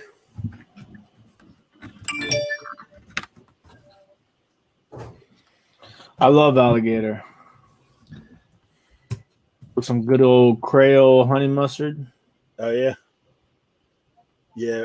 My granddad, he fried it just like in cubes. Yeah, yeah. The tail, fried it. Good old gator nuggets. Yeah, I mean, I've had bison. Like, there used to be a place on the beach that had bison.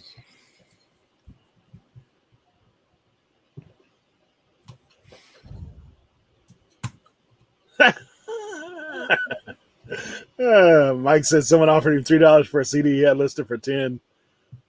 He rejected and offered 9. They replied $4 and said, "If you don't want to make money, that's fine." Now all that was with free shipping. Jesus. I'll tell you, these people. Brontosaurus burgers. Good one, Tommy. You know what cracks me up is sometimes, like when I first got started, dude, I had some stuff listed like so cheap, right? Like there was some CDs and stuff and our DVDs that I got that I listed. They were like $2.50, right? You got people watching an item that's $2.50. Like, why? Why would you do that? I've actually ate iguana before. I went to South America before. Down there, they're everywhere, man. I was in Venezuela. Those things were walking around like grasshoppers everywhere. Dude, I'm so blown. The cicadas are coming back again this year. Do you guys have cicadas down there? Occasionally, not big like that. I mean, not a lot. Well, these are the ones that are coming back after 17 years.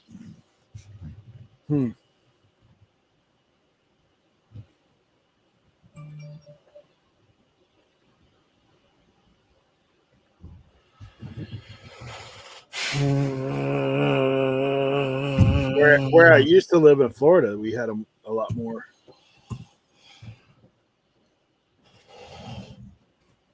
Dude, I sold a Wii. That's a shocker. I sold one there in a minute. I had like 3 listed. $69, no controller. Nice.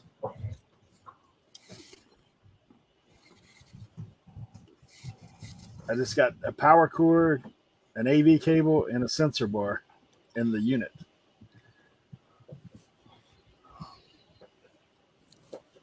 Yeah, cicadas are the ones that like they shell out, right? Like they leave a hole on the tree. Yeah. Yep. Always mess with people with the holes. Yeah. Yeah. See, I guess a lot of people know about the cicadas, man. But when they come here, it's like, you know, like a movie with the what's the bug that when they come, the locusts. This is like the locusts. They come and they come in these like rafts and swarms, and like you can't go outside because they're like all on. They're like they cover your doors. They're on your cars. They're like it's like attacked. It's not like oh the cicadas. I hear them. Like these are the cicadas. Like they're coming, and they're not playing. I They saw, mean I saw a movie like that. yeah, that's just what it's like. One time, like we were driving to my brother's in Minnesota. So I mean that's a haul for me. So that's a 24-hour drive. So we were going through Kentucky, and we stopped at this gas station, and there was like a swarm of grasshoppers, man. I mean, like everywhere, laid all over the sidewalk. Like I mean, everywhere. I'm like, man, you guys got the plague up here. Like something's going on. I said, let my people go, man. Yeah, y'all got Moses and Aaron up here or something. Like, what's going on? Exactly what it's like. Crazy. I guess I'll list my LeBron jersey. He got hurt too. No. He's always got something going on.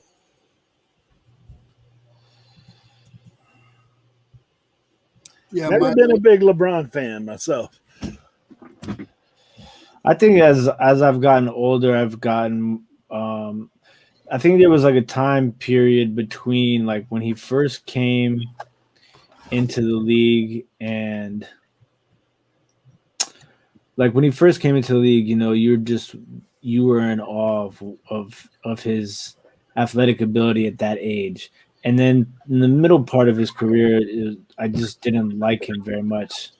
And then now at the end of his career, I think I've regained that level of respect for him as an athlete. What does he have left? Does he have another 5 years left? I think so. I'm saying not in his contract, but I'm saying like competitive wise. I think he does. You think it does? Like everybody else at the end of their career, though. Like I think he'll be. The only thing with me and LeBron, he came out basically saying that he's the man. Yeah. The whole trade thing really kind of got me. Like he lost a lot of people there. I mean, if you're the man, be the man. That's kind of what my thought is. Like, and then honestly, I don't think the dude has as much competitive drive as what Kobe was a beast. Yeah, Kobe, Jordan. I wasn't a big Kobe fan, but I would never take it away from him. Yeah. Like he just don't have that killer mentality. Like I've never seen that out of him. Kobe and Jordan, to me, they've always had that just rah. Yeah. That's me. That's how I am. I mean, I think that's the thing for me. Just don't throw anybody overboard when you go on the cruise.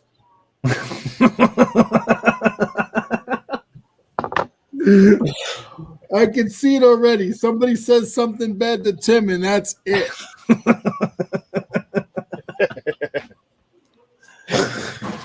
I'm gonna walk in there. I'm gonna wear a sweatshirt that has plays its own theme music. So when I walk in the building, everybody gonna know that I'm there. You know what I'm saying?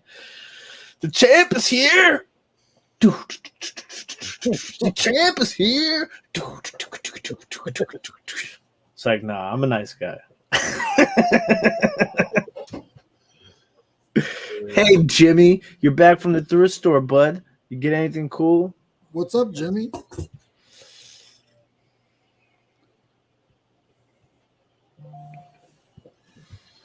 Great. I caught a little bit now. Maybe one of you guys can explain it to me. Does Jimmy still have his old co-host, or is he doing something different with Josh? I think it's something different with Josh.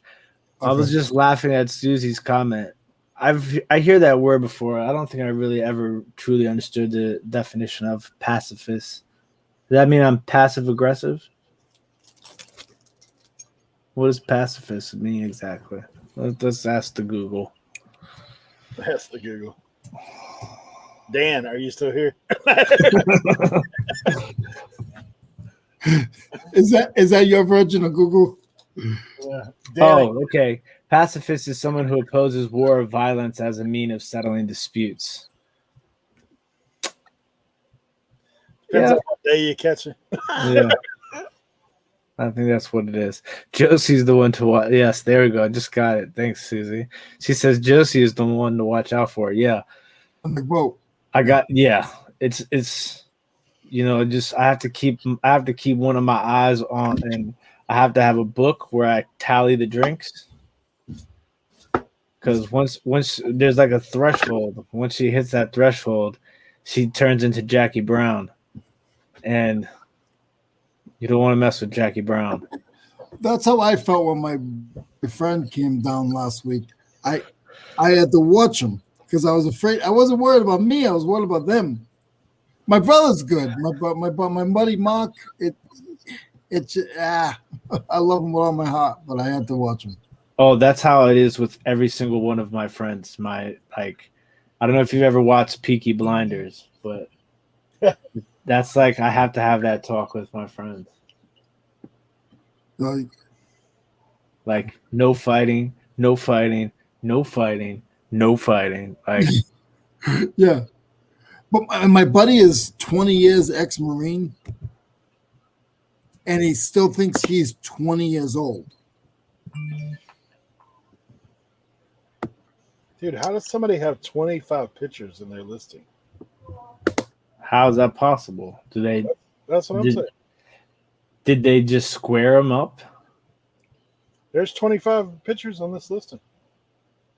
That's insane. And why do you need that many? Like that's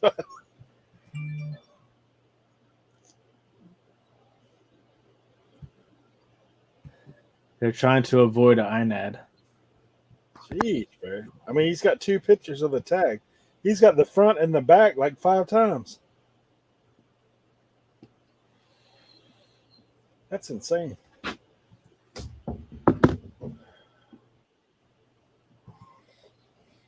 Buddy, that's like 20 more pictures than what I'm going to do. I'll tell you that.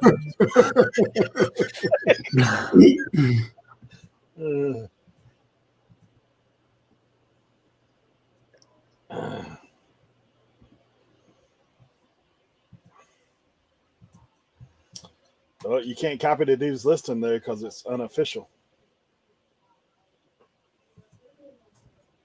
What the heck?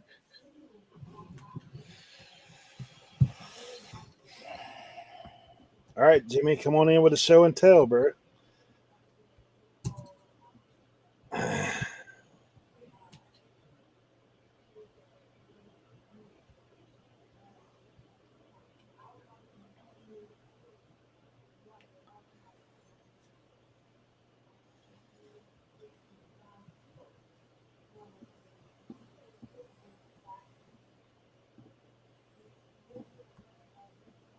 Lakers 23.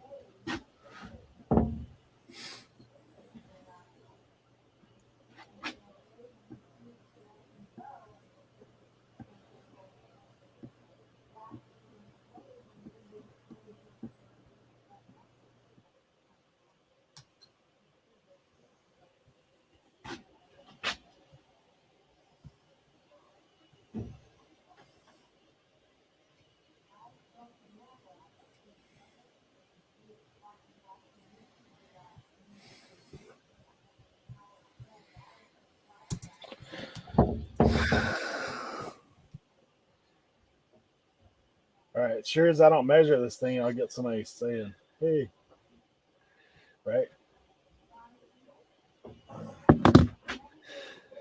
Pretty much a given.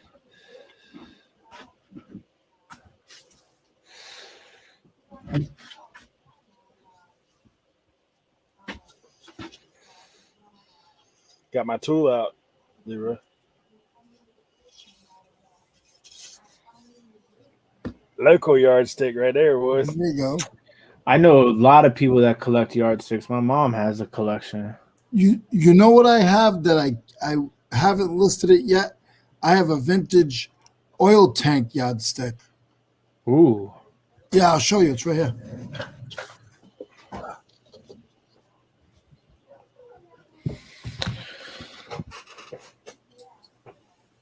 Tim, look at this bad Larry.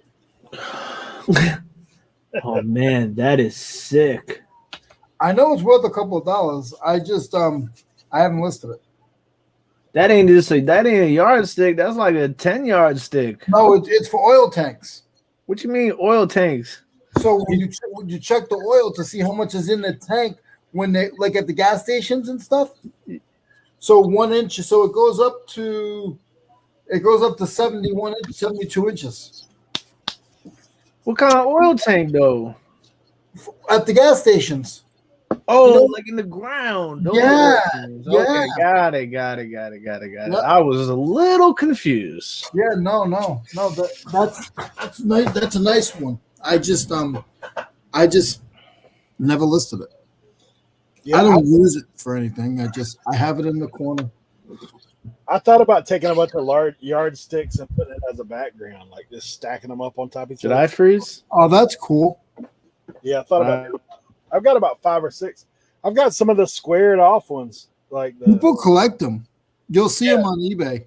Oh yeah, my guy that does the auctions there, Ray, the glass guy that you met, Tim, he collects them. He's got hundreds of them. Planter sticks. If I see another reseller collecting license plates, I got some I've been meaning to list. I just been debating if I should clean them or not. I showed you the thing I got the other day. Man, what am I going to do? How am I going to do this hat? Somebody's taking clip the license plate. I've seen those. Yeah. I thought that was cool. Also, man, it's kind of crazy. We went down to help my parents move, and like my granddad passed like 20 years ago. But my grandma's car, man, I got the plate off that thing. Holmes County, Florida. There you go. It's kind of cool. You'll keep that. Yeah, I'm probably gonna hang that one on the wall. That's your grandmother's.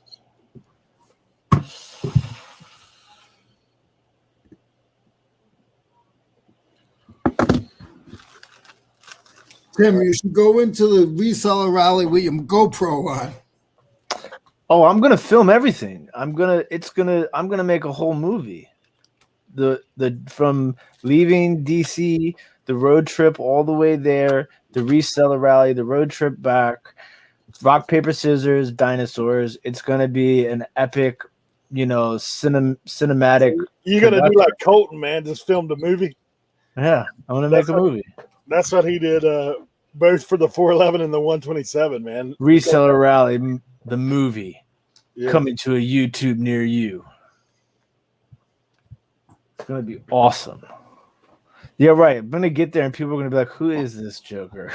Well, you don't know me. I'm Tim from over the years. Yeah, nobody knows who I am. I'm just Dude, I didn't get tickets to that thing because early on I was like, I don't know if we probably go to that or not. I literally got tickets because I was like, I want to go on a road trip. Yeah. If I knew they would have been a hot commodity, I would have got them and then resold them. Look at Susie says I want Tim's responses to other people's dinosaur responses. Yeah.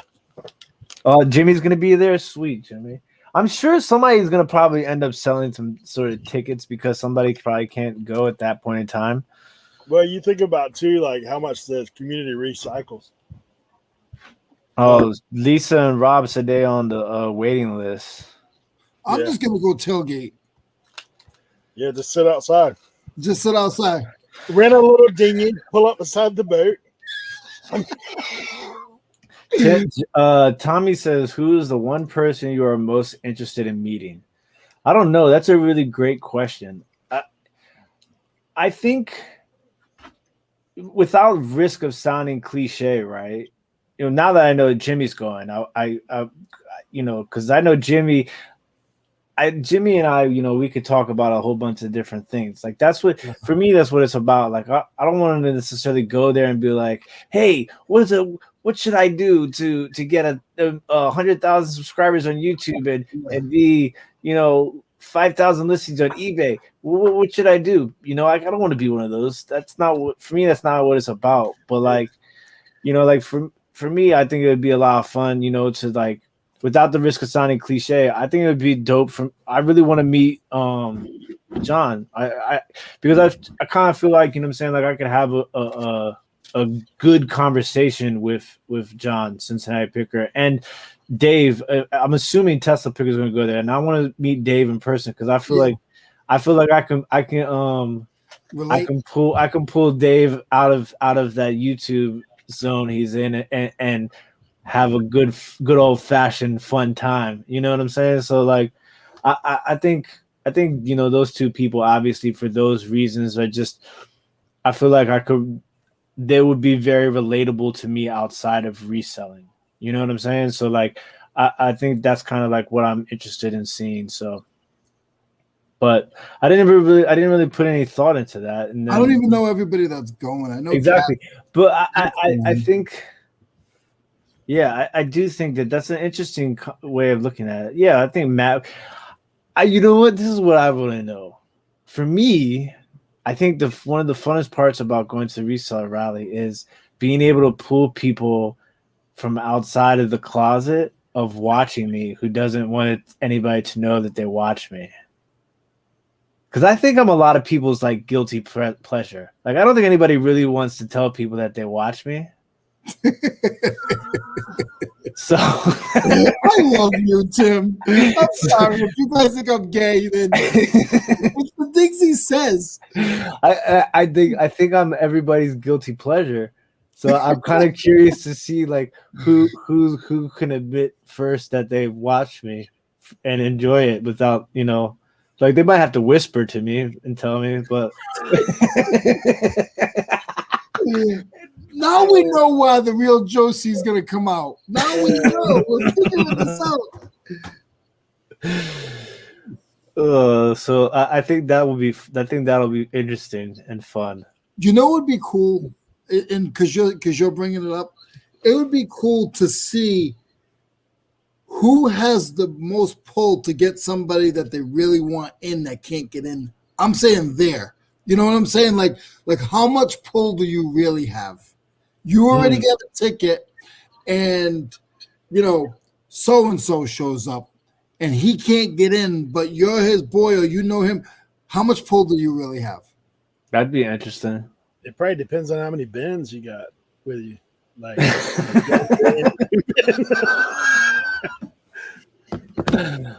Benjamin. I don't know if he's going, but like I guarantee you, if Kevin, I don't know if he's going, Kevin or Kevin's going. I've heard that Kevin's going. But Kevin or part-time picker, if they're going and they don't have a ticket, I guarantee you they're getting in. I'm gonna try to meet up with Kevin, man. When I go to, I like that yard sale runs right through where Kevin lives. Yeah, And you know what? And that's the other thing too is like, so like I'm a really like chill, respectful person, right? And so like, and I also am not like, I don't know, like I hate to use the word, but because but for a lack of a better word, like I'm not like a fanboy, right? So it's like I'm imagining, what I'm saying, that like those people are probably going to be so bombarded by other people, and not necessarily for a bad reason, but like people want to pick people's like that brain, and I understand that. So like I'm the kind of person where it's like I'm not going to run up to them and be like, "What's up?" Because like I've never had a conversation with them before, so it's like I would take a different approach. You know what I'm saying? Like I've talked to Dave, Tesla Picker. So maybe I'll go holler at Dave, and then maybe Dave will be like, let's go talk to this person. And then I might talk to them. You know what I'm saying? But like, I'm not going to just be running up to people like, except to ask them about dinosaurs and play rock, paper, scissors. but like I want those people to be like, You know what I'm saying? Like they're there too. Like let them experience what they want to experience. I don't want them to feel like, you know what I'm saying, they're under pressure to like talk to all these people and answer all these questions and stuff like that. You know what I'm saying?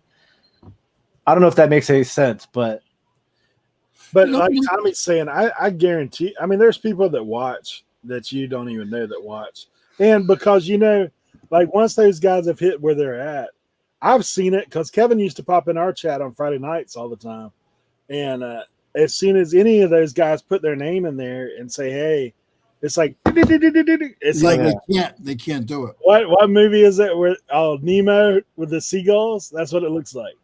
Mine, mine, mine, mine. yeah, so like I don't really want to be that guy. Yeah. You know what I'm saying? But like like Ronnie Hart, like I've hung out with him already. So like, you know what I'm saying? Like I feel like I could talk to him, like, you know what I'm saying? Something like that. And then like it's just and Kevin's always been nice to me. You know what I'm saying? Like Yeah. he's always supported me. He's giving me shout outs, you know what I'm saying? Like on his videos and stuff like that. So like, and like I'm a nice guy. So like I'll talk to anybody. Like that for me is like that's just who I am. Like you could put me in a room full of people I ain't never met before, That's and how like 20 minutes, we look like we went to college together and we was in the same fraternity. You know what I'm saying? Like that's just the type of person that I am. I get along with everybody. So it's like for me, I'm excited for people to like. It's not more so about me wanting to meet people. I want people to meet me because I want people to know who I am. Like I'm really just I'm here to have fun and learn and make people laugh. You know what I'm saying? Like that's who I am as a person. So like I think it's just I feel like the more people that meet me would, is better than me meeting them. That makes sense. I know a lot of the things I say don't make sense, but what I'm saying is I that love I feel like more you just don't want people. it to be an awkward interruption, Well, or like yeah, you said, hey, that can I too. have your autograph? Like that kind of Yeah, stuff. It's and like, I feel like if people if people meet me in real life, they'll be more acceptable to watching me on YouTube because they'll be like, okay, he is like a really cool dude who just likes to have a good time, and you know, and so like I feel like once people meet me in real life, they're like, okay, I understand him now. yeah. Yeah, look, Tracy says that's just weird, Tim. I need some coffee. I'll be back. Hey, Tracy. What's up, Tracy? How are you? Oh man. Hey Tracy, have you ever seen anything like this? It's like That's the, so on a handbag, man. that's the replacement. Yeah, that's kind of wild, huh? Yeah. That was in one of my boxes I got the other day. I just got it because it was new in the box. Easy mount bag frame. It's kind of weird. I can't find anything about it. I like how it says high fashion. McCall's high fashion. It's from Belk back in the day when they were using price stickers. Ugh. I mean, I know McCall's is a big pattern maker. So it says on here so you can choose your own bag. You can color coordinate it with your skirt. That's what they're talking about. Kind of crazy.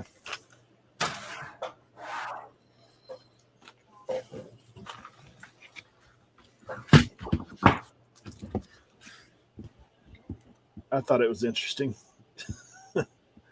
Now, if I can find anything about it, that would be even more interesting. I want to go to the reseller rally just so I could tape Tim. Yeah. See how he talks to people without talking to them. Yeah. How do you say I met Tim without really saying you met Tim?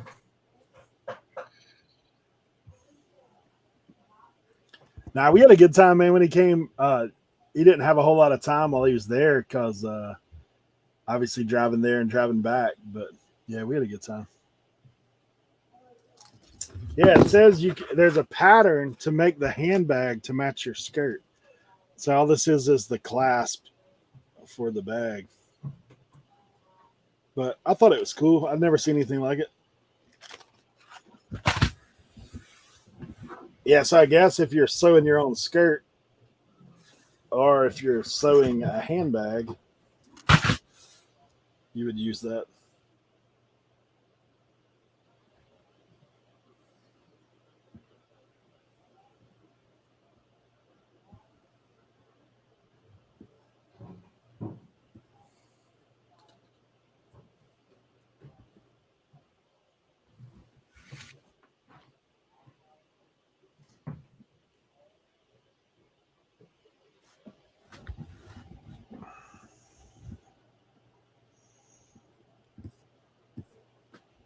That is going to require some.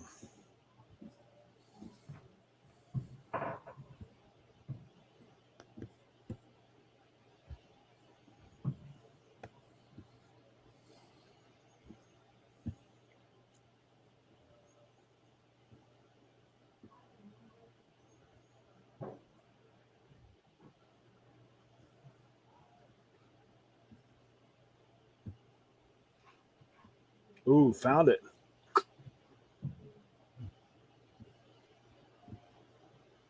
$28.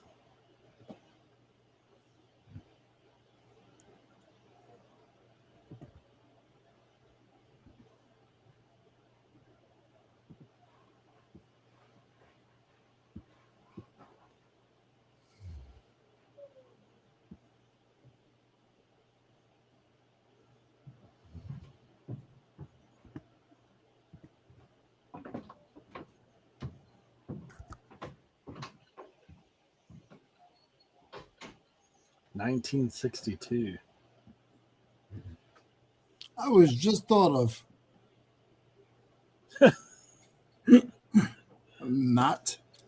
Nah.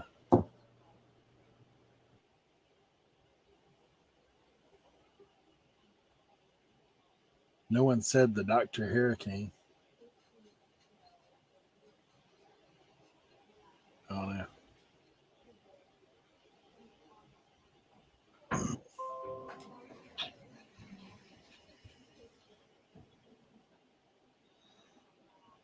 Mm.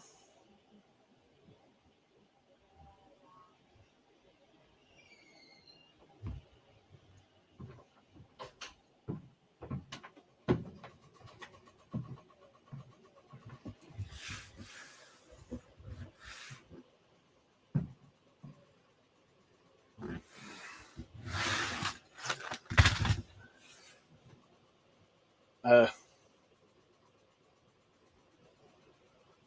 I know what you're talking about now.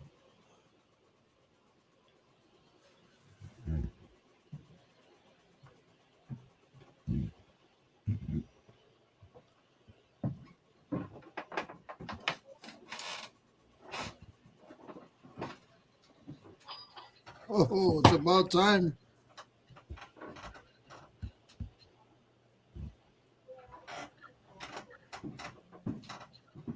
Oh yeah, $8. Awesome. Stop at the cookout on the way home.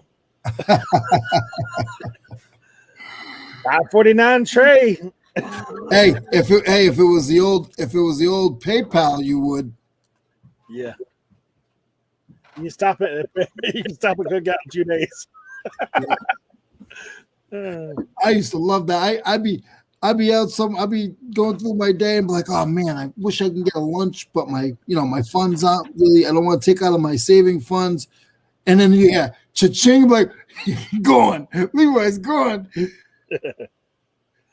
Lunch money. You know? I see what you're talking about, Anthony. Now it's like you gotta wait, then you gotta wait for your bank to clear it. Yeah. I'm about to switch it to once a week.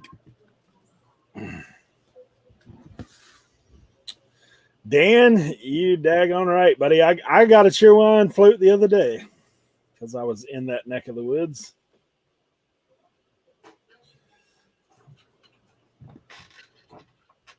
Dan, did you try the float? Did you try making a float with the cheer wine when you got it in?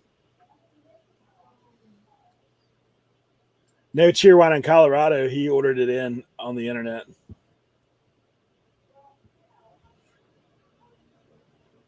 My wife don't like it, man. She don't like the cheer wine. What is it? Cheer wine? Cheer wine. They have it where you're at. I know. It's What's a cheer Carolina. wine? Cheer wine is cherry cola. It's like they have it at Cookout. Oh. I thought you were talking about real wine. No. Oh. Cheer wine. You guys It's call a it. cherry wine, but it's actually called cheer wine. Oh. I know cherry Coke. Nah. Next time you go to Cookout, just tell them you want a cheer wine float. Probably not, but thank you. I'm telling you, man. You'll be like, what? I'm not a big fan of certain things I don't know. You know what I mean? It's just, for me, it's hard to. Yeah, you got to step out just a little bit. Just a little bit to the closer to the edge. Yeah, nah. If I do the same things I did 20 years ago. Yeah.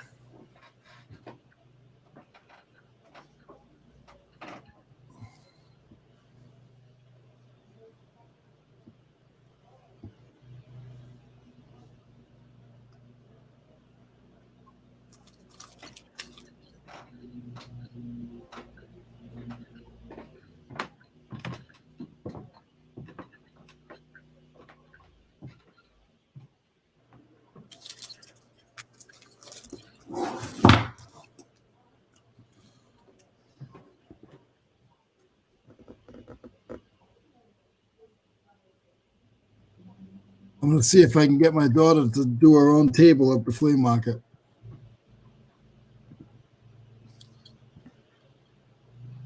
See how that works.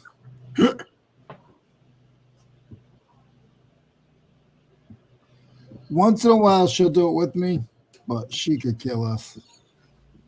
Even I'm like, girl, you can make like $40. She's like, yeah, Daddy, it's too many people.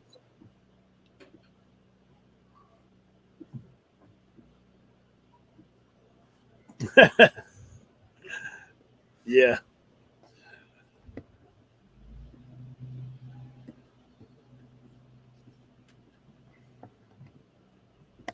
Hey man, I saw Reyes did a YouTube course like now. But his is free 99. $3.99. Yeah.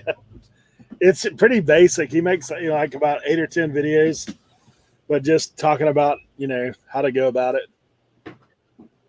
Like some of the basic stuff. And I'd rather buy the whole DVD set from some other people. yeah. Patreon. Look at that. Hey, so that's what Tim should do. Tim should go to the boat cruise and try to sell his Patreon to everybody on the boat cruise. No, you gotta sell Cernoc's Patreon.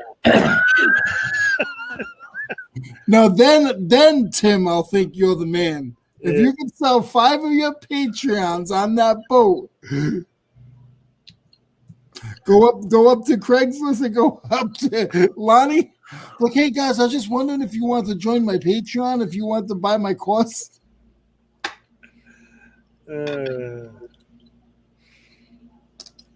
Leroy, help me sell my junk. Yeah. I mean, I joke about that, Anthony, but I mean, definitely Tank does have enough knowledge to where you would get your money's worth if he did charge, to be honest. Tommy said, so what Tim is saying is it's not about him, it's about him. Got it.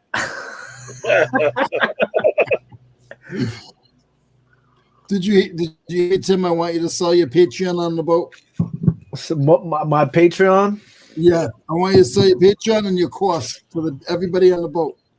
My Patreon is free 99.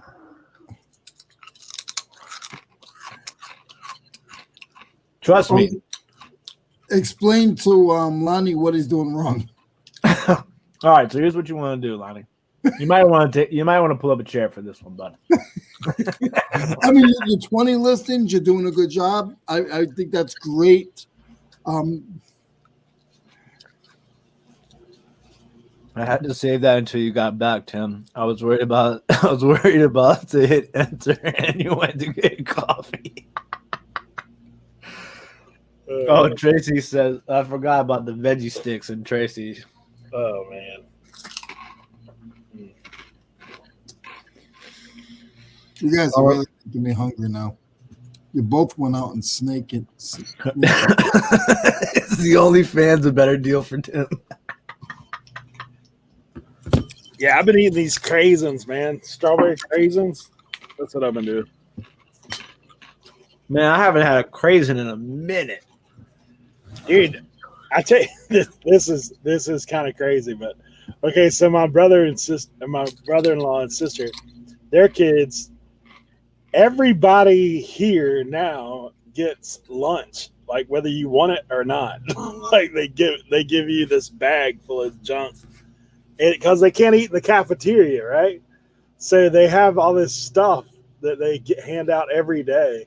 So one of the things is these little pouches of craisins. None of them eat it. I was like, dude, just store them up. I'll grab them when I get over there. So I've been grabbing them things. Oh, I think Tim's froze mid-straw.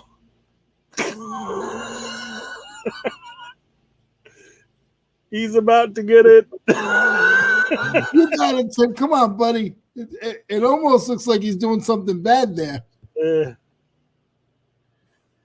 Yeah, he froze up for a second.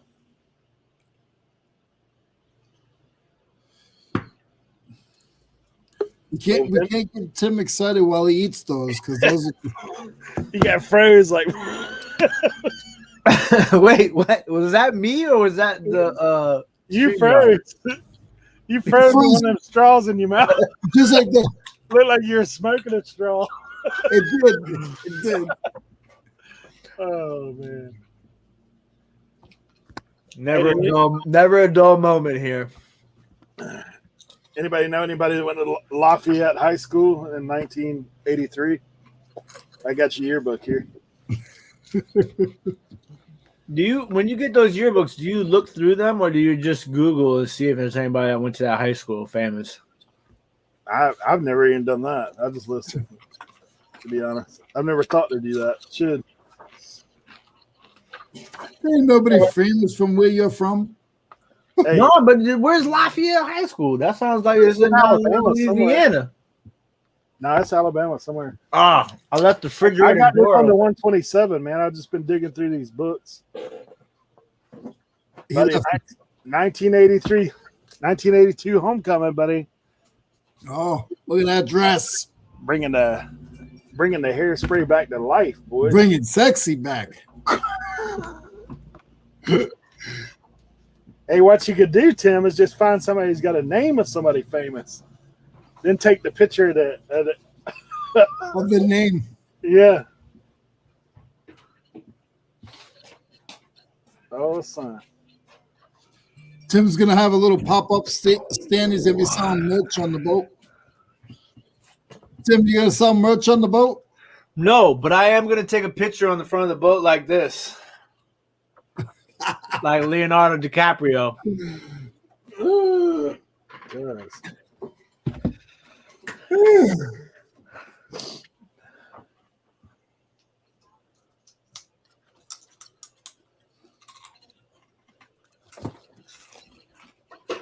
Aquanet.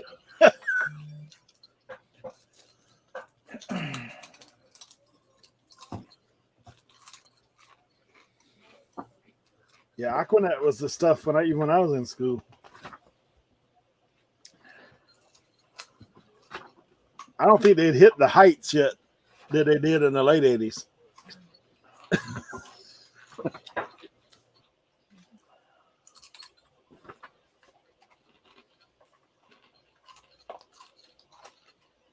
Man, this might be near Tennessee. It says Lookout Mountain.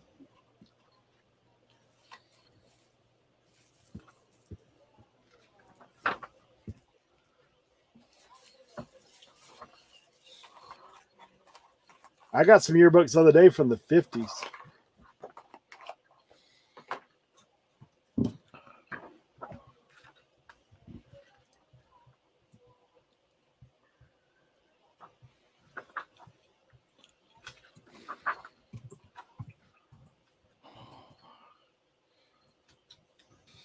Son.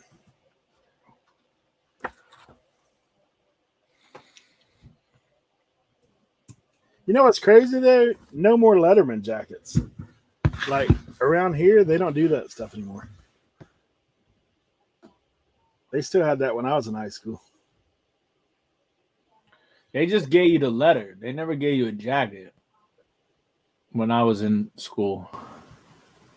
Now we got jackets. Our first, like if you made varsity, like you get jacket, you had to pay for them, but you got them. Tim, you were like me. You went to school in the hood. They didn't have. You're lucky you got the pin for the letter, Bro, I was in the marching band by default, right? And our marching, like you, I remember the first time I went to like see like another school. The marching band had like uniforms, and I was like, "Wait, what is going on? We have hoodies." I'm confused. They got all the fancy buttons across the chest and the hats with the feathers and everything. Like, nah, we had hoodies. I would go up to different. I did cross country and I did indoor track, and we go to some schools and they had sweatsuits and track suits with their names, and then warm up track suits. They told us everybody wear blue. Yeah. My daughter got letters. I mean, they got letters when they were in school, but they didn't get anything else. Letters and pins. Like, that was it.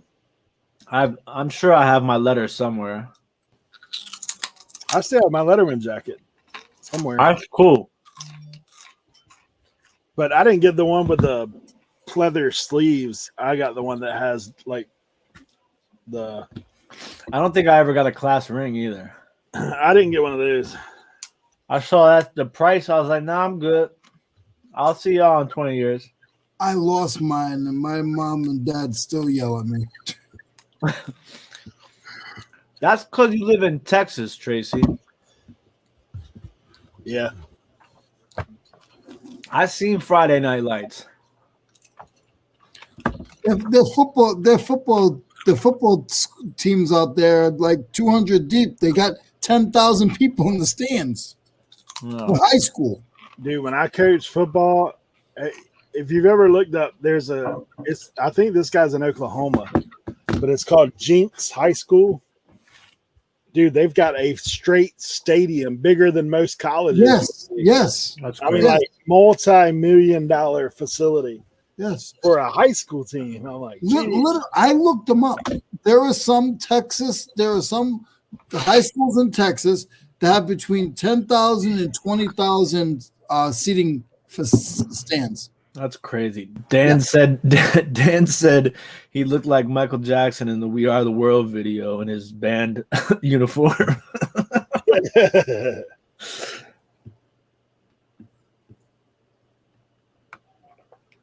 I don't understand how do people really make just one cup of coffee? Now, Like, when was the last time you made one cup of coffee? With the pods, yeah. Oh, I don't do the pods. I made 3 cups of coffee and I put it into 1 cup. 3 cups. That's a heart attack.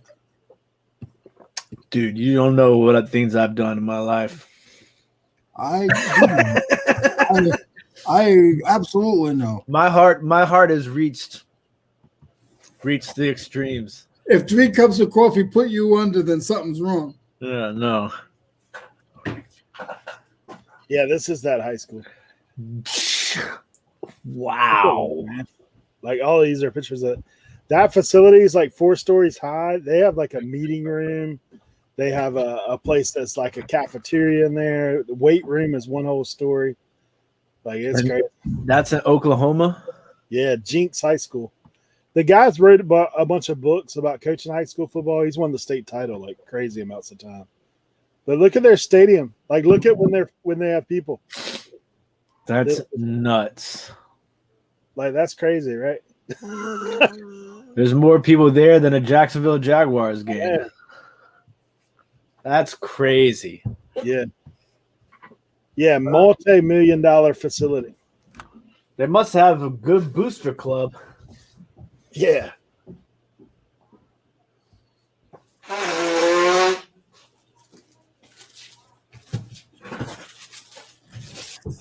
Here you go, Tim. Wait.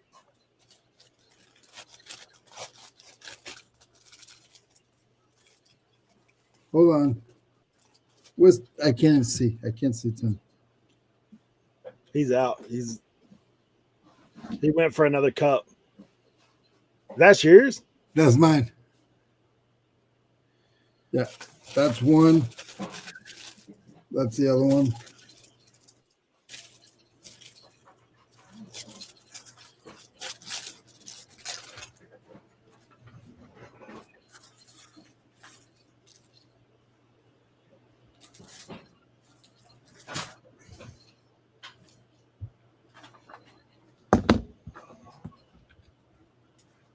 Mm.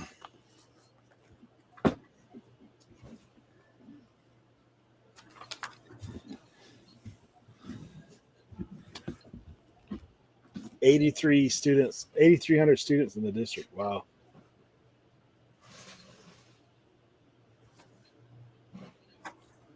Yeah, that's definitely like Friday Night Light stuff, though. It's funny, man. When I started coaching football here, Hatteras, like they'd only had football for a few years, so it's funny, man. It's real funny because I never forget. You know, because you watch football, Leroy, like, and obviously you probably played, but so you know, when the ref does the sign for false start, and he like rolls his arms like this, you know, like does this for false start. Dude, we have people on our sideline because they don't know nothing about football. And one lady's going off. She's like, traveling. How you calling traveling? I was like, are you kidding me? I'm just looking. I was like, man. I said, please tell me that's somebody from the visitor side. Nah, that was one of them loud mamas. Yeah, I was rolling, man. I'm on the sideline. Like, I'm like, dude, just be quiet.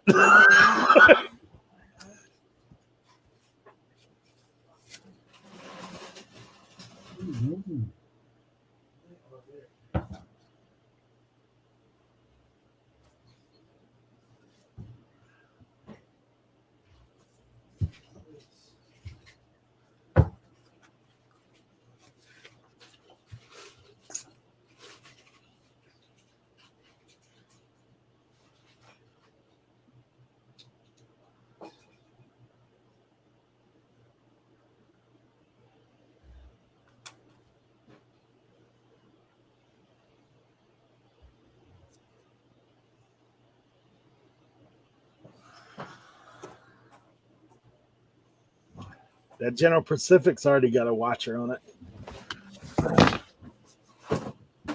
They're trying to get that discount right out of the gate.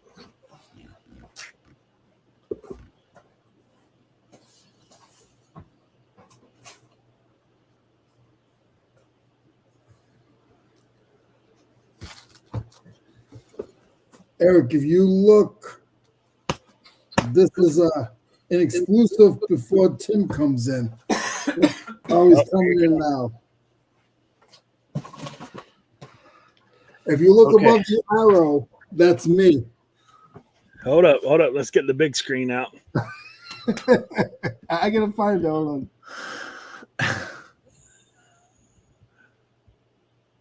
Focus. Leroy. I see you there. You see, Nice.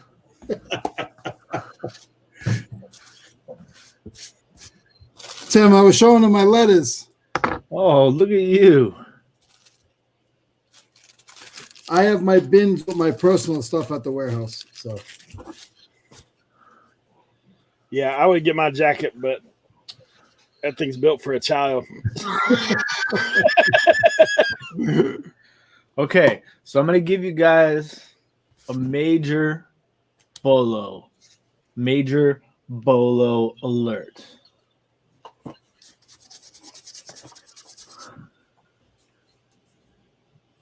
West Virginia? What is it? Jason Wu. Jason Wu. Jason Wu.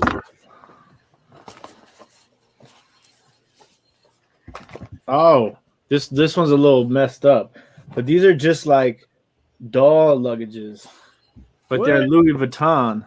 oh really? Mm. Really? That's crazy, man. I sold like an empty box, empty Jason Wu box for like $150. That's crazy. So I got all this stuff for free, and I need to do it. Now the question is Jimmy, are you in here still, Jimmy? At what point do I just take these dolls out of their boxes because the boxes are so damaged? Jeez, I don't know, man. Somebody sold a naked Jason Wu for like $100. You said what? Somebody sold a naked Jason Wu doll for like $100. I'm telling you, man. I sold and it sells fast. But like I got these Star Wars things too. But like these boxes are destroyed. Like, look at this. Yeah, that's probably gonna come out of the box. Okay, that's coming out the box then. All right. Yeah, We're gonna go through these really fast. I don't think you get. I mean, unless you list it as damaged box, but I'm sure people would want to see is the thing damaged because the box looking like that. Okay, we got a Wizard of Oz Barbie doll. That box is in good shape. So we'll keep that in the box.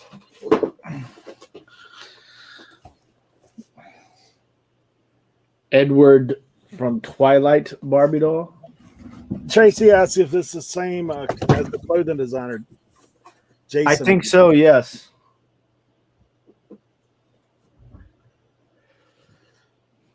If sealed, I'd never remove from the box. Tommy, what about this box?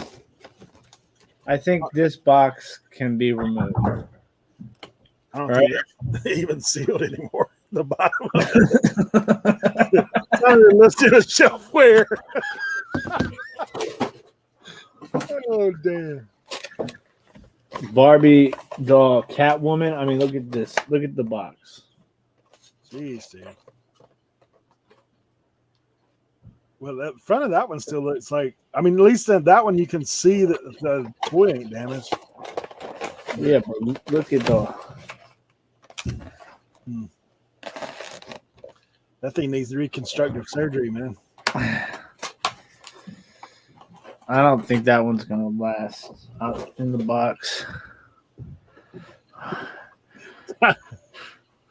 Look, you see, I've told you guys. I'm telling you. Look what Susie said. The top result from Jason Wu completed is an $810 outfit. Jeez, bro. This one I'll probably keep in the box. The box is only a little bit damaged on the bottom. Yeah, you can get by with that one. This is Calvin Klein. Okay. Hey, there's your couple auction items. You got them for free. What about this one? This one. Star Wars. I don't know if those Star Wars episode ones are worth it as much. I mean, they're free, so Yeah, I'll take $5. No. I'm just saying I don't know how much. They're worth. No matter how bad a box is, it's still new. The second it comes out the box, it's pre-owned. Dude, I feel you, Tommy, but this isn't even. I can't. The front's not that bad. Yeah, maybe the front. I mean, as long as you can show that there's not damage to the doll, I think you'll be okay. Even with the box being jacked. You might could iron that out a little bit in the back. All right. That's new old stock. This looks like it's just disgusting, though. You just gonna This- put it in. There You know go, what the Tommy. fraudulent people would do? They'd put that in a box and then crinkle the corner and say, "Man, USPS, they damaged that box." Ralph Lauren Barbie, man. Cute. Oh, I mean, have they got wet? I think so. Yeah. It don't smell like mold though, huh? Yeah, they do. Not even just mold. It's like cat throw up or something.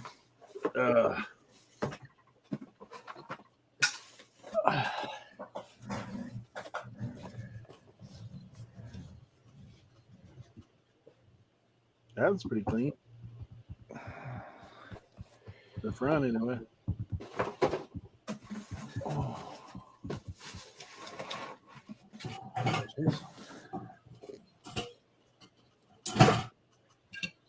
Wow.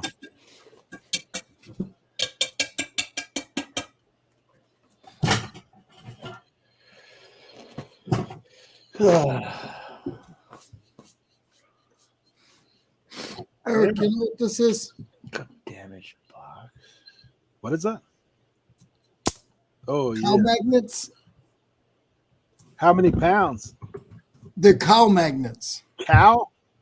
Yeah, so they put them in the cow's throats, so any of the metal shavings and stuff goes in. And when they open up the cow for the butcher, all the metal and everything that they eat is all on the magnet. What? Yeah, look it up. Look it up. Oh, dude.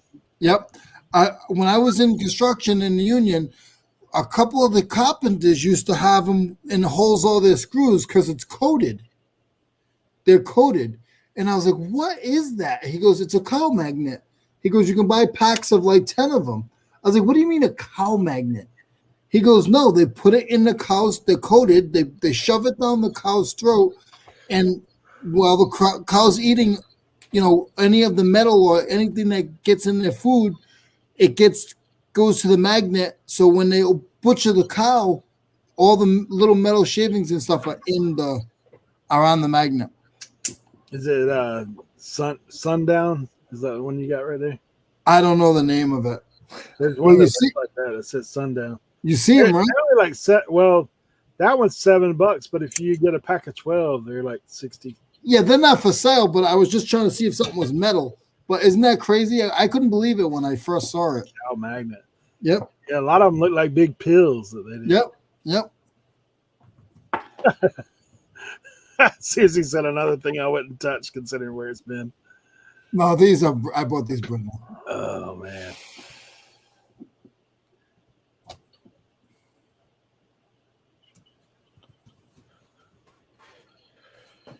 Yeah, that's some crazy dolls that you got there. Oh, Yeah. that's crazy, Tracy. I saw a video of that a couple of weeks ago. Dude, I think I must have to start digging for my items here. Oh.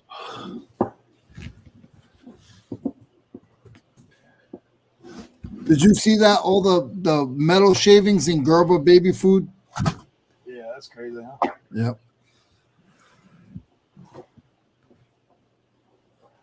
It's like they talk about the acceptable amount of rat poop.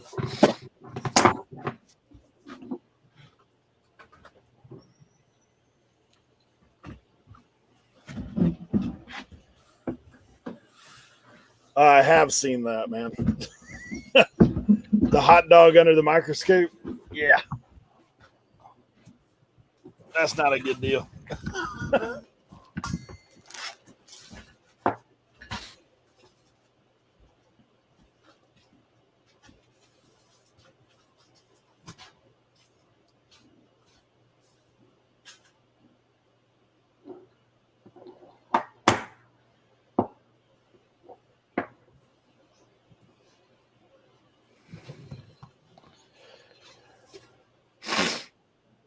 Thank you, Tommy.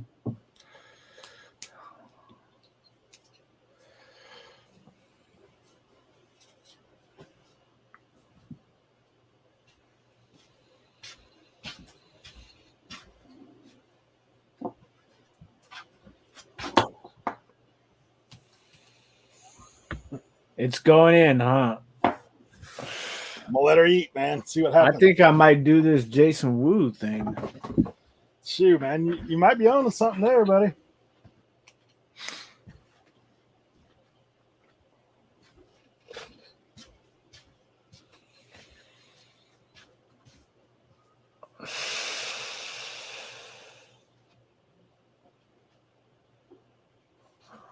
I've got another decent hat that I thought about putting in.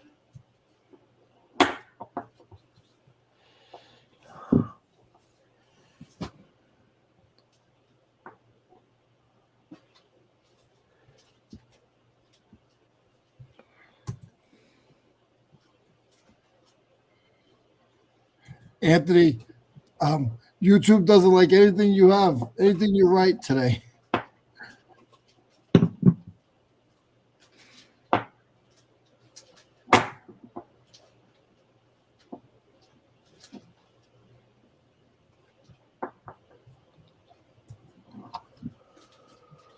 I guess it's just me, guys. They left me. I'm here. Oh, okay. All I know is you guys make me hungry. I am starving right now. 10 items, man.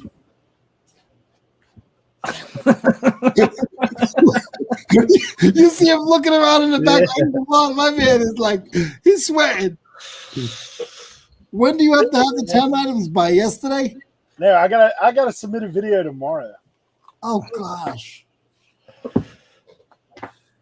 So is it a video on your channel or you just submit it to them? No, on our own channels. Yeah. So you gotta edit it, and you can run a little late there. I haven't done it either, so I haven't even picked my items yet. It ain't even like that. Everybody in the group chat is like, my video is edited and ready to go, and I'm like, oh man. Yeah, we're like, nah. Procrastination, the mother of resourcefulness. Eric's gonna message Bolo, but well, because my bank account's set up, my dog ate my homework. Nah, it really just affects you, man. Like about your deal.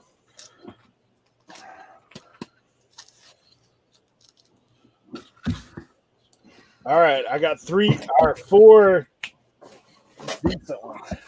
Aaron, I think I'm gonna call when I get off of here. I'm gonna get off of here soon, and I did 15 items today, so I think I'm gonna call and wait on the phone for 3 hours.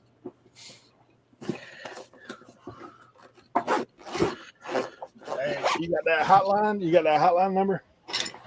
No. I'll text Whoa. you. Look at this. What do you got? It's a gimbal. Oh, cool.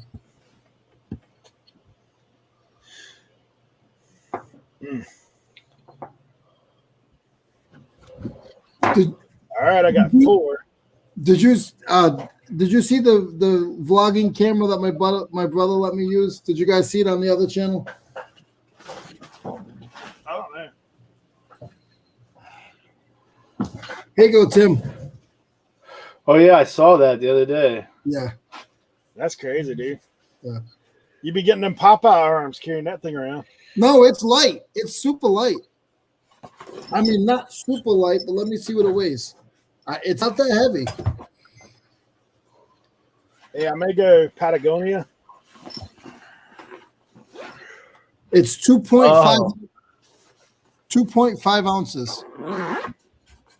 Oh yeah, that is light. Yeah, it's 2 pounds, 5 ounces. 2 pounds, 5 ounces. That's still light, though. Yeah. It's light until you do this all day, carrying it around. Tim, I'm going to go on the boat. Hey, what's going on, everybody? This is Leroy. Just want to say hello. This is my friend, Lonnie. He's a new reseller. That's how I'm going to be. This is Lonnie. Can you guys say hi to Lonnie? Ooh.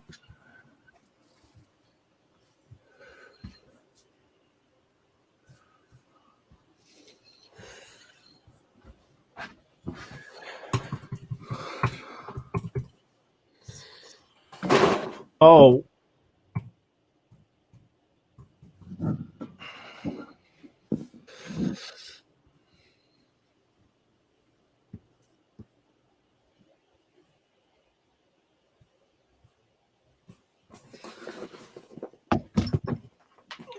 I don't really have any cards of any value, or I would do a card.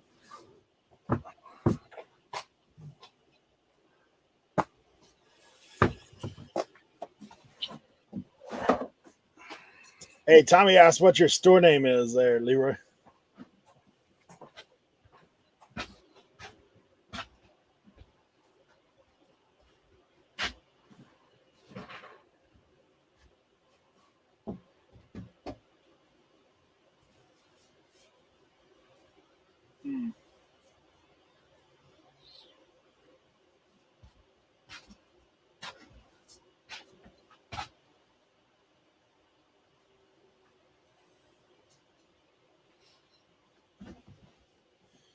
Yeah, 200 GoPros running the whole time, catching everybody with bad angles.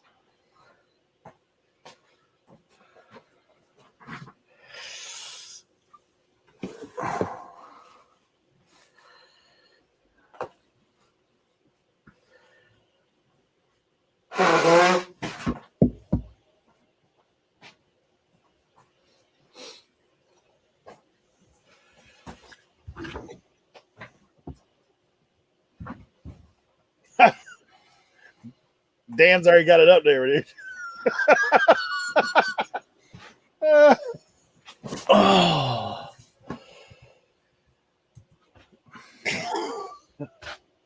Thanks, Dan. man, I'm gonna tell you what. That coffee didn't do a darn thing.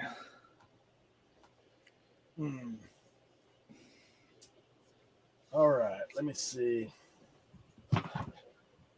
1, 2, 3, 4, 5, 6. See, that's when I start getting bogged down on that. I think that's gonna be the hardest part for me is picking the 10 items.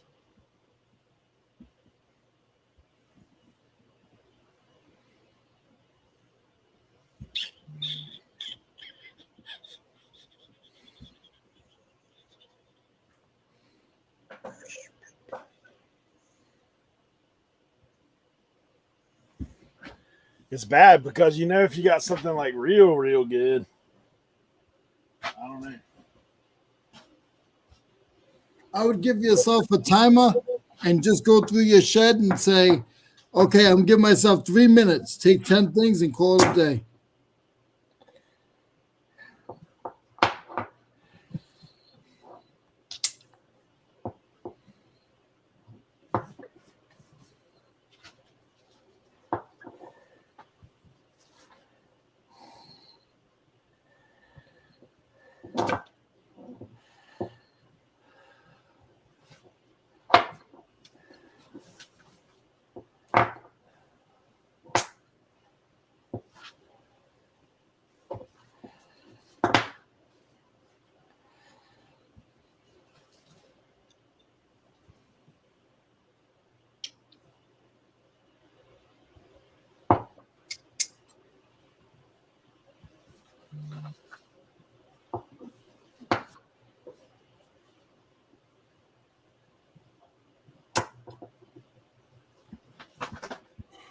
Oh boy.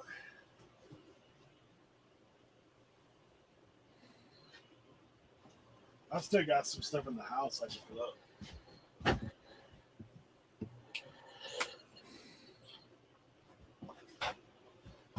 Need 4 more items.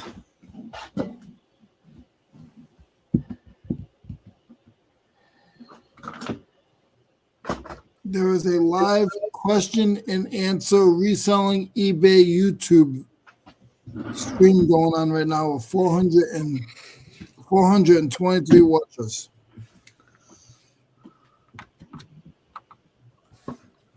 Yeah.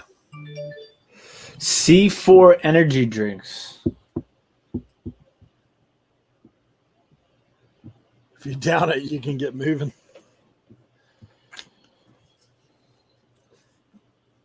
I've not ever had a whole lot of success with energy drinks. I lived off of them for like 3 years.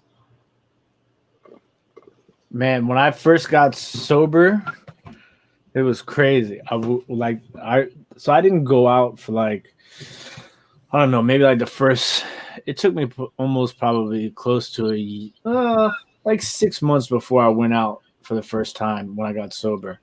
But the first time I went out, like I was drinking Red Bulls at the bar like they were vodka tonics. And so so like I had like the first bar we were at, I probably had, I don't know, 4 Red Bulls in like an hour and a half, and I was wired.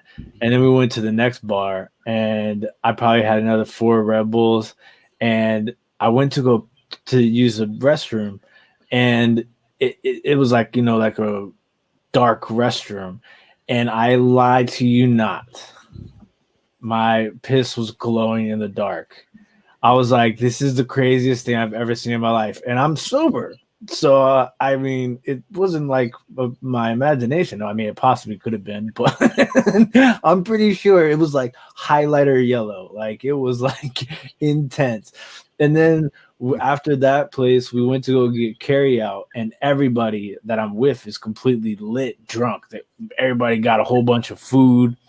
We get back to the house, and people are just falling out one by one with like the food on their lap, and then like I'm like on the couch, like I can't even sleep. I can't even think about going to sleep. It took me like a day to fall asleep. It was so bad. I was like, okay, so if I go out, I can't replace the alcoholic drinks with Red Bulls because I'm not gonna last in life.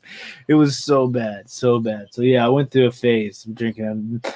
I used to drink the bartenders here in the DC that, you know, because they knew who I was, they would say they say, do you want something to drink? And I was like, yeah. So they started making me Red Bull and ginger beer as like a little cocktail for me.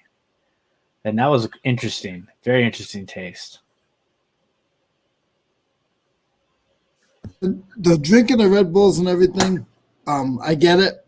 The whole part of that story I don't understand is the bathroom in a dark area. That's the part that scares me. You becoming sober and not drinking, I'm proud of you. But the bathroom in a dark area at a nightclub?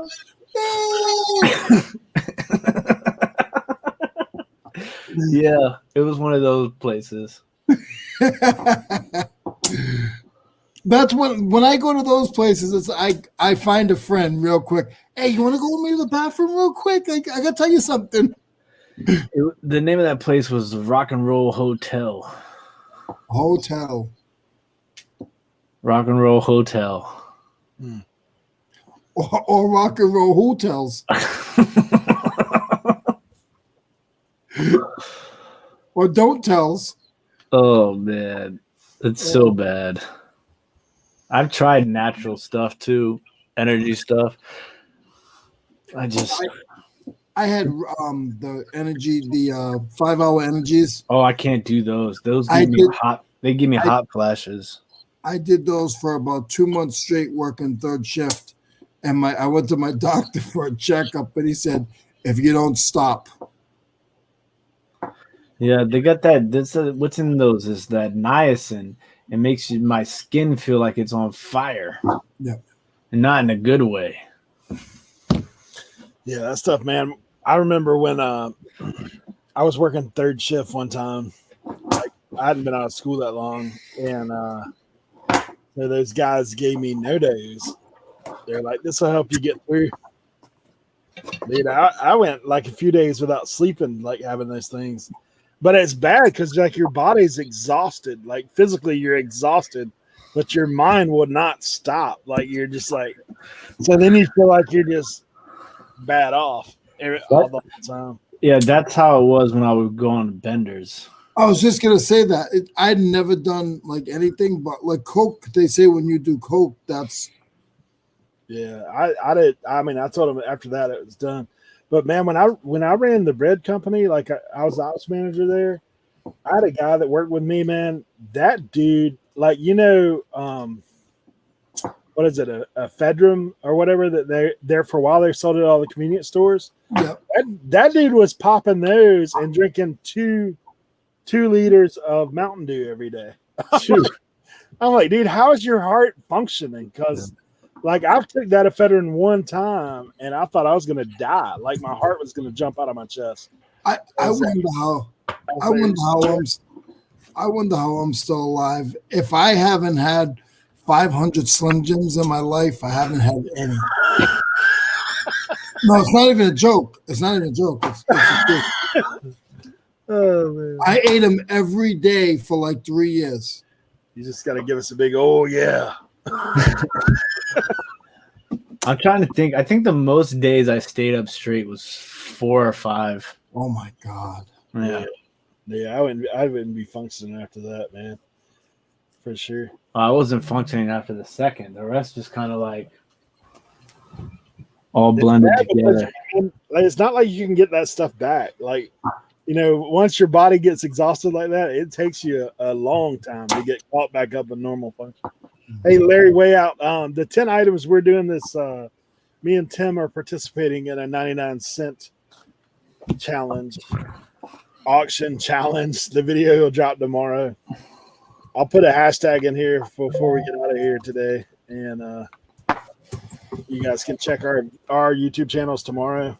We'll have a drop coming at 11:30. Maybe.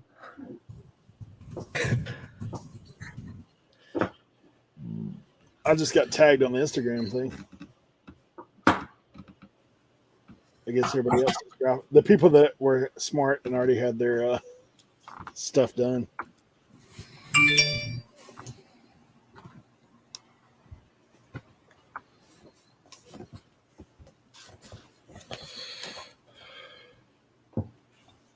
Yeah, everybody will be under that hashtag on YouTube. You can look it up like that. Hashtag vote auction 99. You guys get to pick what items we put in. Should be fun. Oh, it's gonna be bundles. You know what really doesn't bother me, but like it gets me sometimes is when you're looking up like something, and in the process of looking it up, you're like, oh, this isn't bad. And then you see like other versions of it that are like 4 to 5 times more expensive, and you're like, dang, I wish I had that one, not this one. Or you get excited when you comp it out real quick. You take it home and you thought it was like 300 and it's like 30. So that happened to me with a piece of uranium glass, and I'm stupid. I should have made a video on it, but I was so angry that I stopped filming. I gotta go outside for a second. We got they're doing our tax assessment on the land today. I didn't know they were coming. I'll be right back. I just want to make sure the lady's not upping my taxes too much. He's gonna go distract her. That's what he's going to do. He's gonna distract her around the new addition that he put on his house. Oh my gosh.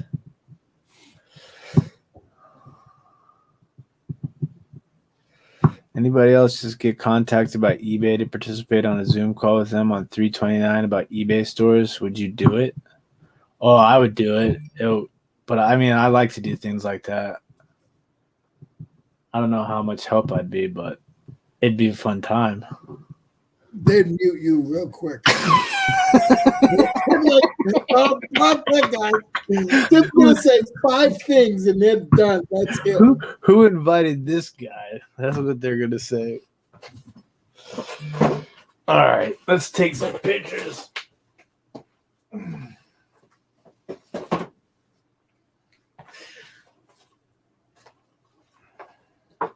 Me too.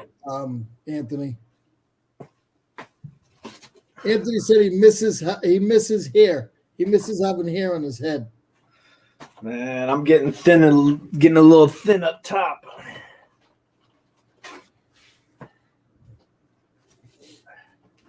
I started getting thin when I was 30.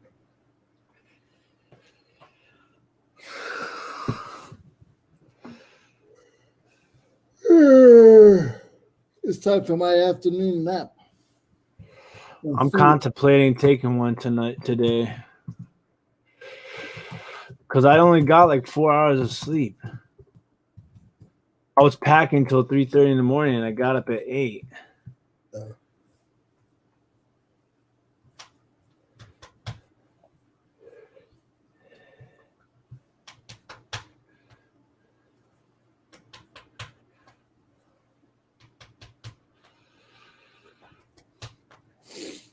Oh.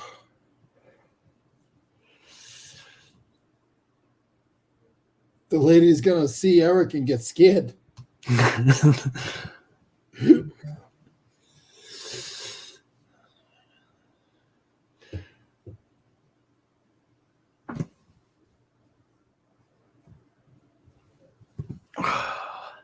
had a customer when the tax man used to come out looking at the property, she'd let her dog out. I'm not kidding. I used to cut her lawn. I cut her lawn for like 15 years. Whenever the tax man came, they'd let the dogs out. That is hilarious.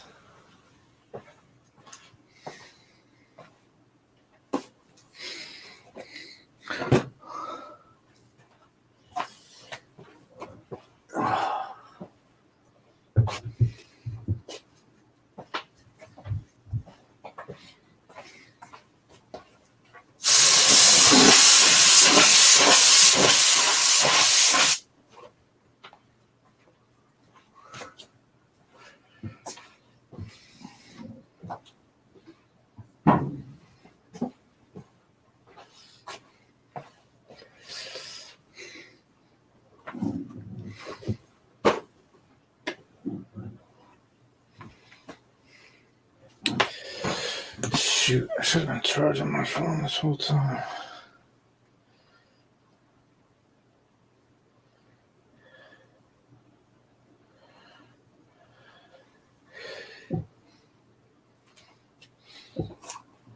Anthony, I actually still go to the barbershop because I like to get lined up sometimes.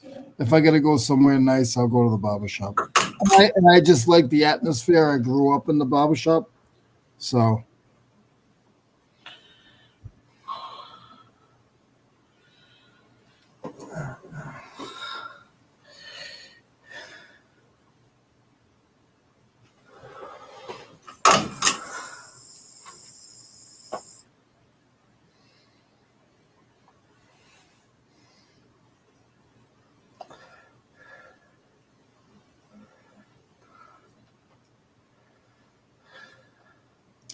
Lisa, every time I think about that, I want to say it was a Sunday. You and Rob went live, and you were hitting them with the whip or the I don't know what it was. And then people were sending you super chats, and you just kept doing it. I can't get that out of my head.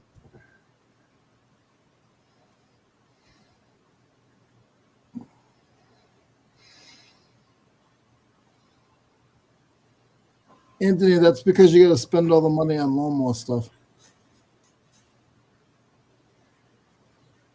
You're selectively cheap. That's what I call it. People are like, oh, you're cheap. I said, no, I'm cheap selectively. I'm cheap where I want to be cheap. Facts. That's how I am.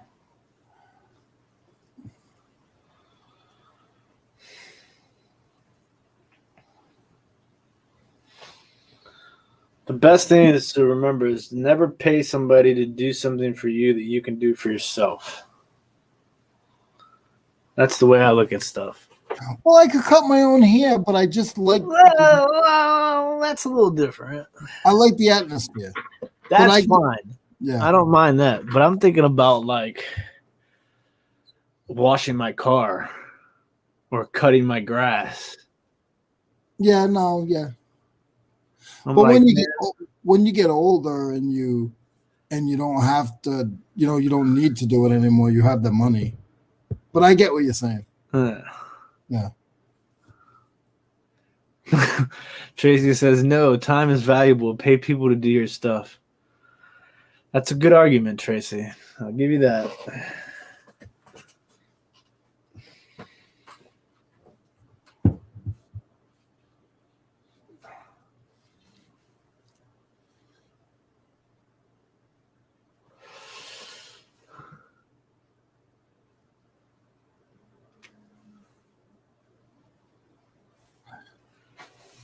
JC, I think it is a touchy subject.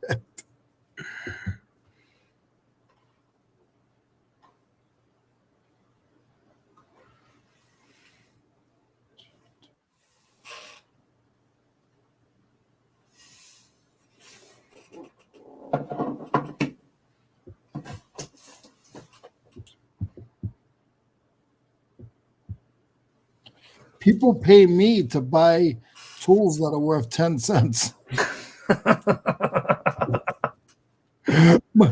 My ex-girlfriend, I used to bring stuff, and my daughter, same thing. I'd bring stuff in the house and they would just call it junk. And then when they started realizing what I was making, it wasn't junk. Oh, you're going to another auction? They're like, somebody really paid you for that? I know it's not a service, but it's sometimes I laugh about things that people buy. Like services, like Tracy said, services are services, but some people just buy stupid stuff. I'm probably one of those, but I wouldn't have a job if people didn't buy stupid stuff. exactly.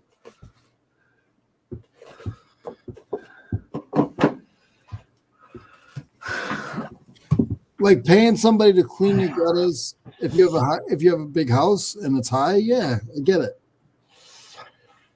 But paying somebody to clean your pool, like all that kind of stuff, I'm like, well, yeah, but I mean, if you got a pool, then I'm pretty sure you can afford to pay somebody to clean it, right? I don't know many people. I don't think I know anybody that has a pool. Not in DC. I know what the property costs out there. To have a pool, probably $1 million. Oh my god. What's going on, Tim? Glock 30 in the building. Hey, Tim, how are you, sir? All right.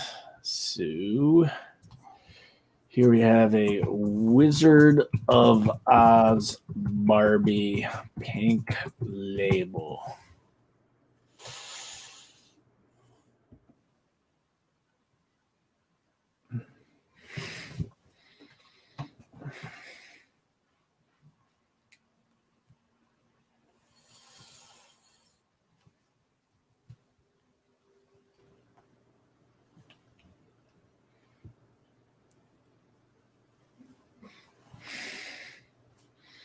Now, Tim, are you going to be away when you have your show? When you're away, do you have your show scheduled for your other channel? When I'm away, where? When you go to the rally? Oh, for the football? No, the resell. When you go to the reseller rally there, are you going to be? You don't do shows during that? No, not during that time. Oh, okay. There you go, Dan. I clean my own pool. Mm. Why can't I find this?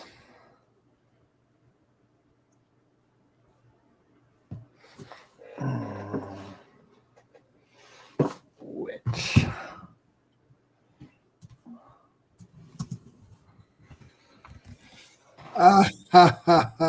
Tax value double. Yeah, Tommy, that's not 5. That's 3. There are a lot of typos, Tommy.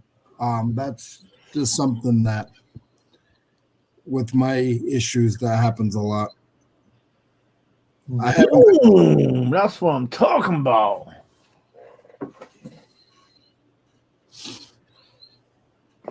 This one right here sold 10 days ago for $88 plus shipping. Mm. Man, we just had Troy on last week on our show. Yeah, he's been doing a lot of Barbie doll, right? Tons of them. Yeah. It has to be the right ones, though. Yep. That is for sure. I've sold, like, that was one of the first things I listed when I started selling on Etsy was Barbie dolls. I still have some that are listed right now.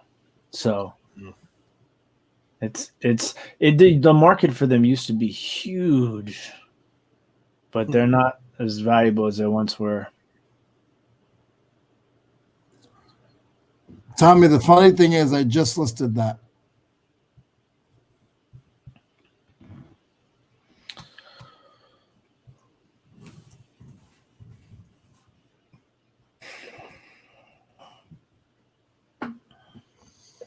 Man, Cat's got a big show tonight, huh?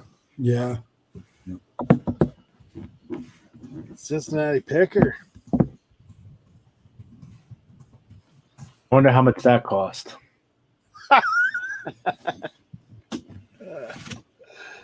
You just got to get hooked up with Dave. That's all. Yep. Dave's got the inroads with John. So does Tommy. I mean, Tommy is good. John and Lonnie. Tommy and Tracy, they know these guys. They know these guys. They got all the heavy hitters. Yeah, right. I was on that show twice, 2 times. Boom. You were on Tommy's show. Yeah. Yeah. I was the first guest on Eric's show too. I was on Eric and Sam's show 2 times. 3 times. Boom. 3 times. Has it been 3 times? 2 times, I think. 2 times. Yeah. I watched you on Tommy's show one night, and I'm going to be honest, I was lost, so I went to sleep. I'm just being honest. You started talking about cards, and all I heard was wow, wow, wow, wow, wow, wow, and I was out. I remember, man, the first time. Well, you know, we were new to doing the show. Like, it was me, Sam, and Jacob in the beginning, and so we did a one show by ourselves, and then we brought Tim in. And I was joking Sam. I said, man, this thing's easy. Just ask that man like 3 questions. And he'd go.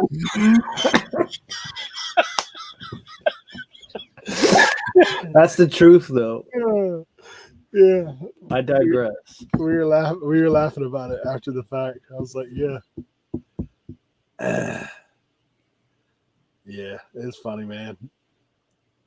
It's kind of wild, though. Gosh, we've been doing our show almost a year. And I know, you know, like obviously Tommy and Tracy have done that for a while.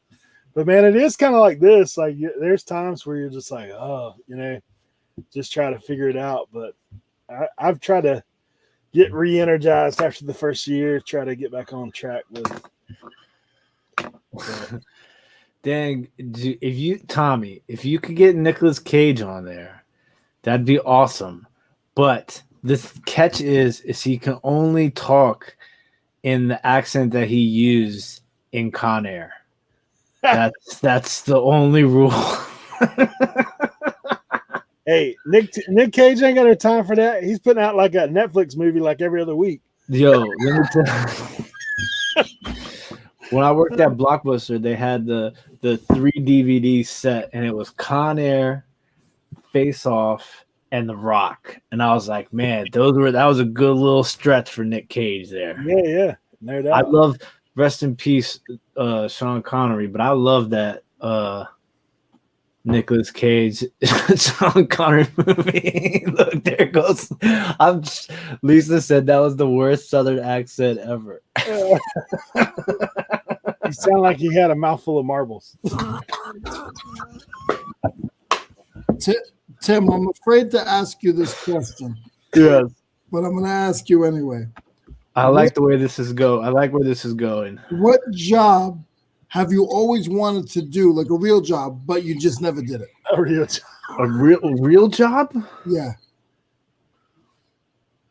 But you only have a 2-minute. You have a 2-minute answer. That's it. I don't know if I've never really wanted a real job. There was never a job that you said, you know what, I wish I could do that. I've always wanted to do that, like a bounty hunter or something. Like you'd be a crazy bounty hunter. I'd hate to have you as a bounty hunter. That's for sure. No, I mean, well, I guess so. Wait, so is an athlete a real job then? Yeah, whatever. I mean, I don't care. Well, I will tell you this is that I was early on, I thought I was going to be an athlete 100% because I played like that's what I did. I played sports. Like I was a big sports guy. And then I thought I was going to be a rapper. I moved to New York to do music. And you guys already know that story. And then I went down a slippery slope. So, and here I am now. But I did have like 36 jobs in between there. Yeah, that's why I asked you, because I knew you had 100 jobs. How about you, Eric? I've worked a lot of crazy jobs. Hey, when you said that, so the other day I fell down the rabbit hole and was watching clips from In Living Color, right? Oh, You're making me crazy. yes. What? I didn't love your father. He had like 100 jobs. Topher said he always wanted to rob a bank. That's something I expected from Tim. Oh, I had a couple of planned attempts, but I've always, and to this day, I still want to do it. I don't know physically if I can do it. I've always wanted to handle the luggage at the airport, like go in the plane and stack the planes up with the luggage. I don't know why.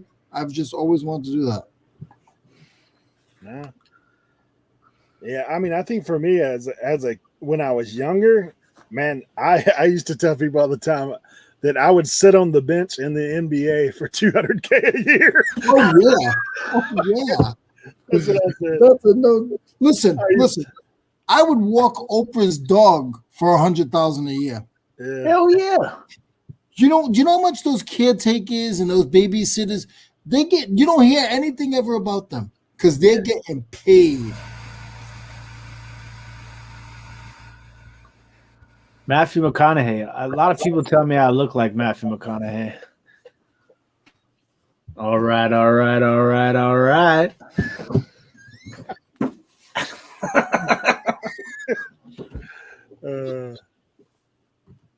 Man, that's funny. I can watch any Matthew McConaughey movie, no matter how bad it is. Matthew McConaughey, Denzel Washington, and Morgan Freeman and Samuel L. Jackson. I can watch anything that any of those guys do. Doesn't matter how bad it is. I even watch Snakes on a Plane. How they got away with making that movie is beyond me. Man. So, guys, I gotta run. I gotta go grab some food, and I gotta call eBay. So Good luck with that, Leroy. Yeah. All right, Leroy. I'll see you guys next week. Eric, again, thank you. Tim, thank you, and I'll message Tank. Make sure he's good. Bye, guys. Yeah, Bye, man. Leroy. Appreciate you coming by. Yep. See you, everybody in chat. Don't forget to vote on our stuff tomorrow, Leroy. I'm against it. Eric, all you gotta do is put it in my Cash App, and I'll take care of Tim. I'll knock Tim right out. Yeah. See you guys. All right, man. What did I do with that dust off? Dude, I gotta find some more stuff.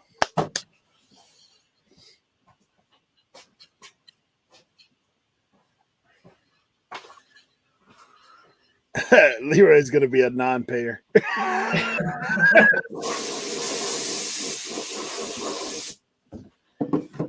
I think that's why she did give us till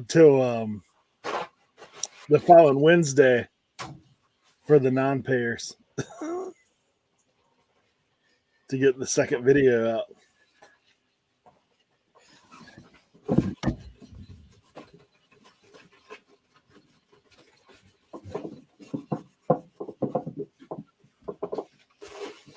Yeah, I gotta shoot my video. I gotta do it tonight because I'm going out of town tomorrow. Where are you headed? To Elizabeth City. It's not too far. My dad's getting his cataract surgery done, Gotcha. so I'll be on the D&D, the designated driver. Yeah.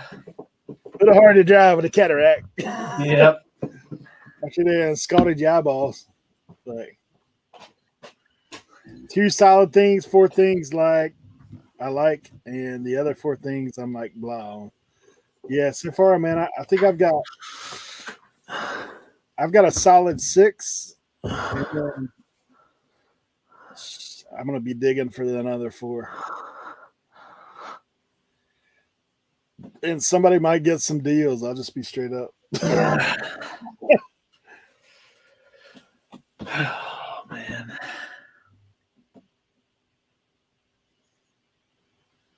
Yeah, because 11:30, there's no way I could get done what I need to get done. Yeah, I'm gonna film it all tonight. Yeah, that's what I'm thinking. Film it tonight. He's got like 2 or 3 hours. I can edit. I'll probably film and edit tonight. That's it. I think that's what I'm gonna do too. Yeah, just have it ready in the queue so it can go out on its own.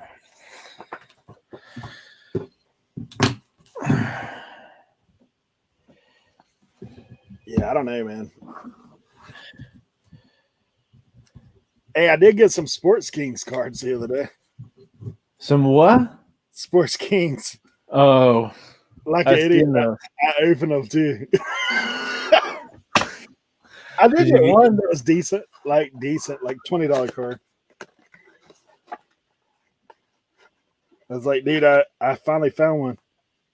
These. Yeah. So I got Drew Brees, obviously retiring. Yeah. Him and Booth.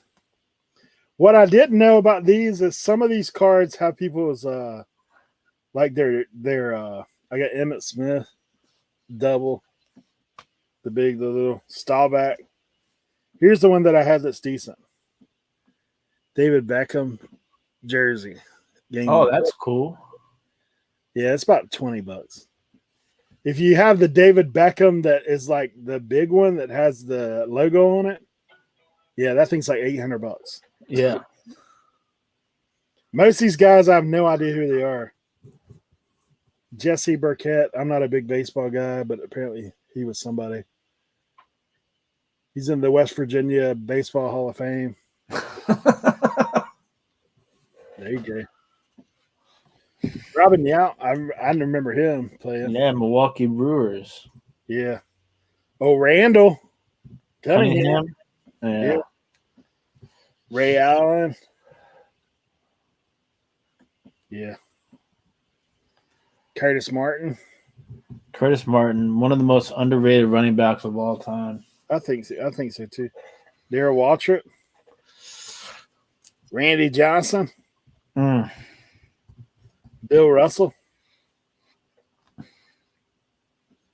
See, some of these dudes I don't even know though. Mo Cheeks, I know him. Maurice. Walter Austin. Nope. No clue. Manager for the Dodgers from 59 to 76. The Brooklyn Dodgers before they went to LA. Ted Simmons.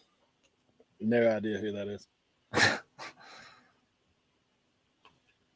Switch hitter. Won the Silver Slugger. It's in the St. Louis Cardinal Hall of Fame. What's weird with the Sports Kings, though, is check this out. They throw in those. I think that's the coolest part. Look at this cat, man. Oh, that's awesome. Old Tom Morris. I hope one day somebody talks about me like that. Old Tom Morris. Hey, he's got the Old- beard. He's old. got the beard.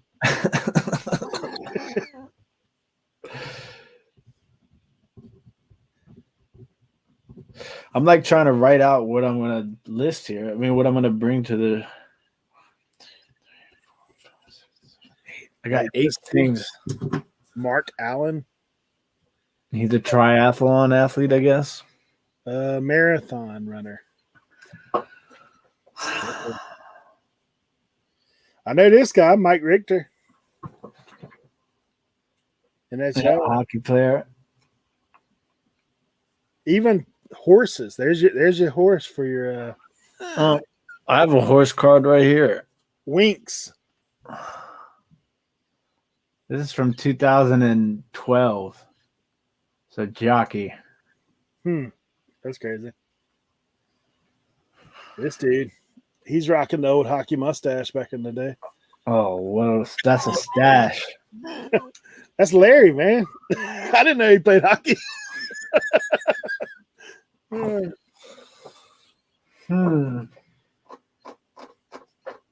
There's even surfers, man. I don't know what I'm gonna do for my last 2 pieces. I don't know. I'm gonna end up pulling some stuff that I probably shouldn't, but I know I will. I don't really have anything like crazy.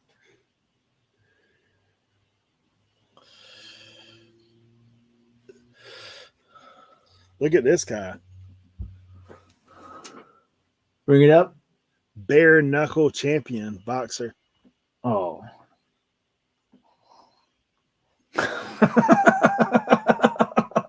Look at Leroy. Thanks, Leroy. Hey, I'll pay you. I'll give you that $5 back for the taking down somebody for me.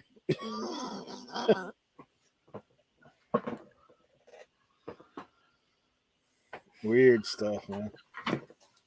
Yeah, that David Beckham. That's about the only one.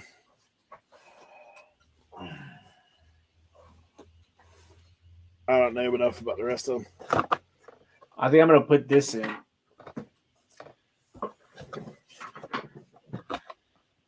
Oh, that's cool. I do have a T-shirt, man. I've got a Taste Born in the Carolinas T-shirt. So it's got the armbands on it, you know. This is what's his name? Is it Peter Frampton? That sounds sounds like a guy. This is like a 1970s band rock T-shirt. Mm. Is it Peter Frampton? Yes. What is it? Frampton's Camel. That sounds weird.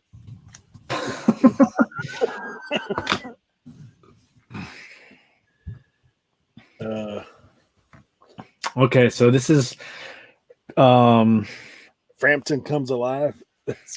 Frampton's Camel is his second studio album, recorded and released in 1973.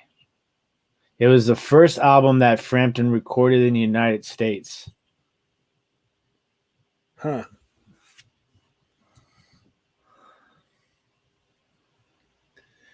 Yeah, I've got some decent stuff, man. I just, like I said, I don't know. I don't know what to say.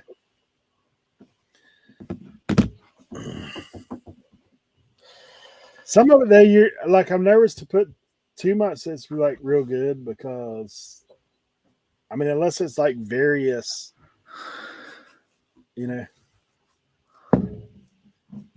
it's a hard one. Yeah, so I got the Batman card, the antique slag glass, the shell pill hat. I have a uranium glass lampshade. I'm going to do the Jason Wu. I have the Peter Frampton t-shirt, and I have a Tiffany and Company rabbit. So I got to come up with 2 more items. I'm stuck at 6 right now. I've got my Nirvana that I'm gonna put it. I've got 2 pair of Ray-Bans. I'm gonna put one in. I've got the Petty. You got some good stuff, man. I've got this, which is actually pretty valuable. That Billboard's 1,000 songs. This is the player for that. So like I've been selling just the disc for 100. The players had a little movement, but no one's pulled the trigger. I got the old Walter Hagen spoon. This thing That's awesome. Should be over 100. And I think somebody will bid on this. I mean, the grip is like gone, but you can still hold it up top. It's just like coming apart a little bit. That's a cool club. Yeah, wood shaft. I'm gonna do the Patagonia because you know how much I love clothes.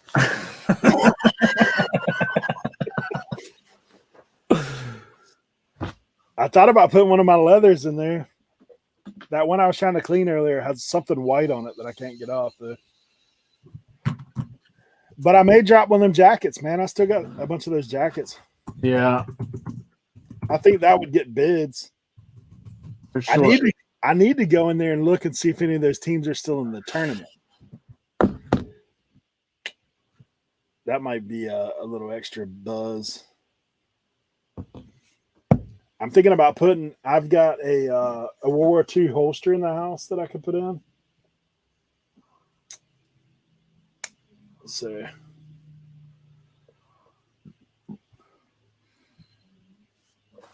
yeah, so that's 6. 4 more.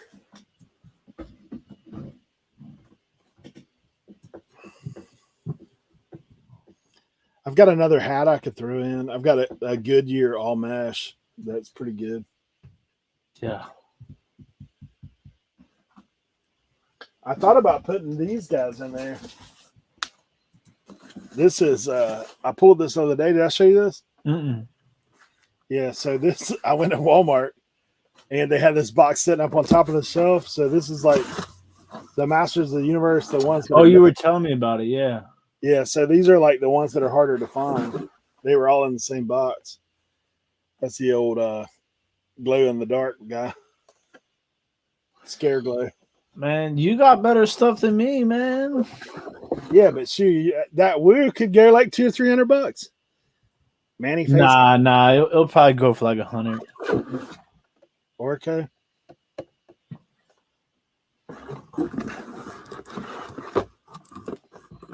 I thought about running them as a lot. Yeah. Here's my other thing is I've got a bag of Marvel action figure parts that are the Build-A-Figure parts. I thought about lotting that out. Yeah, it's not original. That's like the repop, the new version of it. I mean, I could take him out and roll him in the dirt a little bit if that would help. But nah. So I don't know. I'm sure I'll come up with something before the time. I mean, I was thinking like this is just me personally. Like my goal is to hit 500. Like I believe I can get there if I get my picks. Because all those items I just showed you could go for at least that. Except for I don't know about the Patagonia jacket. Like maybe not. But that club, there's one that just went on auction for over 100. Same as what I got there. Pretty much same condition. That hat, I mean, we know that thing's undervalued as far as the market.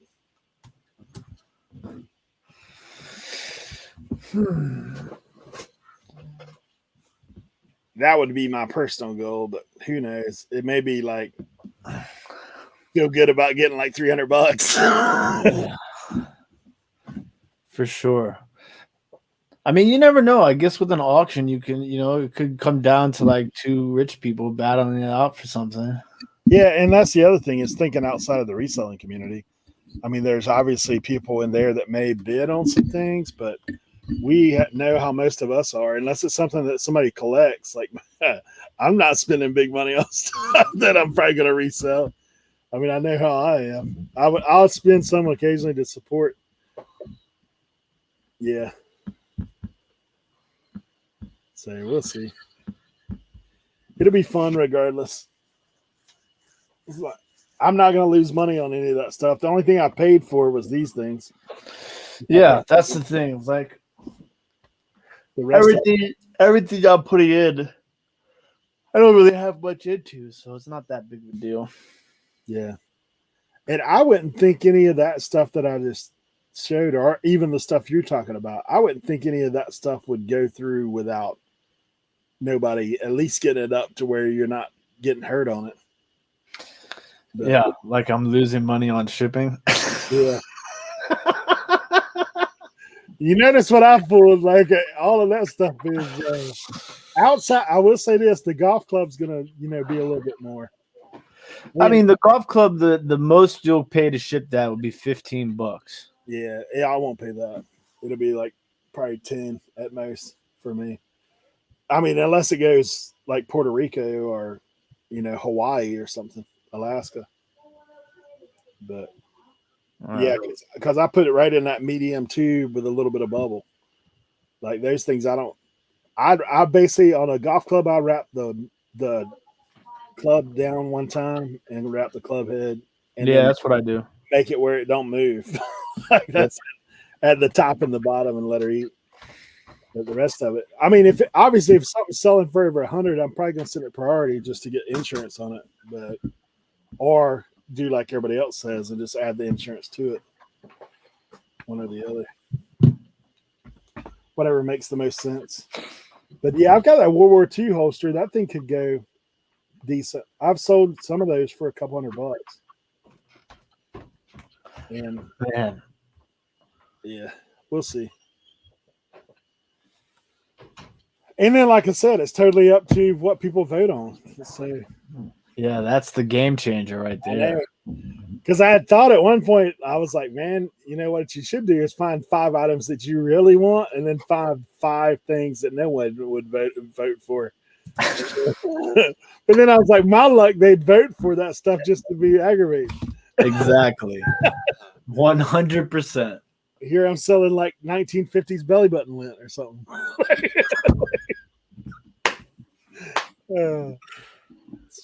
Hey, this is the cleaning rag I've been using for the last week. Yeah. You never know, though. It's Hey, maybe I should go get some socks, walk around in the yard, put that stuff out. yeah. Go get some dirty underwear, man, or a jock strap or something. Yeah. It's crazy. Hey, I got a whole box of cups. No lie, from that sporting goods buy. A whole box of them rigs. Yeah. It'll be fun. Well, I'm gonna jump off here, go in the house, get what I need. All right. Good luck, brother. I will talk to you soon. Appreciate it. Yeah, I'll be looking forward to video drops tomorrow. And guys, the prize for winning the 99-cent auction, Dan, is everybody else is gonna send an item to the reseller that wins.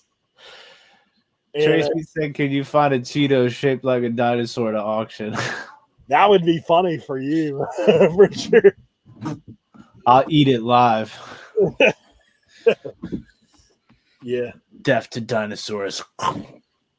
Yeah, the top prize will be I guess I saw in the just message we just got that there is 30 people in there in the auction. So we'll get 29 things or boxes from other resellers is what you win. So you win more work. If and the championship. That's it. Yeah, that's all I want. The auction king. Oh, it's gonna be fun. Yeah, it will be. So I dropped a link earlier, but guys, I mean, obviously check me and Tim's video tomorrow. We'll have the hashtag in ours. You can find everybody else from there. and we should be dropping 11:30 tomorrow. I'll be back Friday. We actually have Farm Girl Scavenger Noelle will be with us Friday night, so looking forward to that. I've been checking her IG lately, man. She finds the craziest stuff. Yeah, she does. I'm looking forward to her hanging out with us. Hey, Lonzo Ball has got 1150 on his moment right now.